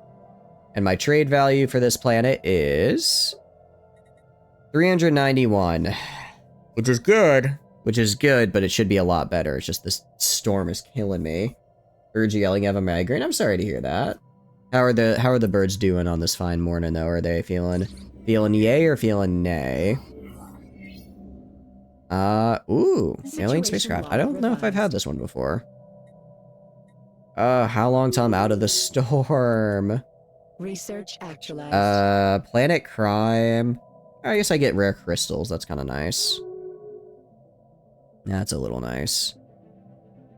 What I'm actually gonna do, I'm gonna replace this guy with a luxury residence. Give me some more housing, because I'm struggling on housing a little bit. And then also, that'll get me more amenities. Because I guess I did just add on a bunch more people. Your custom empire, there's xenophobe, fanatic, militarist. Ah, I see. That is quite the combo. Oh, I'm sorry to hear that, Slip. I don't know if that's like a common thing with them, but I'm sorry you had to go through that. I know you didn't have them for a long time, but I know the time you spent with them was very, I'm sure they enjoyed it. You gave them a good life, even if it was short. I mean, they're, they're wild animals. That thing just kind of happens sometimes. Well, I guess, I don't know, are quails considered wild still? Because I don't think they're, like, domesticated, right? Alright, as much as I want to get the tile blocker, I have to take Galactic Admin. It's just good. Galactic Admin, it's just good. Alright. Finally, the storm is gone. Alright. I think by the time the trade thing happens, we should be fixed, which would be great. They are very much in that. Oh, only 2 days old. I'm sorry to hear that, but it's not a fault of your own. Sometimes that just happens with animals. Xenophobe militarist, it's time to cleanse the stars. Out of curiosity, did you give them fanatic purifier as well, or were they did they just happen to be like that? Whaler tasty. I've never had them before myself, I will admit. You're an SC, there's xenophobe and fanatic militarist. Yeah, I'd say that probably describes the UNSC. Well, actually, I don't know. I'm trying to think of Halo War, because it's, sorry, Halo Lore, because it's like, I don't think first contact with the Covenant was necessarily hostile. And like, later on, we see the UNSC working with the Covenant, right? So I don't know. I'm sure there are definitely large parts of the population that would be xenophobic, given, how many worlds got glassed. But is the UNSC as a whole, are they xenophobic but working with the enemy of my enemy in order to accomplish greater goals? Or are they kind of able to move past? That's a good question. I actually don't know. If worse in the War of the Covenant later worked with the elites. That's what I'm thinking. It's like, I'm trying to think on kind of like more of a societal level, because like, and I'm assuming this is probably would be more in the books rather than the games, where it's like you have, because you have however many, the Covenant glassed a lot of worlds, and they killed a lot of people. So I could totally see humanity as a society just being like, look, I do not deal with these aliens. I do not vibe with them. All right. I did see that one, what do you call it? That one short story where they had the Sangheili woman and they gave her tits for some reason. Because it was like a weird like samurai thing about how the Arbiter got the name of the Arbiter. And that was dope as hell. That was very cool. But that's not enough redemption. The horny does not cancel out the 24 glass planets and my entire my entire father's side of the family being absolutely vaporized. So I'm sorry, but I don't fuck with you with the Sangheili. So once we finish this war thing, I think we need to just disengage, right? Materialist compared to the Covenant, of course. I could see that. They're not xenophobe. I could see Covenant. Actually, I feel like Covenant would be spiritualist. Actually, Covenant would be. They'd either be fanatic, spiritualist, militarist, or wait, no, but you can't do that, can you? Actually, I would say Covenant is fanatic, spiritualist, authoritarian. That's what I would throw them as. Because they have the, because, you know, Halo rings for the fanatic spiritualist, and then they're like authoritarian because it is like a, you know, different, like, it is like a class structure depending on your species. With minor authoritarian, yeah. I'd say that. Then there were the Banished. Banished are interesting. I would say Banished are... I would actually say Banished. I would put Xenophile. I would put Militarist. And I would put Authoritarian. Because I think they do still have a little bit of that authoritarian structure in the band. No, actually, no, they don't. No, they don't. And you can't have a... well, I guess you could have Xenophile and authoritarian. Because it is like it is a military junta. So it is authoritarian, but they do just kind of accept anyone that can pay, right? I'm pretty sure, aren't they on opposite sides of the star? Isn't... No, I'm getting spiritualist and pacifist mixed up. I always get spiritualist and pacifist mixed up. No, yeah, you could totally do spiritualist and militarist. I still feel like Covenant would be the fanatic spirit. Covenant would either be spiritualist, authoritarian, and militarist, or they'd be fanatic spiritualist and authoritarian. Because like the Covenant has a military, but they're not like a military society. They're stratified by like religious and authoritarian and like class lines, not so much military lines. But yeah, you're right, Prepper. I always conflate spiritualist and pacifism. Yeah, I don't know. Yeah, I don't know. Maybe those of you who know Halo lore a little bit more than me. How does like what does the average citizen think of like the Covenant after the war? Is just like a random citizen you pick up like, no, we need to just exterminate all aliens? Or are they just like, are they kind of like, I don't know, maybe the aliens are good too? Because I imagine like we see the perspective from Master Chief, who, you know, he's bros with the Arbiter, which is very cool because the Arbiter is probably, I think, my favorite character in Halo. I'm gonna be real. I love the Arbiter, so damn cool. So like, we have, you know, we see like him and he's working with them, right? We see like the logic of like, okay, we need to work with the breakaway elites to then get the civil war going. But I don't know how the average citizen would feel about that. I'm trying to think of it in the games we see anything like that. In Halo 3? Did they do that in Halo 3? Well, I mean, I know that's like when the war took place, but I don't think like regular citizens saw the breakaway elites, did they? Also, we've been talking for Halo War for a minute, I apologize. We've got the Imitator here. The pod discovered in Kerma 4 has been left to the mercy of the storm. Even though the data signature uses looks to be one of ours, the pod is definitely alien. We answer the request for communications cautiously, but we are met with elation by the capsule's inhabitant. She explains she has been dragged along by the Tempest for some time and is seeking rescue. Her vessel's life support system's on the brink of failure.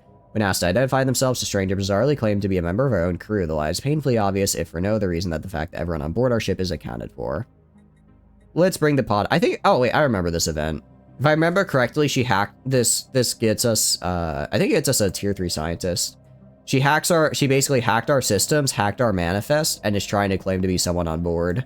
It doesn't work. Council agenda. Well, it does work because I'm bringing her on board. I know she's lying. We brought the escape pod aboard our ship. The ruse ended as soon as the capsule seal opened. Afterwards, the alien within immediately launched into a desperate plea. During routine inspection of the escape pod on our mothership, she was trapped aside and ejected into space. Sadly, no one aboard the vessel noticed she was missing. Stranded for months, she used what little tech she could find to board her pod to mimic the energy signals of passing ships as a type of lure. However, this failed to attract help. Worst of all, a cosmic storm took hold of the pod, dragging it light years from its home system. Driven to extremes by loneliness and fear, she had concocted a plan to pose as a missing crew member of any ship that happened by. The pod dweller apologized for the deception, but was glad to be alive. Mi huevos. Mi huevos. What is mi huevos exactly? What does that mean? So yeah, we get a new alien, which is cool. Leave them take the pod. I'd like an alien leader. That'd be cool. You look very different than the person on the thing there. What kind of leader are you? Scientist. Yeah, I can work with that. Let's do appropriation, because I'm actually resettling a lot of people, so that would help. Excuse me. Huevos or eggs or balls? Oh no. So it's basically saying, my balls! Ah, mi huevos. I see. I'm assuming that's something you might hear if you say, received a kick into the family jewels, as it were. Oh, is that the end? Our excavation unearthed a complex network of tunnels extending under the surface of a wreck. Chemical analysis confirms the walls are entirely composed of highly compressed Tianki tissue. The flesh is still warm and hardly decomposed despite rivaling the age of our empire. Is this if the corpses were fused together, reshaped and modified to form this place, but why? Oh no, it stopped temporarily. Wait, what are you doing? Oh, this was the guy that was doing all of my special projects. So I'll have you do the special project now. Most of our resources are in the red. I mean, while that is true, my trade is massively in the positive, so I can just buy more resources. I'll admit, I normally play Megacorps where I have 2 or 3 resources in the red, and then I just use, well, admittedly, before I would just use energy credits to buy it because you bought stuff with energy credits. Now that's a separate resource from trade, so we'll see. We'll see how this all turns out.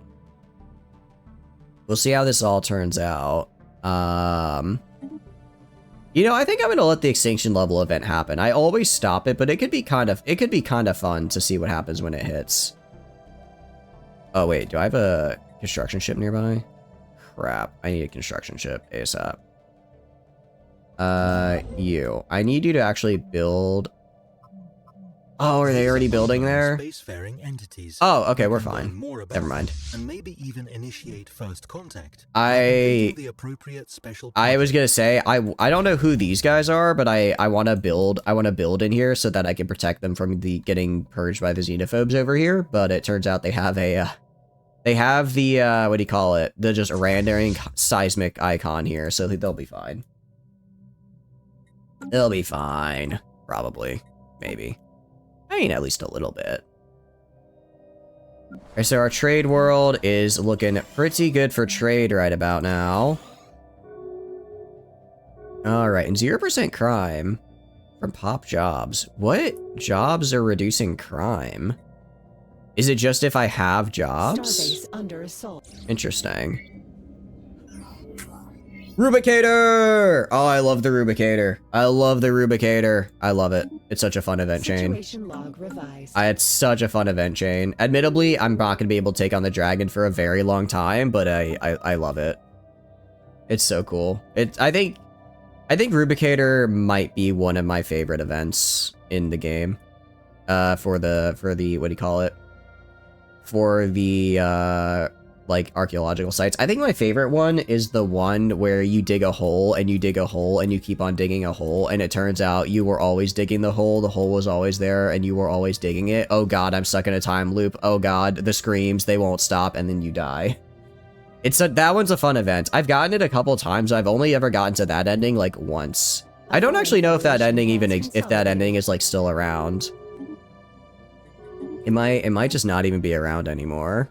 The Senate floor is where the galactic community votes. I just remember that was a very fun event when I got it, and now whenever I get it, it doesn't quite do that. As a member, you can vote yes. Okay. No, all right. or abstain. Stop. Okay, does anyone have enough trust to form a commercial pact?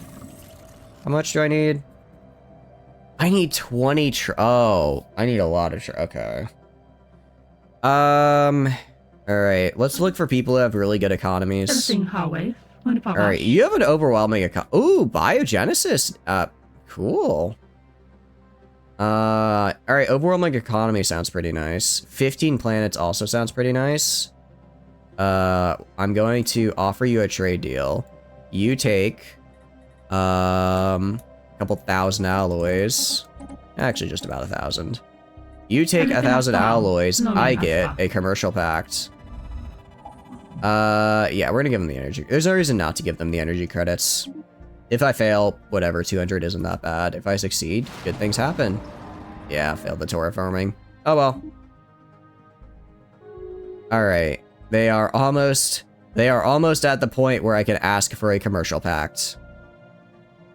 Yeah, I would like to have that, actually. I was thinking UNSC and the System Alliance would fight each other. Who would win? What is the System Alliance from? What? I'm afraid I'm not familiar with that series. I mean, UNSC is no slouch. Like, I know they got bodied by the aliens in space for the most part, but they're not slouches. It's just the aliens had, like, shields. The aliens had shields and plasma weapons, which the UNSC did not. I'm gonna have you go and actually excavate the site, and I'm gonna make another ship that also does it. For Mass Effect. I still need to play through Mass Effect. I still need to play through it. I've had the Legendary Edition for like forever, and I just keep putting it off. The UNSC would win hands down. Really? I thought Mass Effect was like really sci-fi-y. I'm kind of... Are their ships like... Do their ships not have like shield? Well, I guess... How would... Yeah, does the UNSC just have... I guess the UNSC is really big though.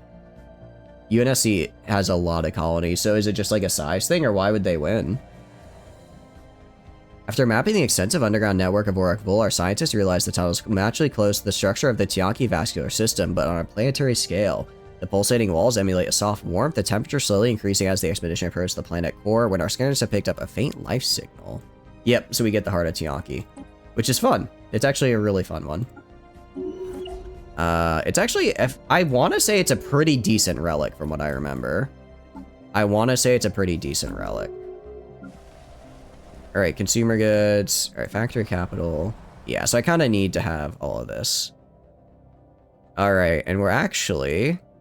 How are we on econ? Yeah, we're actually good on job. Okay, well, we have no jobs for these guys now. Holy cow, I am producing. Yeah, I just consume... Oh, my ships consume food. Okay. Wait, hold on.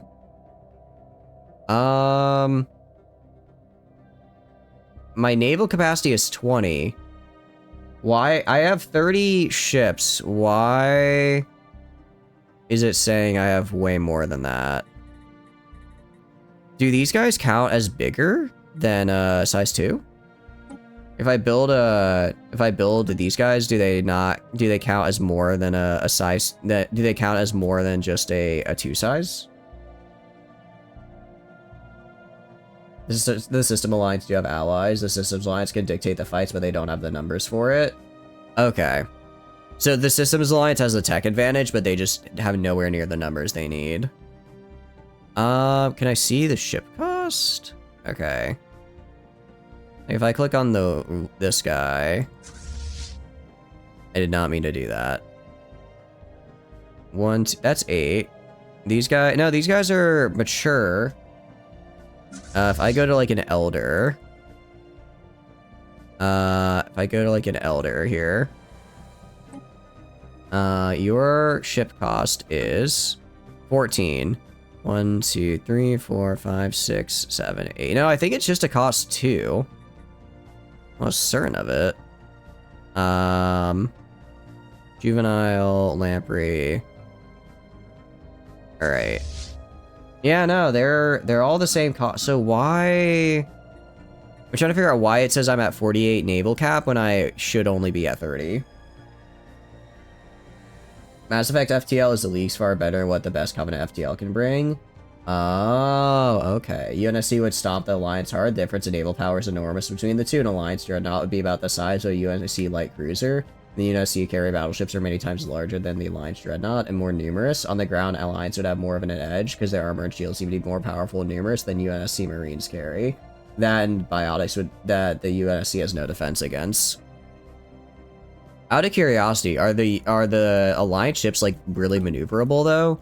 Like the UNSC ships aren't inaccurate, but if they're like, you know, super maneuvering all over the place, I imagine they might not be able to go like 1-for-1 or a toe-for-toe necessarily, but a group of them could maybe group up. But I guess you said numbers, why UNSC also already has numbers, so it's not like they could rely on that. Nice. Cool, so actually I didn't even have to do anything for that. Signs of battle. Cool. Might get some fun tech out of that. There are probably at least 100 video essays arguing about this very topic.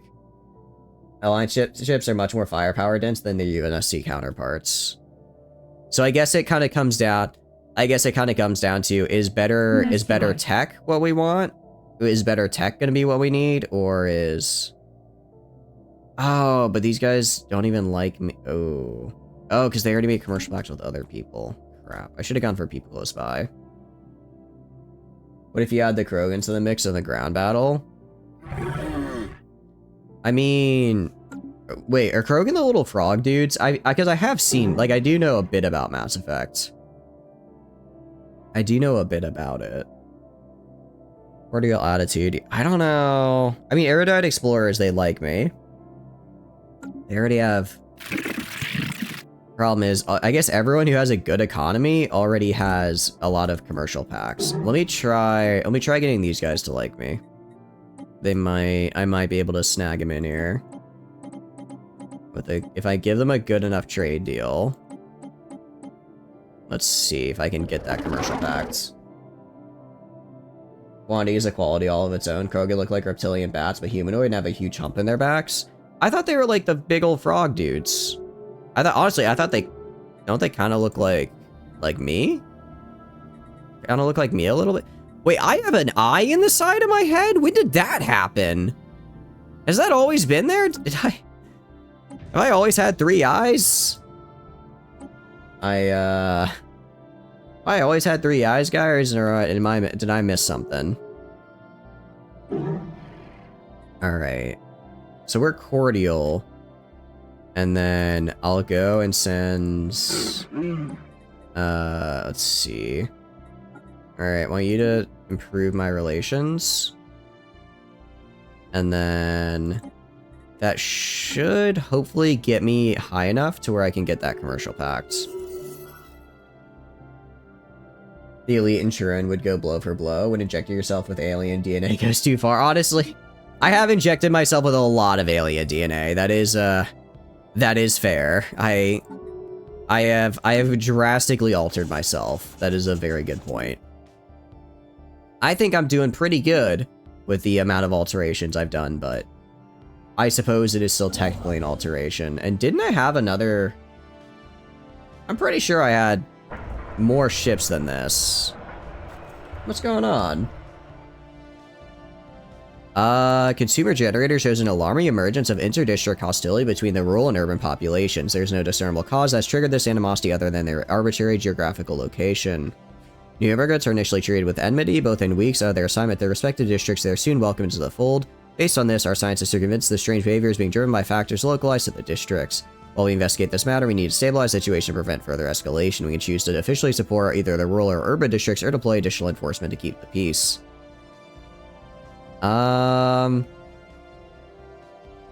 Urban districts. I don't really want to. Yeah, I'm just gonna. I'll just take a 10% debuff hit. I don't want to support one side or. Well, I guess if I supported one side or another. Actually, no. I should have supported. Well, no, because I am doing a lot of civilian industry here. So I guess it could go kind of either way. But yes, this is my third eye, not blind. You know what I mean? We got that going on here. I'm trying to move civilian industries onto this world because I want to change you into. Actually, I don't know what I want to change this guy into. I Actually, that's a good point. I guess I could keep this guy. I guess I could make this guy a factory capital, given that I always struggle with consumer goods. That wouldn't be the worst thing ever. No, I think I'll do empire capital. Maybe, well, I don't know. I don't know what I want to do with them, actually. Ideally, I would do, well, actually, ideally, I would do trade capital. Because if I do trade capital, which is like my unique thing as a megacorp, I get 15% jobs, right?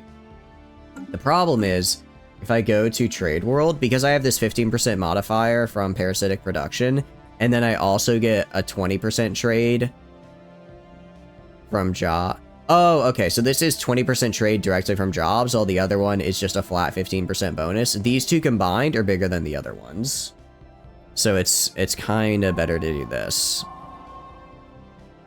We have found a mysterious orb, apparently. The source of unusual energy readings noted on 13-S-1138 is confirmed to be a small but a blue orb. The scientists report that sensors picked up tachyons of reverse polarity. Symbols are carved into the ground around the objects, perhaps placed there by older civilization. It is unclear whether they are meant as instruction or a warning.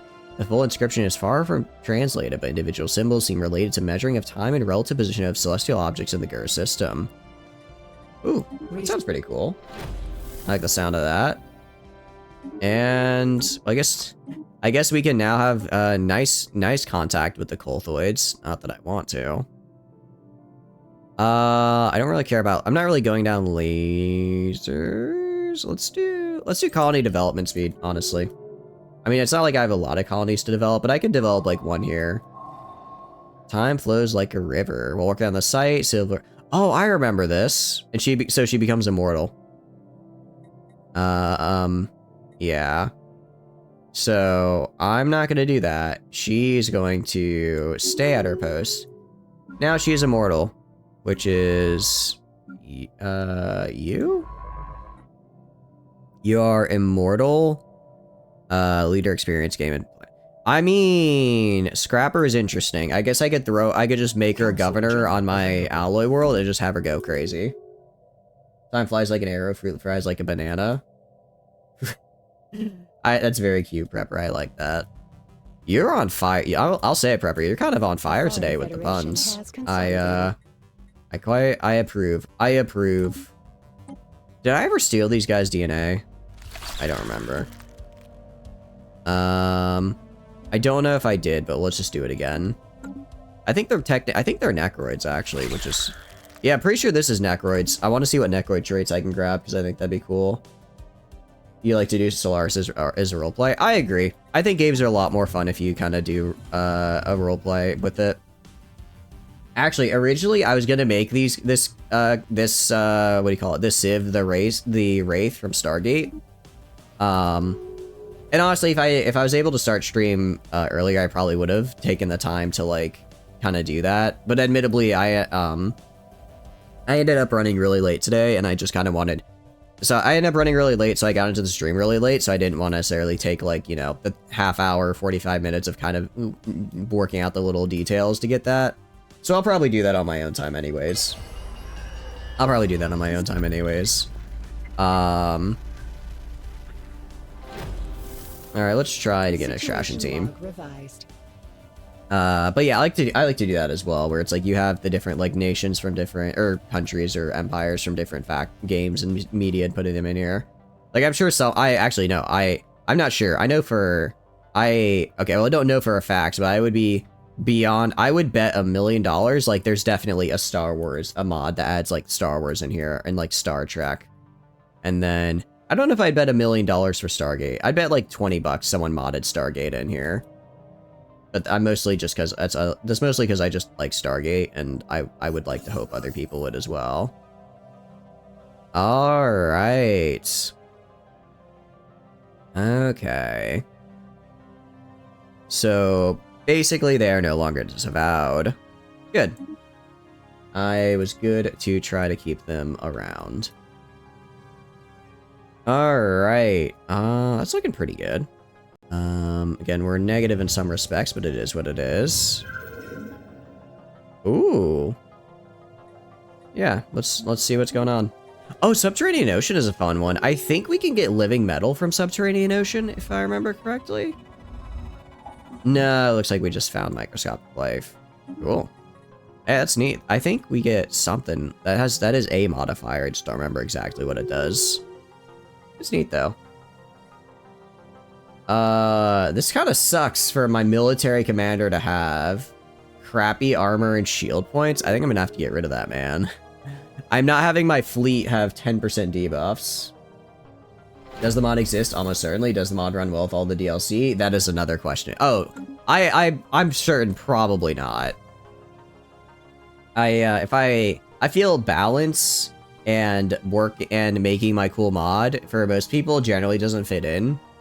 Especially when, let's be honest, if someone's making a Star Wars mod, it's probably because they really like Star Wars, and they probably want Star Wars to stomp. I feel like if you're making a mod for your favorite franchise, you're probably going to make them a little overpowered, you know?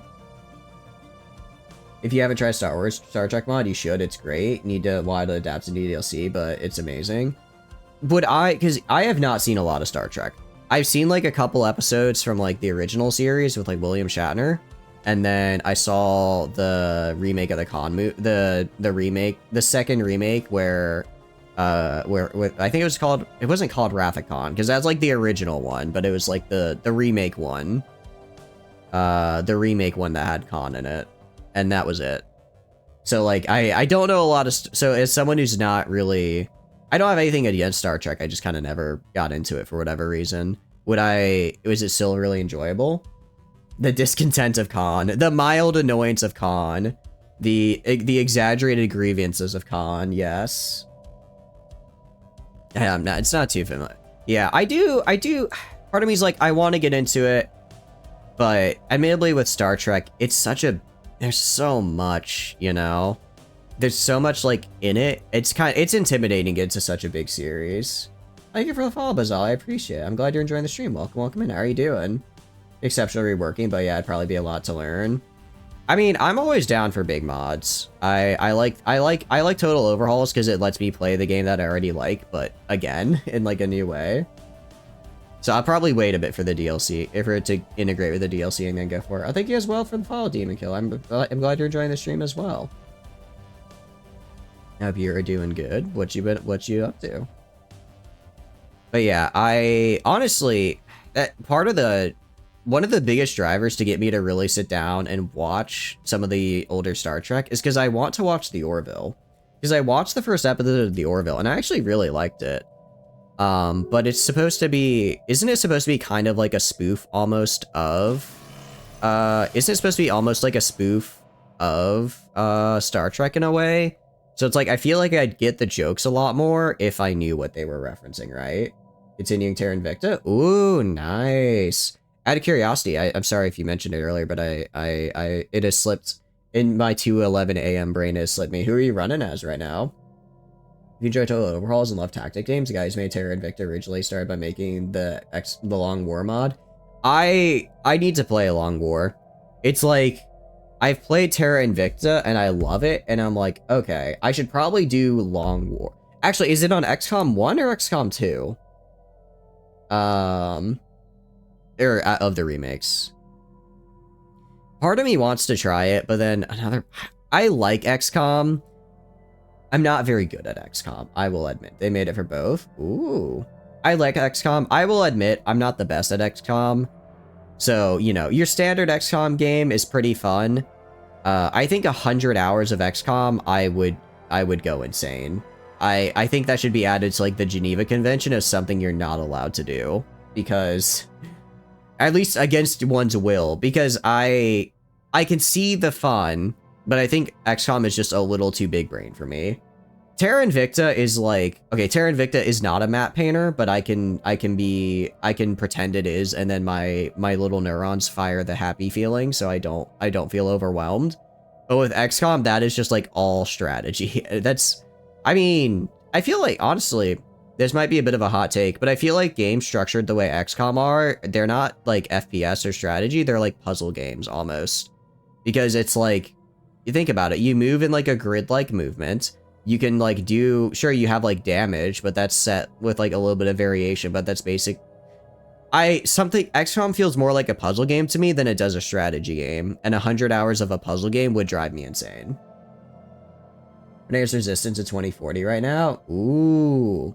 Pretty good. That sounds pretty fun. But yeah, 27 alien armies en route to Earth is a little scary. Yeah, just make sure you have enough nukes. I'd say if you have any armies, make sure they're under some space defenses, so even if they nuke you, at least you'll be able to keep your armies. Also, be ready to do a lot of public campaigns, because people don't like it when you nuke a lot of other people. The off chance you like XCOM, there's another game made by Julian Gollop called Phoenix Point. I actually own Phoenix Point. I actually own it. I have not played it. I need to, because it's been in my library for forever. Atrocities are just a number. Very true. They're just a number, and it may only go up, but so does the number of dead aliens, so I think it's a worthy trade-off. Terror from the Voice, perhaps the best XCOM-style game experience you've ever played, and played a ton of them. Ooh, interesting.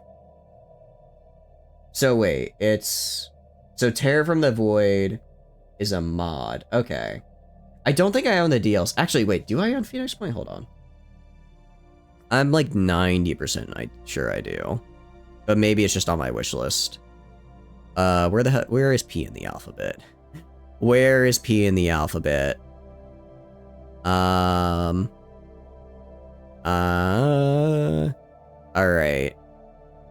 I regret to inform you I have been spreading information. I do not own Phoenix Point. It is on my wish list. Okay. So you're saying it's good though? Because I do like XCOM style games. I do like them. No, that's right. I remember saying your ABCs now. It's not, I didn't have it through Steam. I have it through Game Pass. Because it's on Game Pass. That's where I saw it. That's where I saw it. Okay, so no, I do have it because I have PC Game Pass. Although I don't know if you can mod PC Game Pass. I don't think Game Pass lets you do mods. So I'll probably just wait for a sale and get it then, because I do like XCOM like games. I love Mechanicus. I really like XCOM 2. I know it's technically a gacha game, but Girls Frontline 2 is an XCOM like, and I do enjoy the gameplay for that, even if it's a bit easy at times. Like, I do like that style because I feel like they're puzzle games, but with like an action framing, and I think that's really fun.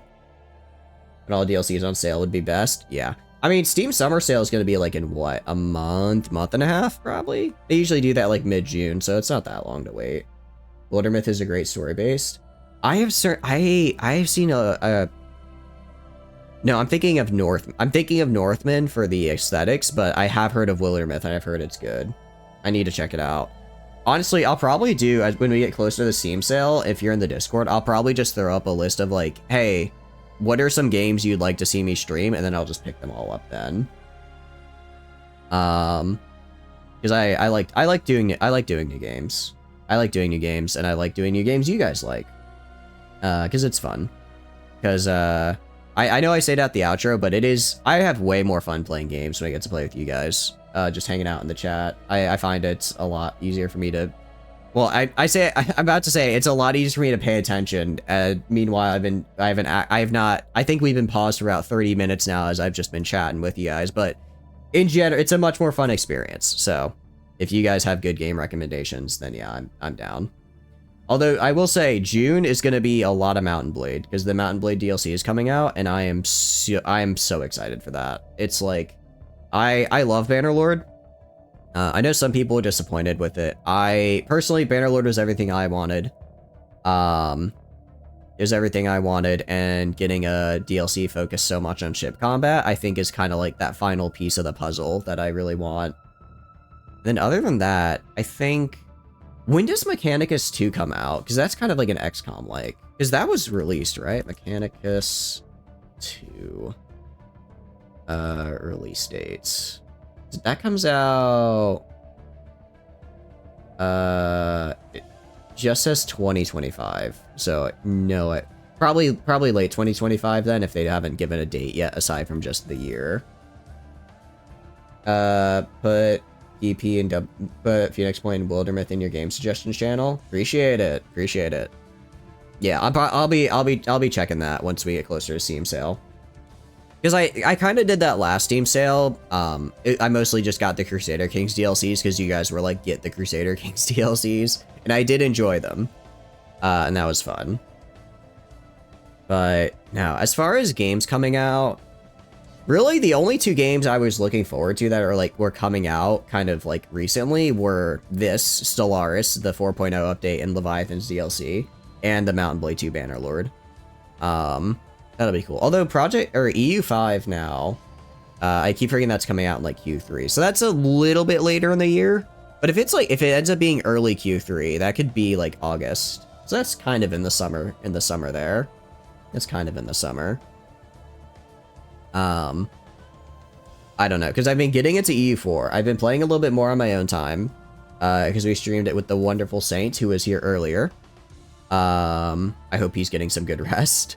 And that was really fun. And then he was very awesome to play the game with, because he was very good at like explaining and helping me understand stuff. And like now it's kind of starting to click, so I've been working on it. Thank you for the follow, Adula. I appreciate it. Thank you. Glad you're enjoying the stream. Thank you for the pats. Game played Stellaris since November 2021. Guess you'll be picking up some DLCs during the summer sale and relearning. I will say, Demon Killer, one thing that if you're kind of looking at all the DLCs and you're like, what do I want? What should I get? I don't normally like suggesting the subscription plan for Stellaris games because or for Paradox games, because I feel like it's kind of a waste of money. But given that Stellaris has like, I think all of the DLC in total is like $400, it's not the worst idea in my opinion to like buy the subscription pass for like a month, because I think it's like $10 for a month. Just play through with all the different DLCs, find the DLCs you like from that, and then buy those DLCs in total. Because like you don't need, because you're probably not gonna like every DLC, but that way you can make sure that like, that way you can kind of experience them and figure out what you do like, what you don't like, and only pay for what you do like. So you might look at like, oh, the aquatic species pack, that sounds really cool. You might buy it, start playing it, and be like, actually, I hate this. So if you kind of have the subscription, you can kind of get a little bit of everything. Or you could just use, like, I think I have up to Nemesis for DLCs, and then ever since I've just used the subscription, because I kind of play Stellaris in phases where I go. I'll play it a lot for like 2 or 3 months, and then I'll stop, and then I'll come back in like a year and a half. So every time that happens, I just go buy the subscription, play it for, pay like $30, play it for those 3 months, cancel subscription, and then I come back later. Long term, I probably would lose money, but it is what it is. You don't mind older game engines, you desire even more intricate mechanics and micromanaging. It's hard to beat XCOM Terror from the Deep and its mods, but the game is brutal. One of the largest mods called hiccups. Called X-Pirates got updated to V12 as of April 30th. Okay. Wait, XCOM Terror from the Deep. So XCOM Terror from the Deep, that is is that the XCOM from like the 90s? And then you're saying a mod for that. Or are you saying it's a separate mod, it's separate from... Yeah, okay, Terror from the Deep is the 90s XCOM. Okay. 90s XCOM, it looks good. It looks really intimidating, though, because you control so many more people. Because you control, like, 10 to 12 people in 90s XCOM, right? It's more like, squad-based than, like, individual-based, I think, right? From what you guys were telling me. And X-Pirates is a mod of Terror from the Deep. Okay. I think I'd probably do, like, I think I'd probably try and do an original game first, and then a mod. Actually, I bet, how expensive is original XCOM? Well, actually, probably decently, because 2K doesn't like to make things cheap. XCOM, Terror from the... No, it's like $5. That's... Oh, wait, is this a DLC, or is this a separate game? That actually, this actually looks super cool. I'm digging that style. Like $5 because it's not 2K. Cool. I might have to pick this up. I need to go. I have such a backlog of like older games that I'm playing through. I'm still working my way through Fallout 1. I think I'm like halfway through Fallout 1 now. I just got to like Junktown. But I know it's not like a linear map, so I kind of just wandered all over the place for a while, and then and now I'm in Junktown. I went to another place. I went to Shady Shoals, and I went to not Junktown. It's the other, is it TV City? I mean, is TV City in Fallout 1?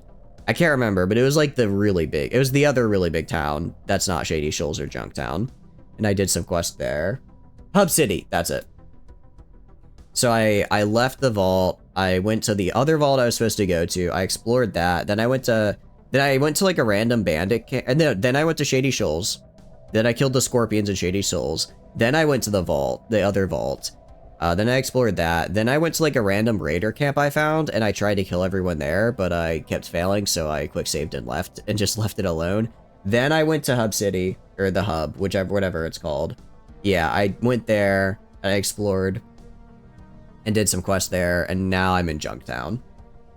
It's really fun. I mean, I'm not even really doing that many quests. I'm kind of just wandering around and taking in the vibes. It's really, I don't know. Older games do have a bit of charm to them. I really like that kind of older graphic style. What becomes NCR? Yep. What becomes NCR? Apparently, it's like you can go there, if you go there again in Fallout 2, it's like way bigger, which I think is really cool. I think that's actually really cool to see. Oh, and a laser grid. Luckily, that was close. But no, I want to, because I really, I know people, I know we've talked about it a lot of times here before, but I really liked Fallout 4, even though I know some of you guys aren't the biggest fan of it, because it kind of messes with a lot of the lore, which is, I think, fair. But I really liked Fallout 4. I also really liked New Vegas. So, like, I really like the lore of Fallout, so I really want to go back and, like, finish those earlier games, because they also apparently have, like, a really good story, and I'm really enjoying the story of Fallout 1 so far, so I would agree with that. Roller Coaster Tycoon 2 is free with Open RCT. I'll admit, I've never really been much of a, like, I don't know, is Park Builder what that genre is called? Like, I've tried to play a couple of those games before, where it's like honestly, I was actually surprised I didn't like it, but I got like the Jurassic Park Builder, where you make like make a zoo, but with dinosaurs. I thought I would love that. I couldn't really get into it. I think I tried, isn't there like a modern Roller Coaster Tycoon? I think I tried that at like a friend's house though, so maybe I just didn't have enough time to get into it. These are not really as fun as making roller coasters. I guess making a roller coaster would be more fun, because you can see people go on it. Coming from an original Fallout fan in the 90s, you played the hell out of 4. Yeah, it's like, I get that 4 does kind of some weird things from the lore, and the railroad is the, okay, I don't hate the railroad. I think they're a little, I understand that they needed basically a faction that directly opposed the Institute, and that you have the railroad that's kind of subs in to do that. So it's like kind of weird. It's like, I think they should have focused more on opposing the Institute over trying to save synths, if that made sense. Because kind of like, actually, I think you said it the other night, Prepper, when we talked about it, because we always talk about, Fallout 4 keeps popping up on this channel, on this stream, what can I say? Where it's like, you have these people, it's like, you know, you walk outside and you get beaten to death with a pool cue for like your one vegetable by a raider. It's like, why? It's like how it kind of is a stretch to believe people would be like, yeah, let's try and like put a lot of effort into getting synths like equal rights. So I feel like if maybe they focused on more of like, we're making our own shadowy cabal to like directly counteract the Institute, I think that would have maybe been a little bit more, I think that might have flowed a little bit more into the story. I've been thinking about this. That might have flowed a little bit more into the stories, and then having like maybe some side quests to be like, hey, this is like also like to get synth rights. I think that would be better, but I don't know. I feel like from a story perspective, because then you could also have like it maybe having them act as less of a, we're going to save synths, as more of a, we are going to directly oppose the Institute, maybe would just flow a bit better. especially because then you could do stuff like, you could do, like, the Institute is, like, replacing synths in, like, Diamond City. You could have, like, quest lines where, alright, I know another settlement needs our help as a meme, but it'd be kind of interesting if you had, like, different quest lines where you, like, that were, like, semi-repeatable, where you, like, went to, like, different settlements and places and had to, like, try and scope out, like, a Gen 3 synth from the Institute and, like, kind of sleuth it out. I think that could have been really cool. Watched the thing crapping on Fallout 4 this morning, which the guy mentioned that there's a New Vegas meetup each year at Shady Sands. That's kind of fun. I will say, I like New Vegas. It's fun. Story-wise. Actually, let me rephrase that. The story is fun. Playing New Vegas in vanilla is a painful experience. Maybe if I had played it when it first came out, I would have much fonder memories, but like, man, I think I played New Vegas in like 2017, 2018, and I played New Vegas after, I played Fallout 4 first. I played Fallout 4 and I was like, oh, this is great. I want to get into the rest of Fallout. And I was like, what's the most recent one? So I did New Vegas. And going from like 4's just general gunplay and movements and interactivity with the world to New Vegas was painful, I'll admit. That was not fun. But I like the story. One game in the series, everyone rages how good it is, but you couldn't get much past the beginning. I enjoy it, and I think it felt a little wacky. Although, now that I'm playing through Fallout 1, I feel like Fallout 1 kind of has a lot of that, like, kind of weird wackiness of just you're in this really weird wasteland and there's all this weird stuff going on that wasn't maybe in 4 as much, that I felt was more in Vegas. So I wonder if in 3, like, maybe Fallout 3 was a bit more serious in tone. So then when people went from, like, 3 to New Vegas, they were like, oh, this is, like, such a crazy setting with all these crazy different events and things going on. And that's why people like it a lot. And I wonder if then if they were to go back and play 1 and 2, if they would also like it, because the story is like, I don't want to say unserious, but a bit more out there. If that makes sense. Railroad or posers. Oh, I don't know if posers exactly. You came in 3 and loved, but you couldn't finish 4 because the story felt really jank. I haven't played 3. Although I was told that for 3, don't you like, wasn't it that there's like I kind of had the ending spoiled, but it's like at the very end, you basically have to like walk into a radioactive chamber and die. But if you had a companion, one of the companions was I think like a super mutant or a robot, and you could send them in instead and they wouldn't die. But if you asked them to do that, they would say, no, this is your destiny, and make you go in and kill yourself, which I found really funny. It's like, sorry, player character, you need to die. Fallout 1, 2, and New Vegas make 3 and 4 look like they were written by children. That, I wonder if 3 is a bit less, I wonder if they're just less wacky, if that makes sense. Because I feel like 4 was fun, but I don't, like, if I try to think of, like, standout quests, I'm like, or characters, I'm like, there's that one time where you, like, fought on the USS Constitution, and then it rocketed away into the side of the building. That was really kind of crazy and cool. But, like, other than that, like, any, like, super, like, I don't know, personable, other, like, kind of, like, mini groups or quest lines, I'm sure if I thought hard, I could think of a few, but I feel like in New Vegas, I had a little bit more... personable is such a subjective term, so I hate using it. But that's kind of how it felt a little bit. Haven't heard anyone go from 4 back to New Vegas, and that seems valid that UNI stuff would feel worse. Yeah, going from 4 to New Vegas felt absolutely terrible. And it's not even like, what do you call it? It's not like, it's not even like the lack of like a sprint button or anything, like, because I played Halo 2. I did like Halo 2 up through, like modern Halo, right? So I don't mind like older games not having a sprint button, but it's just the aesthetic, like the gunplay felt really bad, the aiming felt really bad. Honestly, the environmental storytelling, it wasn't bad in New Vegas, but I feel environmental storytelling in Fallout 4 is phenomenal. Just like every little house, every little area you go, just like with the different arrangement of the knickknacks, of the different arrangement of like the skeletons, like Fallout 4, also color palette, I think in Fallout 4 is actually, it's a little bit, it can be a little bit kind of gray at times, but I think the color palette is much more vivid than New Vegas by a mile. And I think the setting, the way the setting was constructed and put together in 4 is amazing. And that really blew me away. And I was not as impressed with New Vegas. Like the Hokiness of the original 2, some knock for having eye rolls unbelievables, but 2 had a freaking ghost in it. Really? Okay, cool. By the DLC and not die in Fallout 3 made people mad. Okay, so you can buy the DLC to not die. That's good. The ending was kind of cruddy for sure, and this bit was crazy. Yeah, just being like, sorry, you have to go die now unless you spend $9.99 on this horse armor. I mean, $9.99 on our companion DLC. Fallout Crash All Crash Out Vegas. No, I liked New Vegas.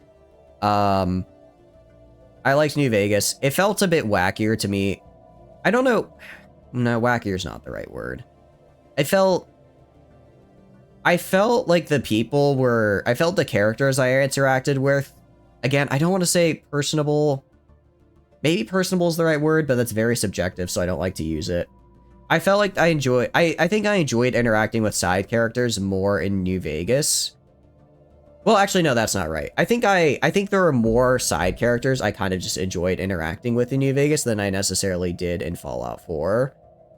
I guess thinking back on it, I don't feel like the side character writing was necessarily all that much better in New Vegas. I think they just had more hits than misses, if that makes sense. Well, it's a Monty Python reference. Ooh, relatable. Maybe relatable demon? Kinda? Yeah. I think maybe I could see I think relatable in that, like, I think kind of relatable in the sense that, like, I feel like a lot of the characters are kind of as stupid as I am when I'm playing around in New Vegas and just kind of just running around doing whatever. Like, I don't know, like tunnel snakes, right? Tunnel snakes are Fallout 4 or Fallout New Vegas, right? I'm like 90. Well, I'm trying to think, where else would they be? No, wait, tunnel snakes are Fallout 3. What am I talking about? I'm an idiot. Tunnel snakes are Fallout 3. How do I know about tunnel? I guess that's just cultural osmosis. I wonder if... No, that's probably from Old World Blues then. That's where I would have heard them. I'm trying to think, I'm like, how the hell do I know about tunnel snakes if I haven't played Fallout 3? That would be the Fallout Total Conversion mod for Hearts of Iron 4. So I guess I've gotten some lore that way. That's right, that is Fallout 3. The Kings are definitely New Vegas though. Like, I liked interacting with them. I really liked, do I like the factions in... I kind of like the factions in New Vegas a little bit better. Because I feel like in New Vegas, well, not better, but I like the conflicts between them better. I feel like in New Vegas, you have basically NCR, the Legion, and they're trying to fight over the dam. And then you have, like, other smaller factions kind of doing their own thing. Well, actually, no, because then there's Mr. House, who's a major faction. And then there's the Brotherhood. So actually, that's not necessarily true. Yeah, I guess they do have more than 2 factions. I guess whenever I think back to New Vegas, I only really think about, like, excuse me, hiccup. I only really think of the Legion and NCR. But that's because I always just kind of killed House and moved on. Was a part of New Vegas that put you off? I will say, I don't know about Prepper, but the part that really put me off in the beginner part of New Vegas was I did like everything in the beginner area. I killed the powder gangers that attacked me, and then I was walking to, I don't remember, I think it's Nipton is that first place you go to. And when I was walking to Nipton, I passed, I think it was Buffalo Bill's Casino and like amusement park. I'm like, oh, that's really cool. I want to go check that out. And then so I went, I checked it out, and there's a bunch of powder gangers there. So you have to like fight through them, and like, you know, basically it's just kind of this big old fight and slog. And that really just threw me off because it was basically, I'd say my first 2 hours in New Vegas were super combat heavy just because of how I ended up exploring the map. and I do not like combat in New Vegas. I especially if I had played New Vegas when it first came out, I probably would have been fine. If I had played New Vegas without playing a Fallout game before, I would have been kind of like miffed, but I would have been like, well, okay, it's an older game, this is how it is. But since I had already played Fallout 4, and I knew kind of like this is what the combat eventually gets to, going back to New Vegas was definitely, yeah. It was definitely rough. I feel like the beginning part is pretty fight heavy, and it's like I don't want to say. Well, I'm trying to think. When did New Vegas come out? New Vegas release date. New Vegas released in 2010. When did Modern Warfare 1 release? Modern Warfare 1 release date. Yeah, so Modern Warfare released in 2007. Like, obviously, I obviously know Fallout is not going to have, like, Modern Warfare level of combat, but, like, at that point in time, like, we had good combat in video games, in FPSs, and I would argue Fallout New Vegas, given the amount of combat you get into, is an FPS. So it's like, we have other studios that are making good, satisfying combat at the time. Hell, before the time, because Modern Warfare 1 released in 2007. So that, I don't know how long New Vegas is in development, but probably around that time. Like, we have other studios making really good combat, so kind of having the game release New Vegas as it was did not feel good. It was the same engine as 3 and felt identical. Yeah, when did 3 come out? Yeah, because I've seen pictures of 3 and it looks insane. Fallout 3 release date. 2008. Okay, yeah.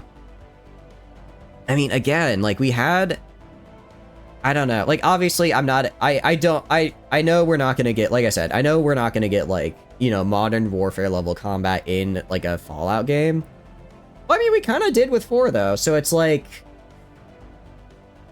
I don't know. I mean, granted, Bethesda's not an FPS company. So you know, obviously that's not a skill set they have. And I think the jump from New Vegas to 4... Well, actually, no, New Vegas was made by Obsidian. But I think Obsidian is even less of an FPS company. So seeing that jump, definitely... They definitely got better, but I feel like New Vegas really shows off the growing pains. You know, just didn't grab you, compel you to play. Hey, fair enough. Sometimes games just don't click. Sometimes they don't.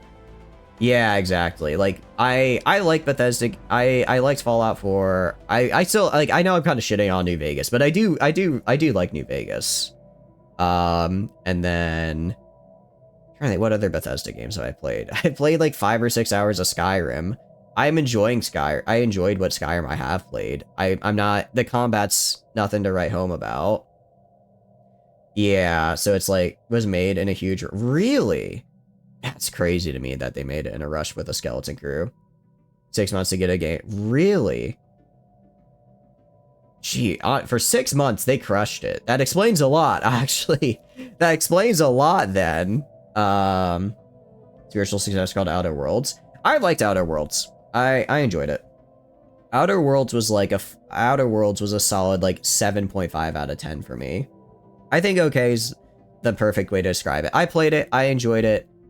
I'll probably go back and, like, replay it at some point, but I don't feel like I'm in a rush to. Too bad Obsidian's latest game was bad. Which one? Did they make another one since... Didn't they make another one since Outer... No, they made Avowed, didn't they? I thought Avowed looked pretty good. That's another... It's on game... That's another one that I get through Game Pass, so I just need to sit down and play it. And part of the reason I'm not, though, is because I'm still... I want to go back and replay Pillars of Eternity, because it's in the same universe, so I want to refresh myself on that, and that's... I like Pillars of Eternity, and I like Pillars of Eternity too, but they are long games, and it's gonna take some willpower for me to sit down and be like, alright, let's play through this, and then go to Avowed. You're probably overstating this, but going along those lines... Yeah, nothing wrong with that. You keep trying to play Outer Worlds on the Nova mode, but the enemies are bullet sponges. Yeah, that's the problem. I do not like I do not like when harder game difficulty just makes enemies bullet sponges. I really like how Fallout 4 does survival mode, where the enemies, they don't become a bullet sponge. Instead, both you and the enemy just basically get one shot. So you can, it depends on the enemy. Some take a little bit more, but like you do massive damage to enemies and they do massive damage to you. And I find that way more fun than just you kind of having your normal health and enemies being a bullet sponge. Like, I guess proportionally, you know, the enemy is much stronger than you if you have the same health and they are a bullet sponge, like just from a proportion perspective. But it's a lot less satisfying, I feel. It really looks pretty good until you start playing it. That's kind of a bummer to hear. I mean, it's on Game Pass, so like, there's no reason not to play it. You really enjoyed it? It looked fun from what you saw. My guess is that it's from what I've seen a little bit of it, it looks like a solid like 7 or an 8. Although you know what? This is in my opinion, this is from what I see when people talk about games and whatnot. I would argue it's better to be a bad game nowadays than to be a mid game, because a bad game will at least have that appeal of it's so bad it's fun, and a good game is like people like it. But if you're just kind of meh, you'll get like, you know, people will be like, oh yeah, I think I played that one time, and then never go back to it. Or their friend will be like, yeah, I played that, it was okay. And the friend will be like, oh, okay, so then I just won't get it then. It's almost like you're too good to be so bad you're enjoyable, but you're not good enough to like have, I guess, a bajillion fans. I think that applies, I will say, I think that applies more to like TV shows and movies than video games, but I feel like sometimes I kind of see that with some games. Like Outer Worlds, where it's like, I thought it was okay, I enjoyed it. I know like a couple of my friends that kind of saw it and they're like, it looks kind of fine. I'll maybe get it later, but I have other game I know I'd really want to get, so they get that instead, right? Although, what other games? I'm trying to think of what other games Obsidian has made, because they made Pillars of Eternity series. Also, I love Pillars of Eternity series. If you want a good, what is that genre called? It's like isometric. No, it's not. Is it ARPG? I think it's ARPG is the genre. CRPG, yeah. Isometric CRPG. I think Pillars of Eternity is super fun for that. This is gonna be kind of a weird comparison. If you like Divinity Original Sin, I think you'd like Pillars of Eternity. They're very different game systems, but they have a very similar feel to me for some reason. And I think they clicked. It might just be I really dig I think part of it is I really dig those kind of fantasy settings, so I'm into it regardless. But something about them, even though they're different kind of game mechanics, I think they really click well. Your feeling about the last Bethesda one, the Star one? Oh, Starfield.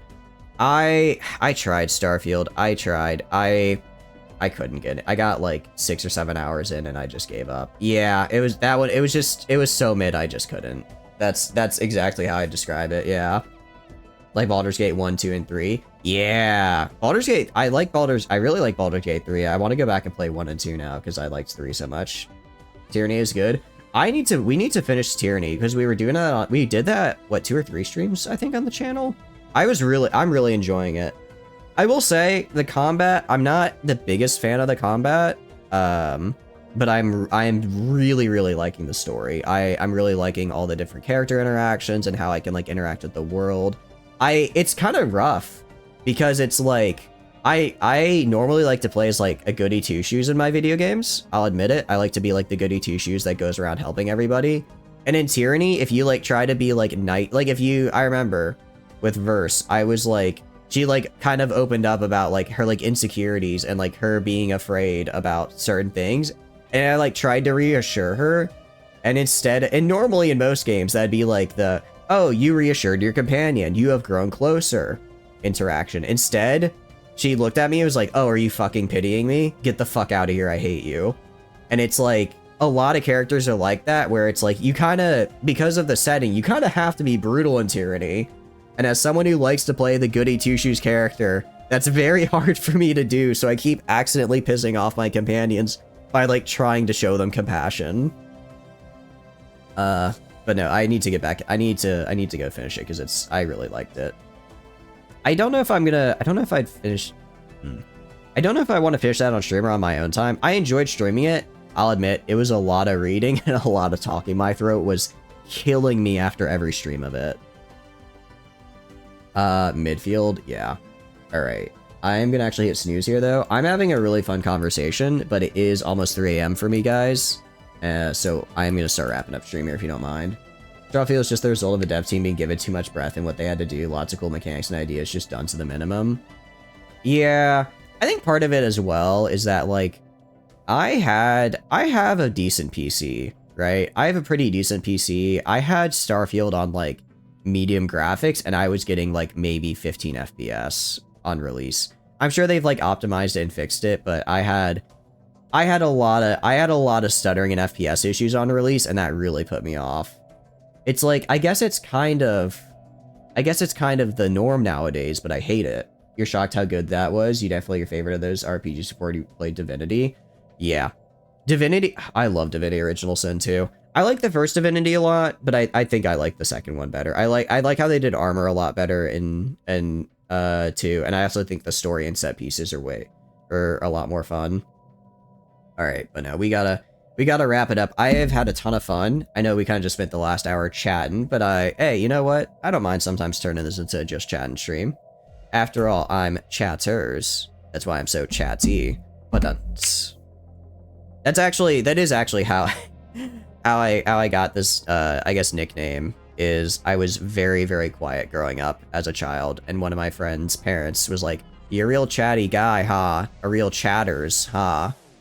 It wasn't exactly like that, but my friend's parent just started calling me chatters as kind of like a joke, but I guess kind of like a nickname. And then I was like, huh. As like a 9 and 10-year-old, I was like, huh, I need a username. Well, I guess my friends call me this, so I can just use that. And now here I am. It's gone from ironic where I don't speak a lot, so it's like, it's supposed to be ironic because I don't speak a lot, but you're saying a name that makes it sound like this speak. And now I speak a lot, and it's a name that makes it sound like I speak a lot. Anyway, that's a bit of a rambling. Outro time, because, again, it's almost 3 a.m. I did start pretty late. I do apologize. I had some stuff come up, so I ended up starting late. But I should start on time for the schedule for today's stream at 7:30, and we're going to be continuing a Stellaris run. Going to be doing more Stellaris, because I'm really liking the DLC so far. I think I'm starting to get a hang of the new econ. A little bit, and I definitely want to get more into it. So we'll do a much longer stream at 7:30 tonight. Then after that, I think Wednesday I have set for also Stellaris. We'll kind of see. We'll see how far I get on today on the next stream. Because if I do like 10 hours and we get to like 20, if we make it to like late game, I'll probably swap out Wednesday stream for something else instead of Stellaris. Basically I want to hit 2400, and then I want to probably take a break for a little bit because I don't want to go too fast and burn out too much. And then I pick up from 2400 next week. So I said 3 streams to do it. We're actually moving at a pretty fast pace, so we might hit that next stream. We'll see. But anyways, if you're wondering about that, that would be found in some of our links. So, links. Discord. Pretty standard for Discord. I post Lucas' schedule in there I was talking about. I also send out ping when I go live if you feel like it. I have it's like a notification you can click. It's like you just click a emoji, and then it gives you a role that gets pinged when I go live. So after that, we have tons of fun and super cool people in there, so I highly recommend to hang out. We have a lot of other people, so if you want to organize your own games and stuff in there, that's also totally cool. I know we've had a couple people organize stuff like War Thunder. I think we had some space engineers as well in Factorio, just kind of separate from stream with people in the community, which is really cool. Also, we run events through there, such as our previous Stellaris events. Generally, a Stellaris events, it will be for a Stellaris event. It's what we do is I go and I have you guys create some kind of empire in Stellaris. I put it in, I let the AI control it, and then we work towards some kind of goal. For instance, one event we had it to where I tried to make like a big old massive world federation, or Galaxy Federation to fight off a 10 times crisis. I made the Galaxy Federation. Unfortunately, it was not strong enough to fight off a 10 times crisis. The one we just did was Megacorps, where you all had to make Megacorps, and then we fought to see who was the best Walmart. I think I won. I think I technically won at the end. Admittedly, that one I used a modded Galaxy, so it was getting to where it got to the point where it was about 1 to 2 seconds per in-game day. I think that was what it was like in the year 2460, so that would have been a very long time to finish. So I did call that one a little early, but I was on track to win, I feel. Scratch 9 armies destroyed in space. Hell yeah, that's what I'm talking about, Demon. You're gonna have to help. You're gonna next Terra Invicta stream. You're gonna have to help me figure out how to build because I still don't. I think I'm getting better at building ships in Terra Invicta, but it's not quite. I'm not quite there yet. So yeah, if you're interested in like Stellaris events, or just in-game events in general, that is always done through the Discord. So that's another great reason to join. Aside from that, we also have the Twitter. And again, I just mostly use that for like announcements and stuff. So like if I'm running late for whatever reason, that'll be posted on the Twitter as well as the Discord. And the YouTube is for VODs. I'm a bit behind on VODs because I had some drive issues with a lot of my files getting corrupted. Hopefully over the next, I'm hoping over the next few days to try and get those organized up and get caught up here. Lancers are your friend, but you'll talk more about it on Thursday. Sounds good to me, Dictator. Alright, so anyways, thanks for being here tonight. I had a ton of fun. Actually, let's see. Is there anyone else streaming Stellaris right now that I can throw you guys into? Anyone else doing Stellaris who I can send you into? There's gotta be somebody, I'm sure. I like to try and throw you guys into the same game category just because what do you call it? It's all right. Ooh, there's a lot of people doing Stellaris right now. Cool. You know, makes sense given the DLC just released. I imagine there's a lot. All right. All right. First person I see. All right. This is the first person I see who has a easy-ish a name to spell. So we're gonna go to them. Pull that up here. Do the /raid. And let's hope I can spell this right. All right. So it looks like Bonilsaur here, I hope I pronounced that right, is also doing some Stellaris. Who knew? The Stellaris stream is raiding into yet another Stellaris stream, which is cool. So I'm going to send you guys over there. Let's give them some support. But yeah, thank you guys for being here hanging out. I always have fun playing games on my own, but when I get to play them with all of you guys, I have way more fun. I already went through the links earlier. Yeah, thanks for being here and hanging out. I know that last hour is just me kind of chatting about whatever, but I hope you guys enjoyed that as well. I've got some fun kind of events coming up soon that I think you guys will enjoy. So look forward to that, and I'll see you guys in about, quick math, 16, 17 hours for some more Stellaris. All right, have a good one, guys. Bye-bye, bye-bye, goodbye, bye-bye.